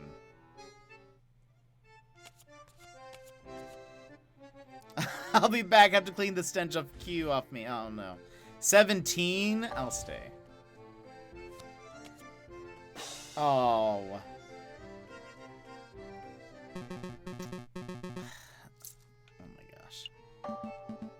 I wish sometimes he would go first. Why am I always going first? We'll stay at 16. No! This has to be rigged. It's no way the chances have been this bad. Maybe I'm just bad at blackjack? Is that what I'm learning? Fine, we'll try to get closer. I'll stop there. We play it safe. What? By default, he always has one higher than me. This is unbelievable. Okay. 14. Hey, we got exactly 21. Okay. Well, we should definitely not play again. No, I think we're done. Maybe another day, monsieur. I understand. Feel free to come back anytime. Okay, well that... Is there anybody else here? Falcon and Sparrowson return to the drinking floor, but nobody appears to be interested in conversation. Okay. Are you ready to hit the road? I think so. Yep, let's make a move. Okay, before we go to the chocolate place, I need to go to the bathroom. So... Let me play some music for you guys. So if you need a break, if you need to stand up, stretch, get the stench of Q off of you, this is the perfect time to do so. So I will be right back. Enjoy the thing. Enjoy a break. Be right back.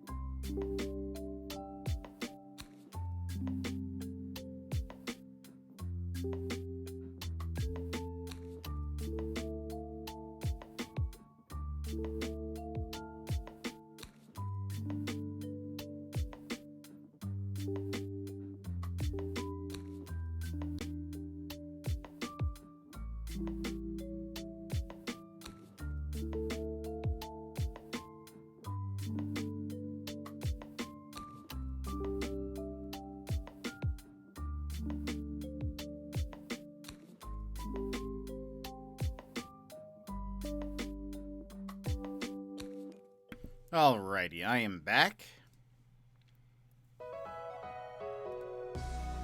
Welcome back in, everybody.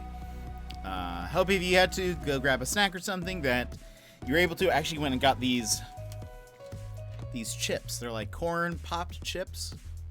Tastes pretty good. They're also pretty light. Very crunchy. Hey, Jet, the glowing moss looks different in winter. No way. I have some planted in my Zen garden. I didn't know that. I need to take a look. I didn't know they'd be different at all.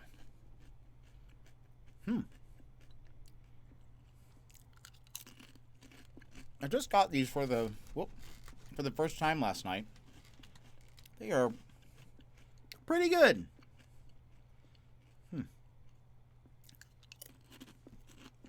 Okay. Oh. We have another option now. The library. But let's go to the chocolate shop. Oh. Huh. Wait, is that a cigar?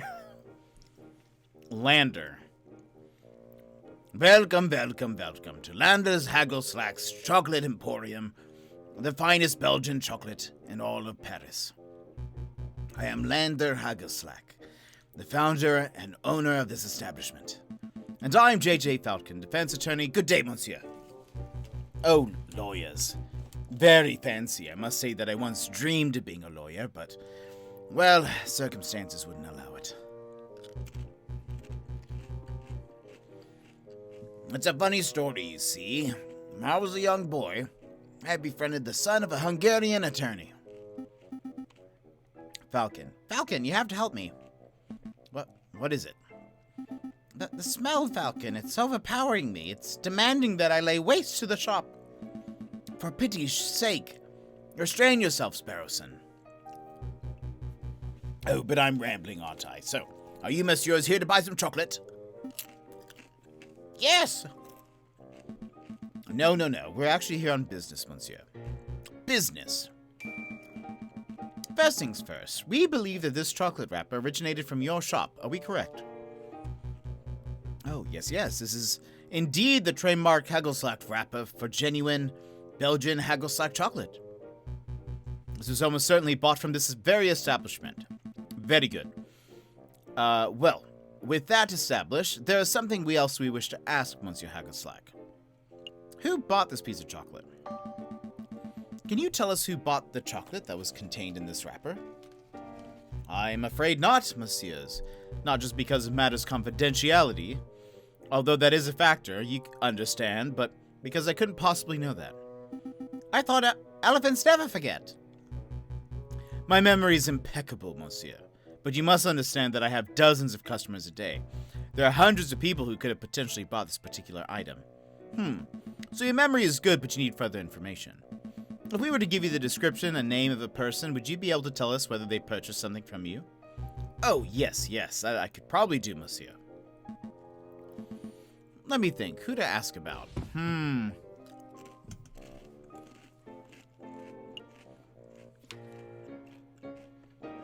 Who would have the chocolate? This was supposed to be the route of the king.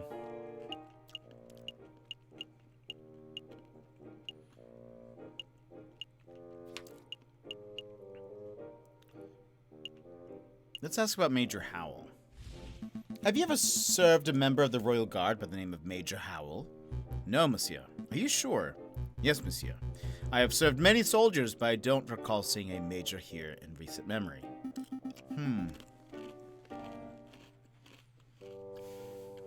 What does that mean, Falcon? Have we lost our lead? Not necessarily. It just means that Major Howell didn't buy the chocolate that may have killed him. There's still the possibility that someone bought the chocolate for him. That's our lead. That's who we want to find. I see. I did once serve a high-ranking officer of the British Army who was on his way to Zimbabwe, if you want to hear that story.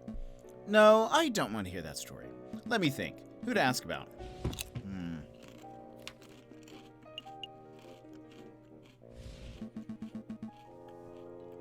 Have you ever served Juan Querido, the Prince of Spain? A Prince of Spain? No, monsieur. Well, that's good to hear. Our clue would have turned into a dead end if our own client turned out to be the chocolate fiend. I did once serve a princess from Mali, if that is any help. You see, I met the girl while hiking through the Himalayas. Please stop. Let me think. Who'd ask about?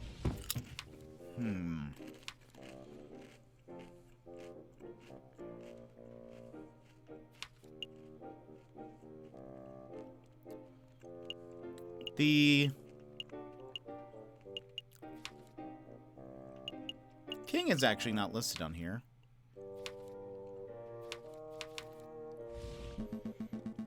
Have you ever served a flower-selling swan named Catherine Marie Senior? No?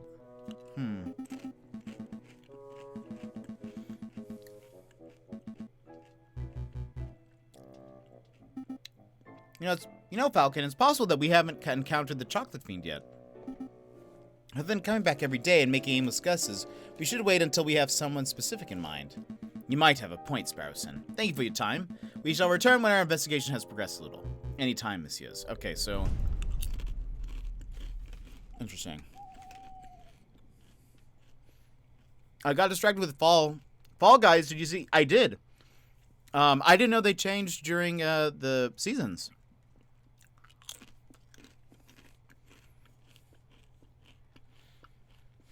Occasionally, special cinematic scenes marked by an exclamation mark will pop up on the map. These cinematic scenes are only available for one day before disappearing, but take no time to visit. Their viewing is entirely optional.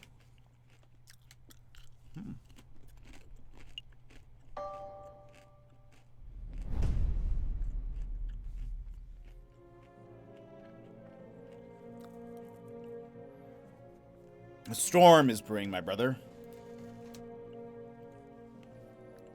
Word of the royal assassination attempt has spread. The proletariats grow confident. The bourgeoisie are cowering. It won't be long before we have rioting. And then, a revolution!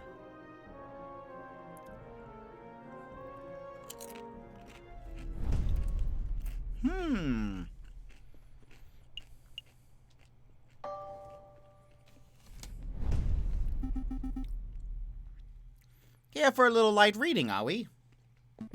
Not quite, Sparrowson. I'm following the hunting beagle's advice. Don't eat pickled poisoned pork. The other piece of advice, that if we want to learn about a member of royalty, we should hit the library. Oh, that makes sense. Say, Falcon, I've been meaning to ask, since we're in a library and all, are you a classic literature fan, or do you prefer more modern works? Readings for squares! Reading is so blasé. Give me a good modern opera any day. Good call. Nope, nothing beats a well-made show.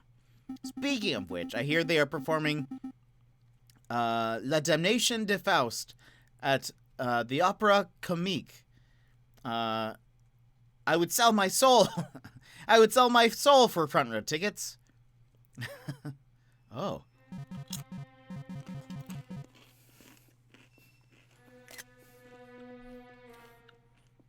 Nathan. Wonderful.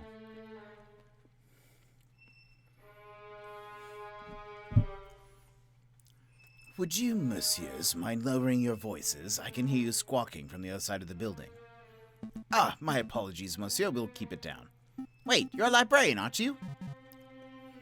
An astute observation, yes, monsieur. As the only quiet person in the library, I am most assuredly the librarian.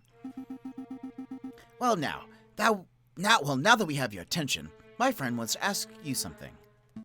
I do. Oh, right, I do. What can you tell us about the Spanish monarchy? You seem like a scholarly, well-read individual. I'm sure you're up to date on geopolitical news and the like. I don't need your praise. Spit out whatever imbecilic question is in the back of your throat. Well, we understand that the Spanish throne is currently under dispute. Can you give us a brief rundown on who the contenders are? What a trivial question. Even an elementary school child can name the immediate heirs to every throne in Europe. Yeah, but for the sake of those children who slept through the class, can you refresh our memories? Very well. Pay attention, because I'm not repeating myself.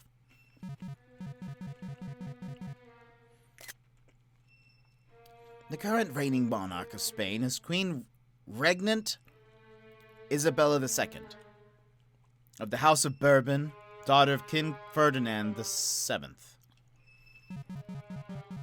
Upon her death, the crown would likely fall to her husband, King Consort Francis, Duke of Cadiz, although it is certainly possible that an immediate family member could stake a claim.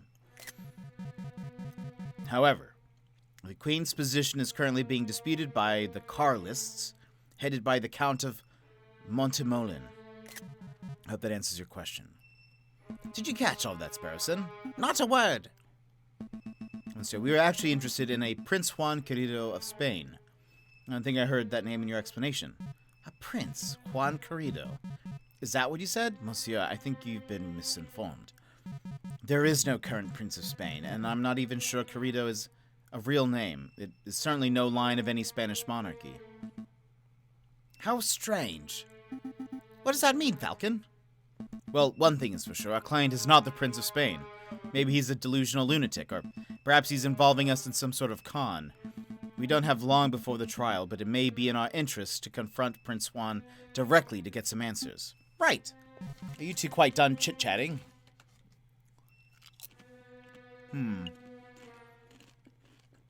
Now I'm afraid what's going to happen is... Now I'm afraid...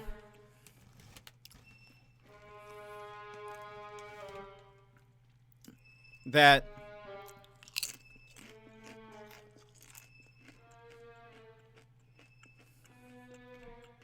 Well, Don Quixote was also called delusional.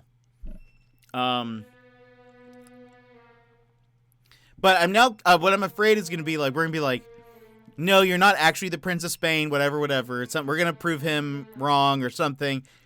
He's actually going to be, I don't know. Everything we're going to do is going to be the reverse of what needs to happen. Okay, what can you tell us about Don Quixote?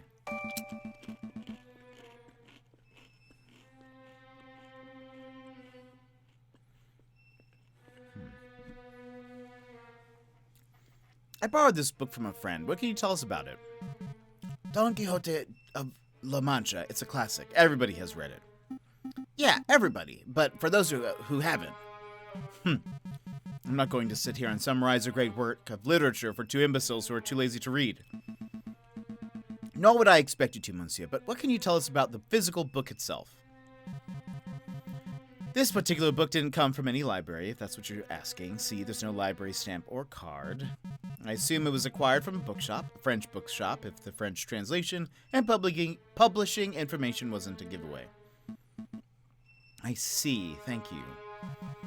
Do you have any other questions, or can I get back to work?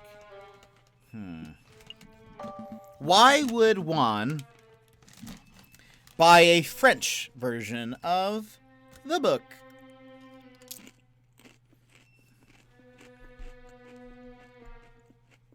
Though he seemed to speak perfect French, so I don't know. Don't worry, monsieur. I think we are done here. Thanks for your time. Then I bid you good day.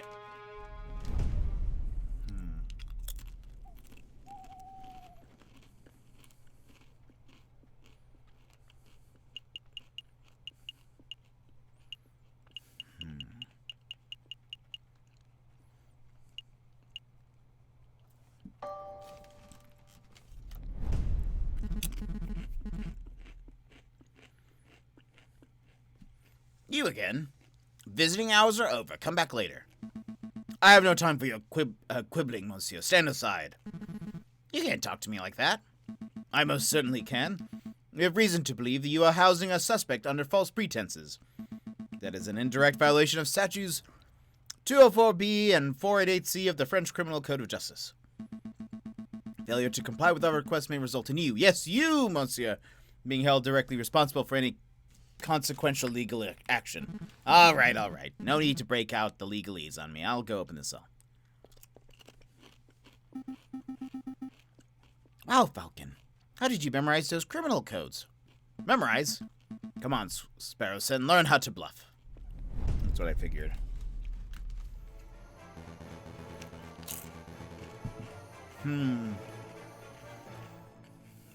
We did see that little cutscene of those foxes talk about revolution. I wonder if...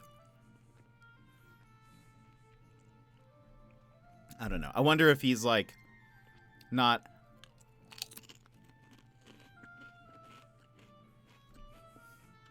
Maybe he's related to the revolution, not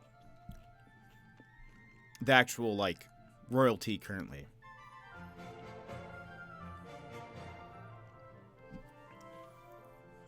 Ah, Senor Falcon. It is so good to see you again. You have some good news about my case, I hope. Confront politely. Listen, Juan. In order to maximize our chances of a successful trial, I need to know every bit of information. I can't work with half-truths. If you tell me one thing and the prosecution's evidence tells me another, then we're both in trouble. I'm afraid I don't quite follow, senor. Do you want me to spell it out? I know that you are not the Prince of Spain. I know that your name is not Juan Querido. Where is this coming from? I assure you, senor, that I am who I claim to be. If you want your trial to be a farce, then you don't need my help. Come, Sparrowson, we're leaving. Wait. Calm yourself, Monsieur Falcon. I'll reveal all. Did you just say monsieur? What happened to your Spanish accent? Aha! Your suspicions are well placed. Juan Querido is not my real name, and I am not a Spanish prince. That was just a persona I concocted for the purpose of getting arrested. Oh. So what is your real name? What's in a name? It's just an empty label, a vapid reflection of who we really are. Today I am Juan Querido, the Prince of Spain. Tomorrow I may be Bruno Reyer, a pauper living under a bridge of the Seine. But that doesn't change who I am or what I do. That didn't really answer my question. No, I suppose it didn't. But you're a smart bird, Monsieur Falcon. I suspect that you already know my real name.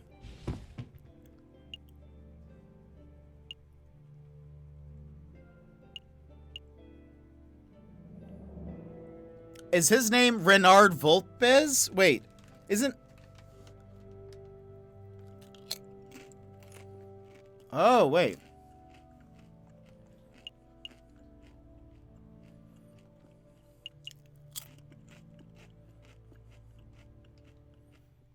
I was like, is his name Don Quixote? No, I think it's... Outfoxed. I think I got a... Is that an achievement?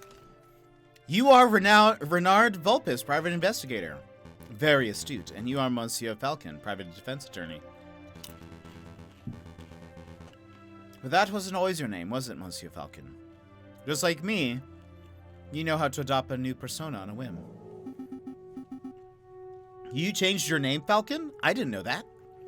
This isn't about me, Juan. Renard, Monsieur, we are trying to uncover the truth here. Of course. So what truth is it that you are attempting to uncover, Monsieur? Why would you want to get arrested? You're putting me in a difficult position, Monsieur. If I tell you the full story, I would be putting someone else in danger. How about this? I'll tell you a story.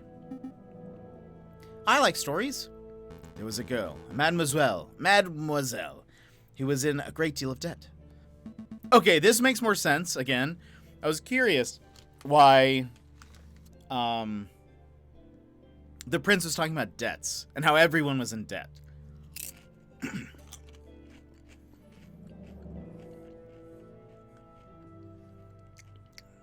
Everyone has a debt these days, monsieur. Indeed. But this particular mademoiselle was indebted to a very powerful man. That man wished to collect. The mademoiselle had no means of paying, so the man offered her a deal. Murder this man, and I will forget what you are owed. Refuse, and I will reap what I am owed from your parents. With no alternative options, the mademoiselle accepted. But another man, a gallant knight with foolish, archaic notions of chivalry, heard that mademoiselle's story. The knight knew that murder was inevitable, but he saw a way to take the fall in the mademoiselle's place. Do you understand what I'm saying, monsieur? I kind of understand, I think, maybe. It could be that the swan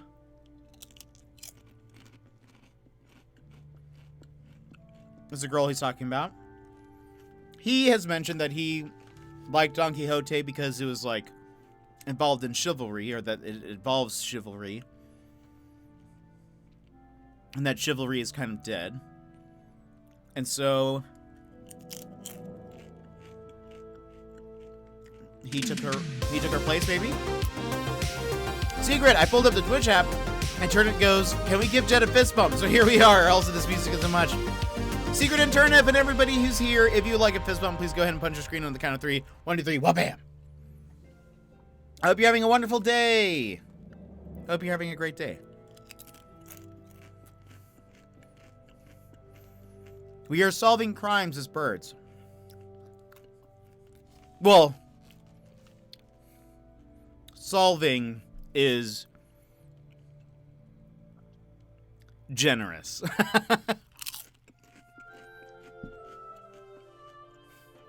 We are letting killers escape.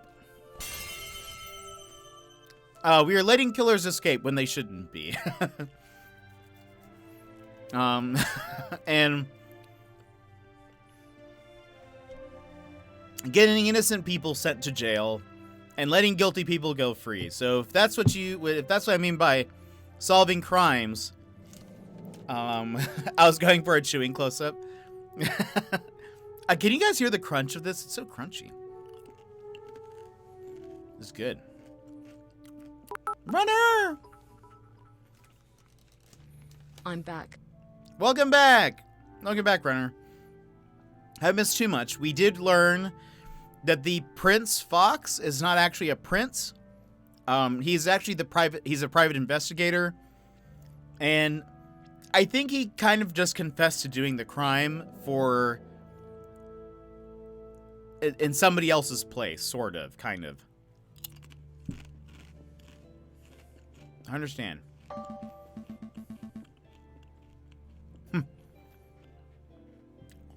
I understand, monsieur. To be honest, it wasn't the subtlest of allegories. Storytelling was never my strong suit. And I'm glad that you're seeing things from my perspective. Hopefully that sheds some light on the situation. If I may ask, monsieur, why did you not Why did you not just go to the police with the information that you had? The police are not always an option. What is a man to do when the justice system itself is the problem? I'll let you know when I figure it out, monsieur. Dwell on it. Perhaps we should talk about something else in the meantime. To answer your crunch, not really. Only the biggest crunches. Okay, that's good. I'm glad, because I've been crunching on this thing, because it's so good. These are called... Oh.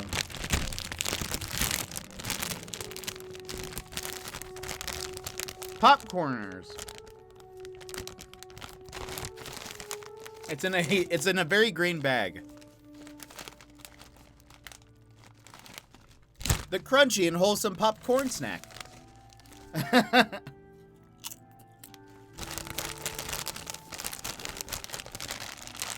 need to put this away. I'm gonna literally eat all of it. It's good. Okay.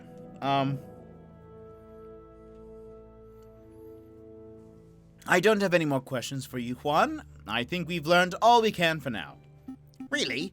I don't feel like we've learned much at all. Oh, Monsieur Falcon, before I forget.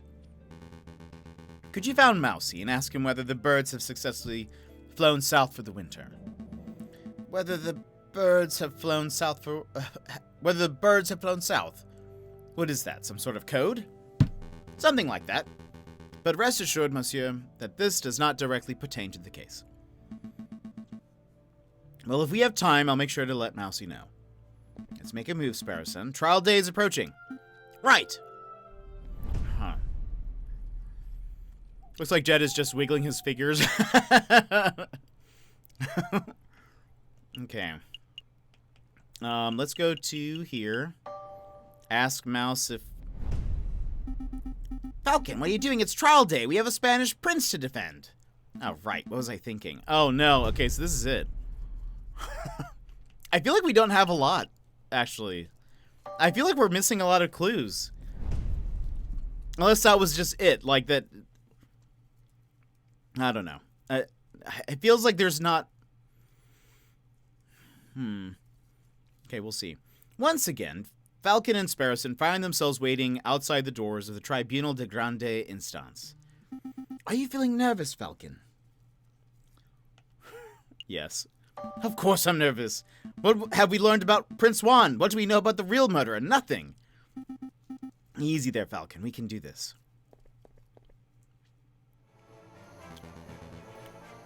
Senor Falcon, I trust everything is in order. Absolutely. I have every intention of bringing the truth to light in this trial. Ah, such confidence.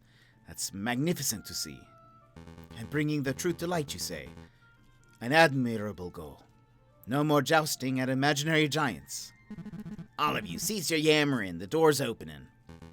Here we go. Buena suerte, Senor Falcon. We will. Are we ready? We're ready. Alrighty, here we go. Court case 2. Cocorico. JJ. Severin. Nervous. Why would I be nervous? I'm not nervous. I'm as calm as a cuckoo. You're the nervous one. The whole courtroom is nervous. Wow, cool your feathers, Falcon. Terrible. You can't even maintain a stoic facade. I thought this trial would be the perfect opportunity for you to redeem your previous embarrassments. But if this is how you act before the trial has even started, why, you pompous-tailed posture perfect...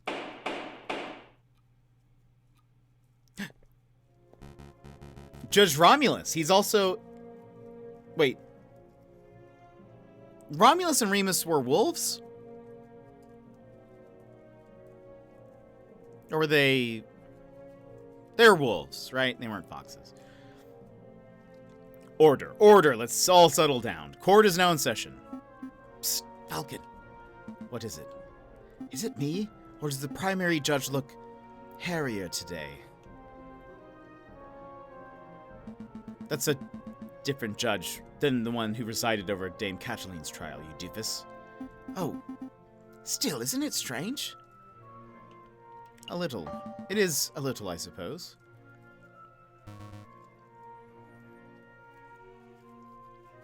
Excuse me, Your Honor. I was under the impression that Judge Maxime would be residing over this case. Where is he? Fall Guys Season 6 is out? Was that a surprise release? Judge Maxime. Wonder Twins are doing some Fallen. Nice. Get some crowns. Judge Maxime has gone on temporary sick leave due to a terrible accident with a flight of stairs. But rest assured, assessors, prosecutor, defense, members of the jury, that I am more than qualified to fill his shoes. I owe him $6? Oh no. Also, okay, something crazy's happening. Without further ado, let's get this show underway. This is the trial of Prince Juan Querido, who stands accused of murdering Major Howell and of conspiring to murder the king himself. Roll call. The defense is present and ready, Your Honor. The prosecution is ready, Your Honor. Good. Very good. I expect this to be a nice, speedy trial.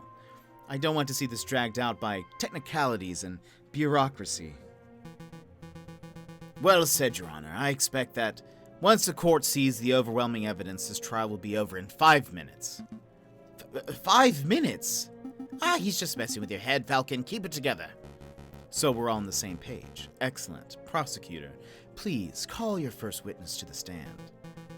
Very well. I call the police officer who investigated the crime scene. I call upon Inspector Giusti Valerti. Just. Don't know how to say his name. Step up to the stand, Inspector, and recite the oath. I swear to speak without hatred and without fear, to tell the whole truth and nothing but the truth. Please recite your name and occupation for the court record. My name is Inspector Just Valerti. I am a servant of the law, a scourge to the gutter rats. That'll do, Inspector. We've all heard your monologue before. Wow, Cocorico really is going for a speed record, isn't he? Now, can you tell us what you witnessed on the morning of the 7th of January? Of course. At 10 o'clock in the morning, I was called to the Louvre's Grand Gallery by one of the King's Royal Guards. Did he just say, o'clock? There I saw Prince Juan, King Louis Philippe, the corpse of Major Howell with a rose in hand, and around 24 citizens. The citizens and the king himself all attest to seeing Major Howell taking the rose from Prince Juan's hand and then promptly dropping dead. And what did the morgue uncover upon examination of the corpse? The coroner determined with absolute certainty that Major Howell died of poisoning. Aside from a prick upon the finger, there was no sign of external harm to Major Howell's body. Therefore, the poisoned rose must have been the cause of death. Putting the pieces together, that does seem very implicative of the prince. I have no further questions. Dang, I was hoping that the coroner's report would determine that the guy died from a freak heart attack or something. That would make for a particularly speedy trial, wouldn't it? But no, we aren't so lucky. Something else must be amiss in the old bird's testimony. Right, I'll tear it apart. Your Honor, I wish to cross-examine the witness. Falcon, wasn't it? Don't waste the court's time. A high-ranking police officer would never lie on the witness stand. I wouldn't accuse the inspector of lying. I just want to make sure that every base is properly covered. This sounds like pointless nitpicking to me, but I'll allow it for now. Go on, Falcon. Do your cross-examination. Select a statement to question. At 10 o'clock in the morning, I was called to the Louvre's, the corpse of Major Howell, with a rose in hand and around 24 citizens. Our coroner determined that Major Howell died of poisoning. O'clock, I know.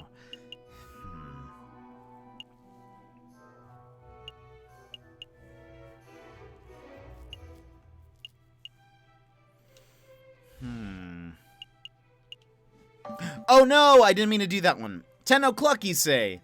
Correct, 10 o'clock. Sir, surely you mean 10 o'clock. Hold on, never mind. I have no more questions about his clucking habit.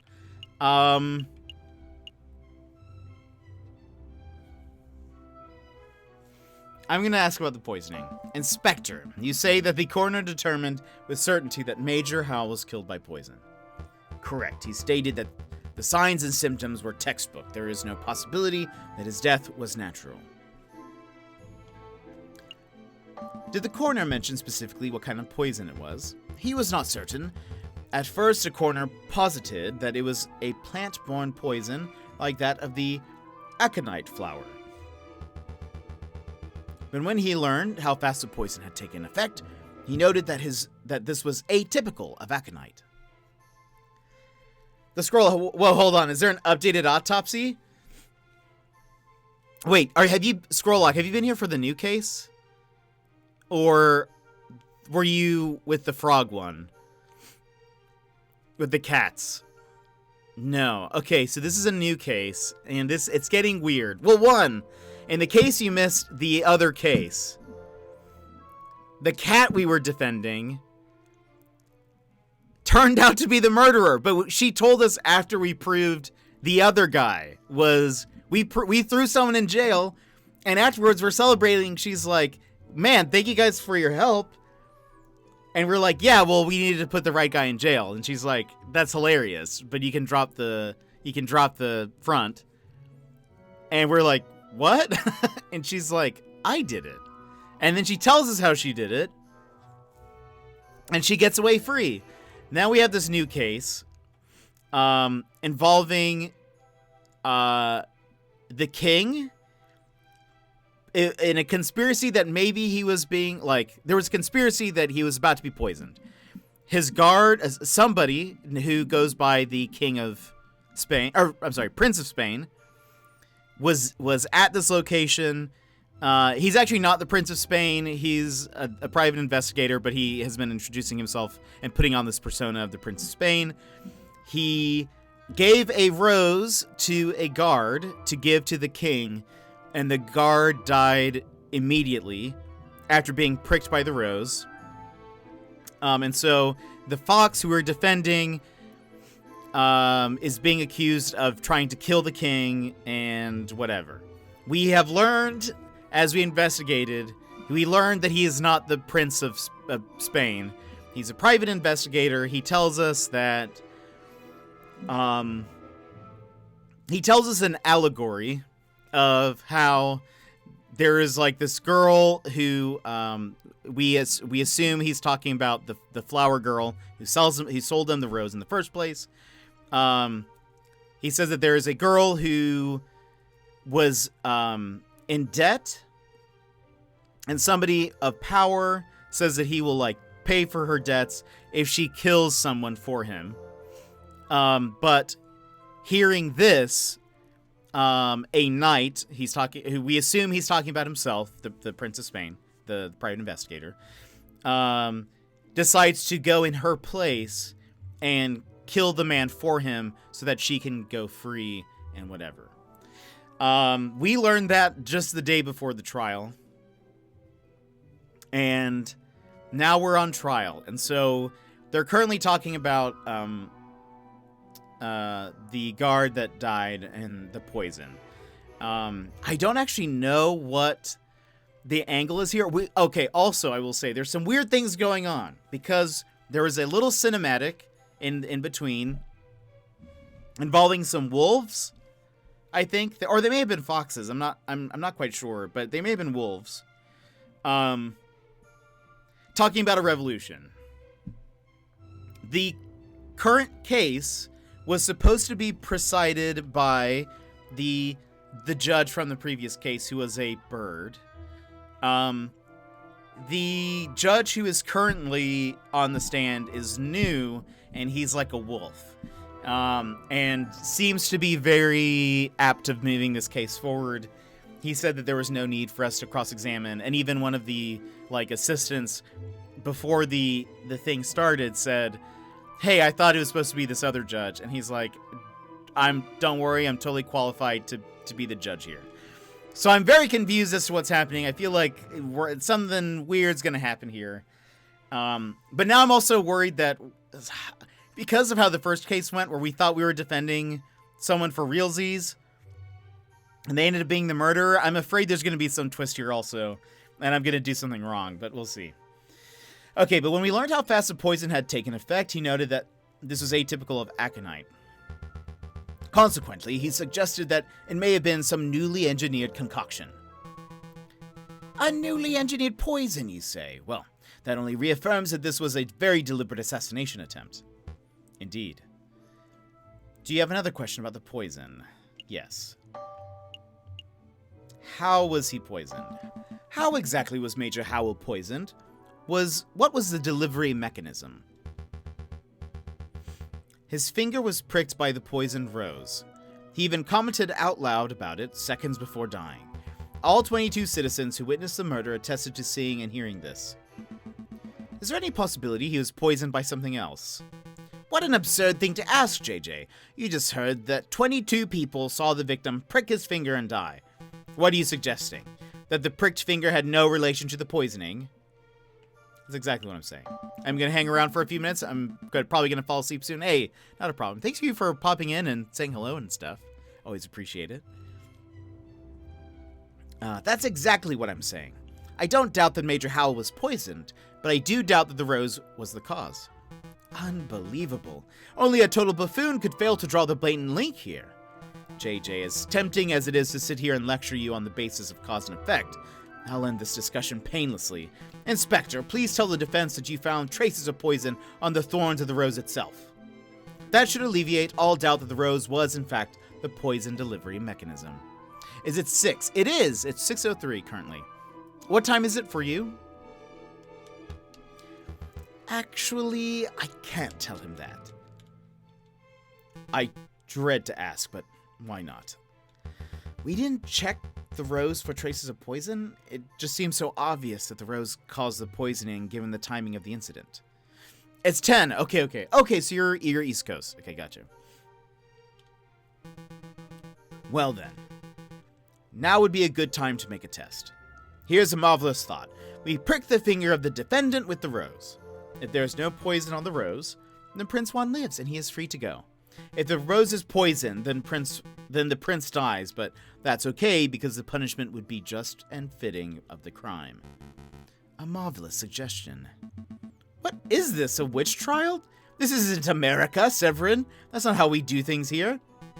Calm your feathers, JJ. It was clearly a joke. 10 p.m. Eastern. Okay, nice.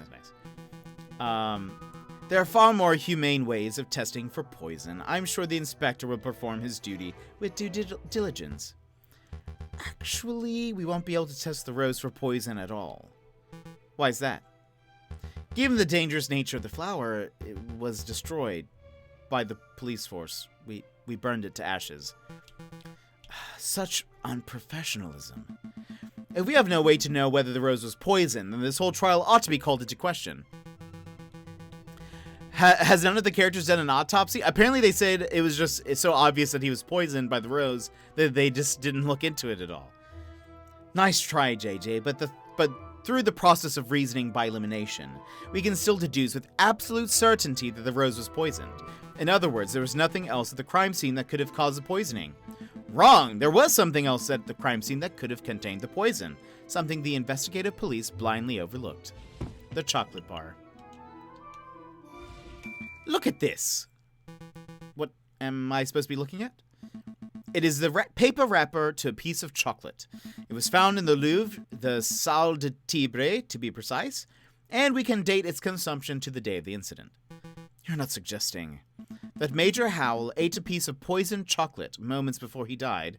I most certainly am. Intriguing. Innocent, perhaps? Did you see this wrapper at the crime scene for yourself, Inspector? The police force does not have the time nor resources to trawl every piece of trash at every crime scene, I'm afraid. In other words, you overlooked it. Astounding unprofessionalism. The prosecution is right to be disgusted. What a disgraceful display, Inspector. I offer my apologies, Your Honor. I don't want your apologies. I want you to do your job properly. Get off the witness podium before I kick you off myself. As you wish. I'll take my leave. Until next time, messieurs. So let me get this straight. This chocolate wrapper was found at the crime scene. Correct. Do you have reason to believe that it was consumed on the day of the incident? I do. I have an expert food tasting witness who is willing to testify if need be. You have a foodie witness? I don't recall anyone like that. Who on earth are you talking about, Falcon? Oh, I see. But do you know for certain that Major Howell consumed this chocolate? Well, that is a fact we are still investigating. I see. And do you have evidence that this chocolate was in fact poisoned? Again, that is something that may require a little more time to definitively prove. So then in actuality, you do not have evidence that Major Howell consumed some poisoned chocolate. Instead, you have a solitary piece of rubbish that you plucked straight out of the gutter. That's weak, even for you, JJ. Let's move things along. I have another witness I would like to summon. He's a man who claims to have an excellent view of the people going in and out of the Louvre at the time of the incident. I call upon Monsieur Toussaint Kingsley. I don't think we know who this person is. Could the witness please approach the stand and recite the oath? Who are you? Hello, hello, hello. Hello. Oh, right, the oath. I swear to speak without hatred and without fear, to tell the whole truth and nothing but the truth. Please state your full name and occupation for the court record. Wait. He's a kingfisher. Probably. Yeah, he's a kingfisher. That's what it is.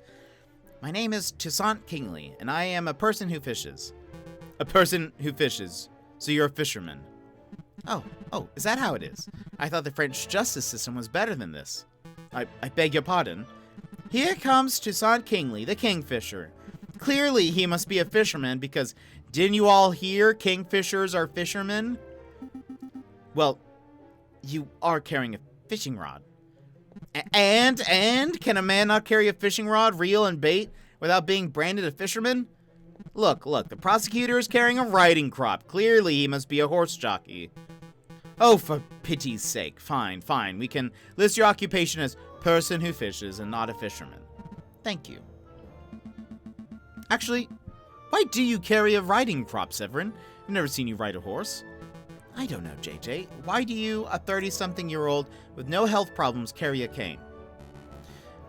This is veering quite far off the course. Could the prosecution please get back to his questions? Of course, Your Honor. Monsieur Kingsley, is it true that you were nearby the Louvre at the time of the incident? Yes, I was sitting upon a railing of the Pont des Arts. Where's that?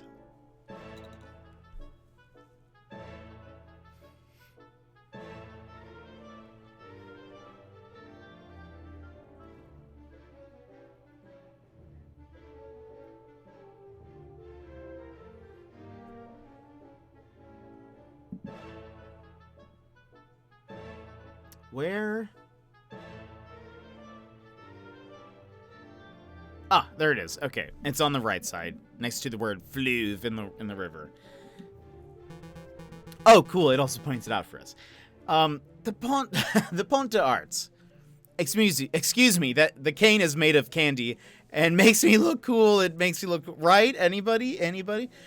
The Pont des Arts. That's the new bridge that's just a stone throws away from the Louvre South entrance, correct? That's right. And what were you doing at the time of the incident? I was fishing. Kingfishers. Am I right, Falcon? So you would have had plenty of opportunity to see the people who entered and exited the palace. Can you tell us who you saw? Well, the Louvre's a busy place. Naturally, I saw a lot of people. But at 9 a.m., I saw the king, Louis Philippe himself, enter the building. He was surrounded by his entourage, of course. Then around 9:30, I saw this shifty-looking fox lurking around the entrance. Your Honor, I object to the witness's use of the term shifty-looking. It's a vague and biased description. No, really, he looked super shifty. I saw him rubbing his paws and cackling gleefully. And then I saw him take out a rose and carefully rub the stem.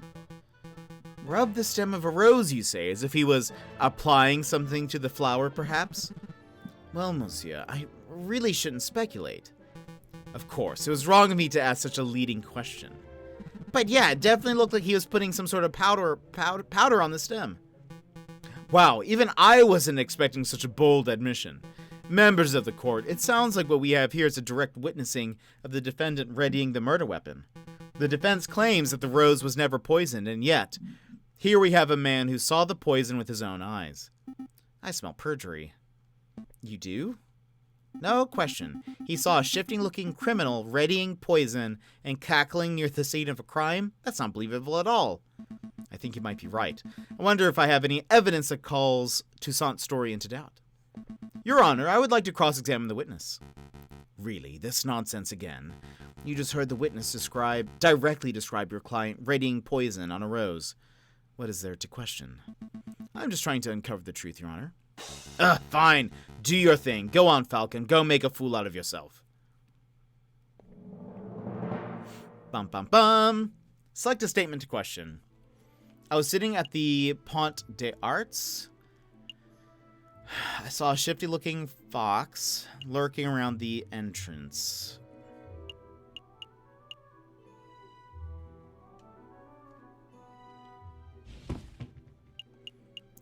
I can't look at the map.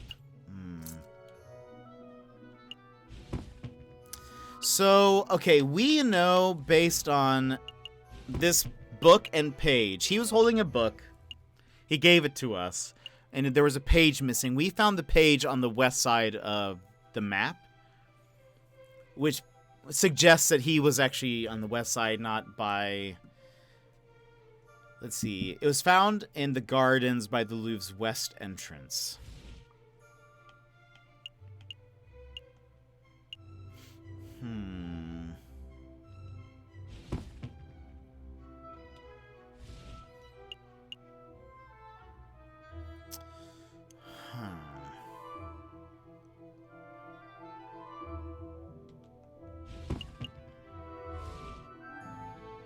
Maybe he wasn't at the right place?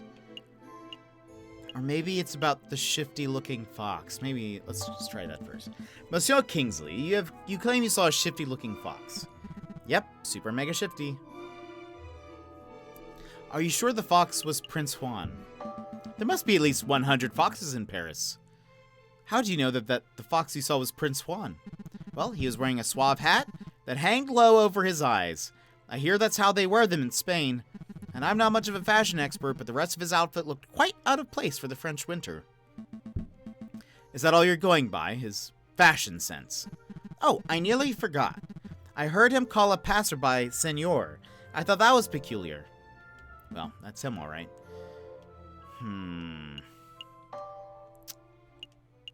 Monsieur Kingsley, you say that you were sitting upon the railings of the Pont des Arts on the morning of the incident.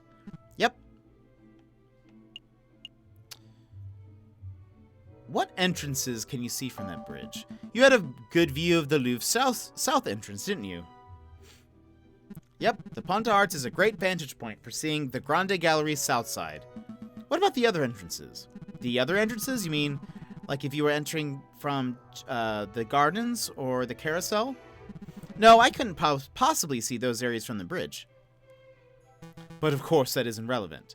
Monsieur Kingsley witnessed Prince Juan entering the south entrance with flower in hand, and that's what counts. What if Prince Juan used another entrance? What if he approached the Louvre from the gardens to the west? That's a big what if. Do you have any evidence that Prince Juan entered the Louvre from the gardens? As a matter of fact, yes, I do. I have definitive proof that Prince Juan approached from the west, not the south. Hey, I know what I saw, monsieur. I am doubtful too. Go on, JJ. Show us this definitive proof that Prince Juan entered from the Louvre from the gardens. This. Look at this. A book page. Page 44 of Don Quixote specifically. It was found outside the Louvre's west entrance. This proves nothing. I'm not done yet. Take a look at this. Don Quixote. This is the book Prince Juan has been reading in jail since his arrest. I believe he has had it on his person for some time. And yes, page 44 is missing. That was the first thing I checked. You do realize what this means, don't you, Severin? The defendant was present in the gardens prior to entering the Louvre. This also means that, in all likelihood, the defendant entered from the west entrance, not the south. He could not possibly have been seen by Kingsley from the arts. What? No, I know what I saw, monsieur. A fine theory, Falcon, but maybe the defendant took the long way around. One can still travel from Tuileries to the Louvre south entrance by walking along the river. An extra 2 kilometers of walking just to enjoy the pre-murder scenery? Let's not say silly things, Cocorico. Okay, maybe the defendant deliberately left the page there to mislead the investigation. Now you're the one who's blindly speculating. It's not blind speculation, it's a viable hypothesis. You are fond of logic, aren't you, Cocorico? Let's talk about Occam's razor. When torn between 2 seemingly equal hypotheses, we must side with the one that imposes the fewest assumptions. Which of these theories takes fewer assumptions? 1. The page from Prince Juan's book fell out of his way to the Louvre's south entrance. 2. Prince Juan deliberately planted the page on the off chance that it would be discovered, then he took the long way around. How dare you, the nerve of you, to lecture me on such basic philosophical concepts? I'll stop lecturing when you stop making such basic mistakes. Monsieur Falcon, please calm yourself. What is the point of all this yammering? The ultimate point is that Toussaint's testimony is fabricated, made up, utter fiction. No, everything I've said is the truth. I suspect that the witness isn't even a fisherman. I'm not a fisherman! See? He admits it himself. Did you say you've played Danganronpa and Zero Escape series? I have not actually played either of those. I watched the first season of Danganronpa, which I assume is basically the first game, but that's pretty much all I've had experience with that series. And the Zero Escape series, I don't think... Oh, you know what? 9 Hours, 9 Persons, 9 Doors sounds really familiar. And maybe Zero Time Dilemma? But I for sure haven't played them. Maybe somebody mentioned those recently. I'm actually not sure. Do you recommend them? That's not what I meant. Pretty convincing. Intriguing. Prosecutor, you have something that will put this arrogant falcon in his place, don't you? I must concede. You concede. On this point, at least, Falcon's evidence strongly suggests that the key component of Monsieur Kingsley's testimony is false. No. This doesn't mean that Prince Juan is innocent, of course. All Falcon has demonstrated is that this particular witness is unreliable. But I did see something. I really did. Alright, so maybe I didn't exactly see a shifty-looking fox. I made that part of the story up. But I did see a swan lurking around the south entrance on the morning of the murder. A swan. Do shut up, witness. Your word is mud at this point. How can we possibly trust anything you have to say? Your Honor, Judge Romulus, we're out of time. We're 10 minutes overdue to the start of on the hare versus tortoise trial. Well, yeah, Danganronpa, the animation feels extremely rushed. It's a 40-hour game crammed into 13 episodes. It kind of felt that way. It kind of did feel like it was sort of like, all right, and bam, bam, bam. Like, it just happened. I mean, I guess every episode just moved really, really, really, really, really fast. But I assume that the solution is the same. Is that correct? Like, the killer at the end of the first season is also the killer in the game, or are they different? Like, do they follow different storylines, I guess? It's that late already. Curses. I was hoping we could have the case wrapped up in a single trial session. It is a shame, but ultimately an accurate sentencing is always preferable to a speedy sentencing. Yes, all right. I don't need to hear your moralizing. Court will resume this Friday, the 21st of January at 9 o'clock. Don't be late. Prosecutor, do your job. Get the stupid fox a conviction already. I will do my best to ensure that justice is served, Your Honor. I forget the Ace Attorney anime is kind of like that too. Oh, is it? I haven't watched it. I'm actually really curious about watching the movie, the live action movie. I saw a clip of it and it looks amazing. And so I kind of want to give it a shot. And by amazing, I mean it looks so weird that I'm curious how they actually did it. But all right, let's see. A lot came up in that trial, huh? Yeah, no doubt about that. But something's bothering me. Why would that fisherman guy, Monsieur Kingley, lie on the witness stand? Maybe he was coerced? Well, it's possible that he was coerced or bribed. That's what I was thinking. Maybe the real murderer threatened the fisherman into making up a story about Prince Juan. Let's keep an open mind. Anything is possible at this stage. But to be perfectly honest, something else is bothering me about the trial. Judge Romulus. He's acting without a shred of professionalism. He's obviously more interested in securing a guilty verdict than he is in discovering the truth. But why? Maybe he has a vendetta against Spanish royalty. I'm not so sure. There must be something else at work here. Excuse me, Monsieur Falcon? Oh. Rabbington! Sorry to bother you, but, this letter just arrived. I think it's for you? A letter from me. I wonder why it wasn't sent to my office. Have you been demoted to courier status, Rupert? Oh, hush, hush, Barrison. I don't need to be, pitied by a first-year dropout. Oh, good comeback. So what does that letter say, Falcon? It's a threat. A threat made with cut-out newspaper letters. Wow, I didn't know those things actually existed. Let me see. Falcon. Stop your investigation or there will be consequences. Scary. There is no question that this letter originated from Major Howell's murderer. He or she must be aware that we are getting close to uncovering the truth. Sounds about right, but why would a person write with cut-out newspaper letters like this? Masking one's handwriting would be the most common reason, although I can't help but wonder why they would bother since we don't have any handwriting samples to compare it to. We're still going ahead with our investigation, though, right? Absolutely. Oh, yes, absolutely. If a lawyer were deterred every time they received a threatening letter, they would never get any work done. Besides, with only 3 days before the next trial session, we can't afford to be worrying about petty things like this. Tuesday, Wednesday, Thursday. Well, you're right. Let's make those days count. Let's see. They're both good, IMO. It depends what you're looking for. Danganronpa, oh wait, hold on. Same story, but it goes a mile a minute, so you wouldn't know what's going on. Okay. There's a bit of original stuff in the anime. I see.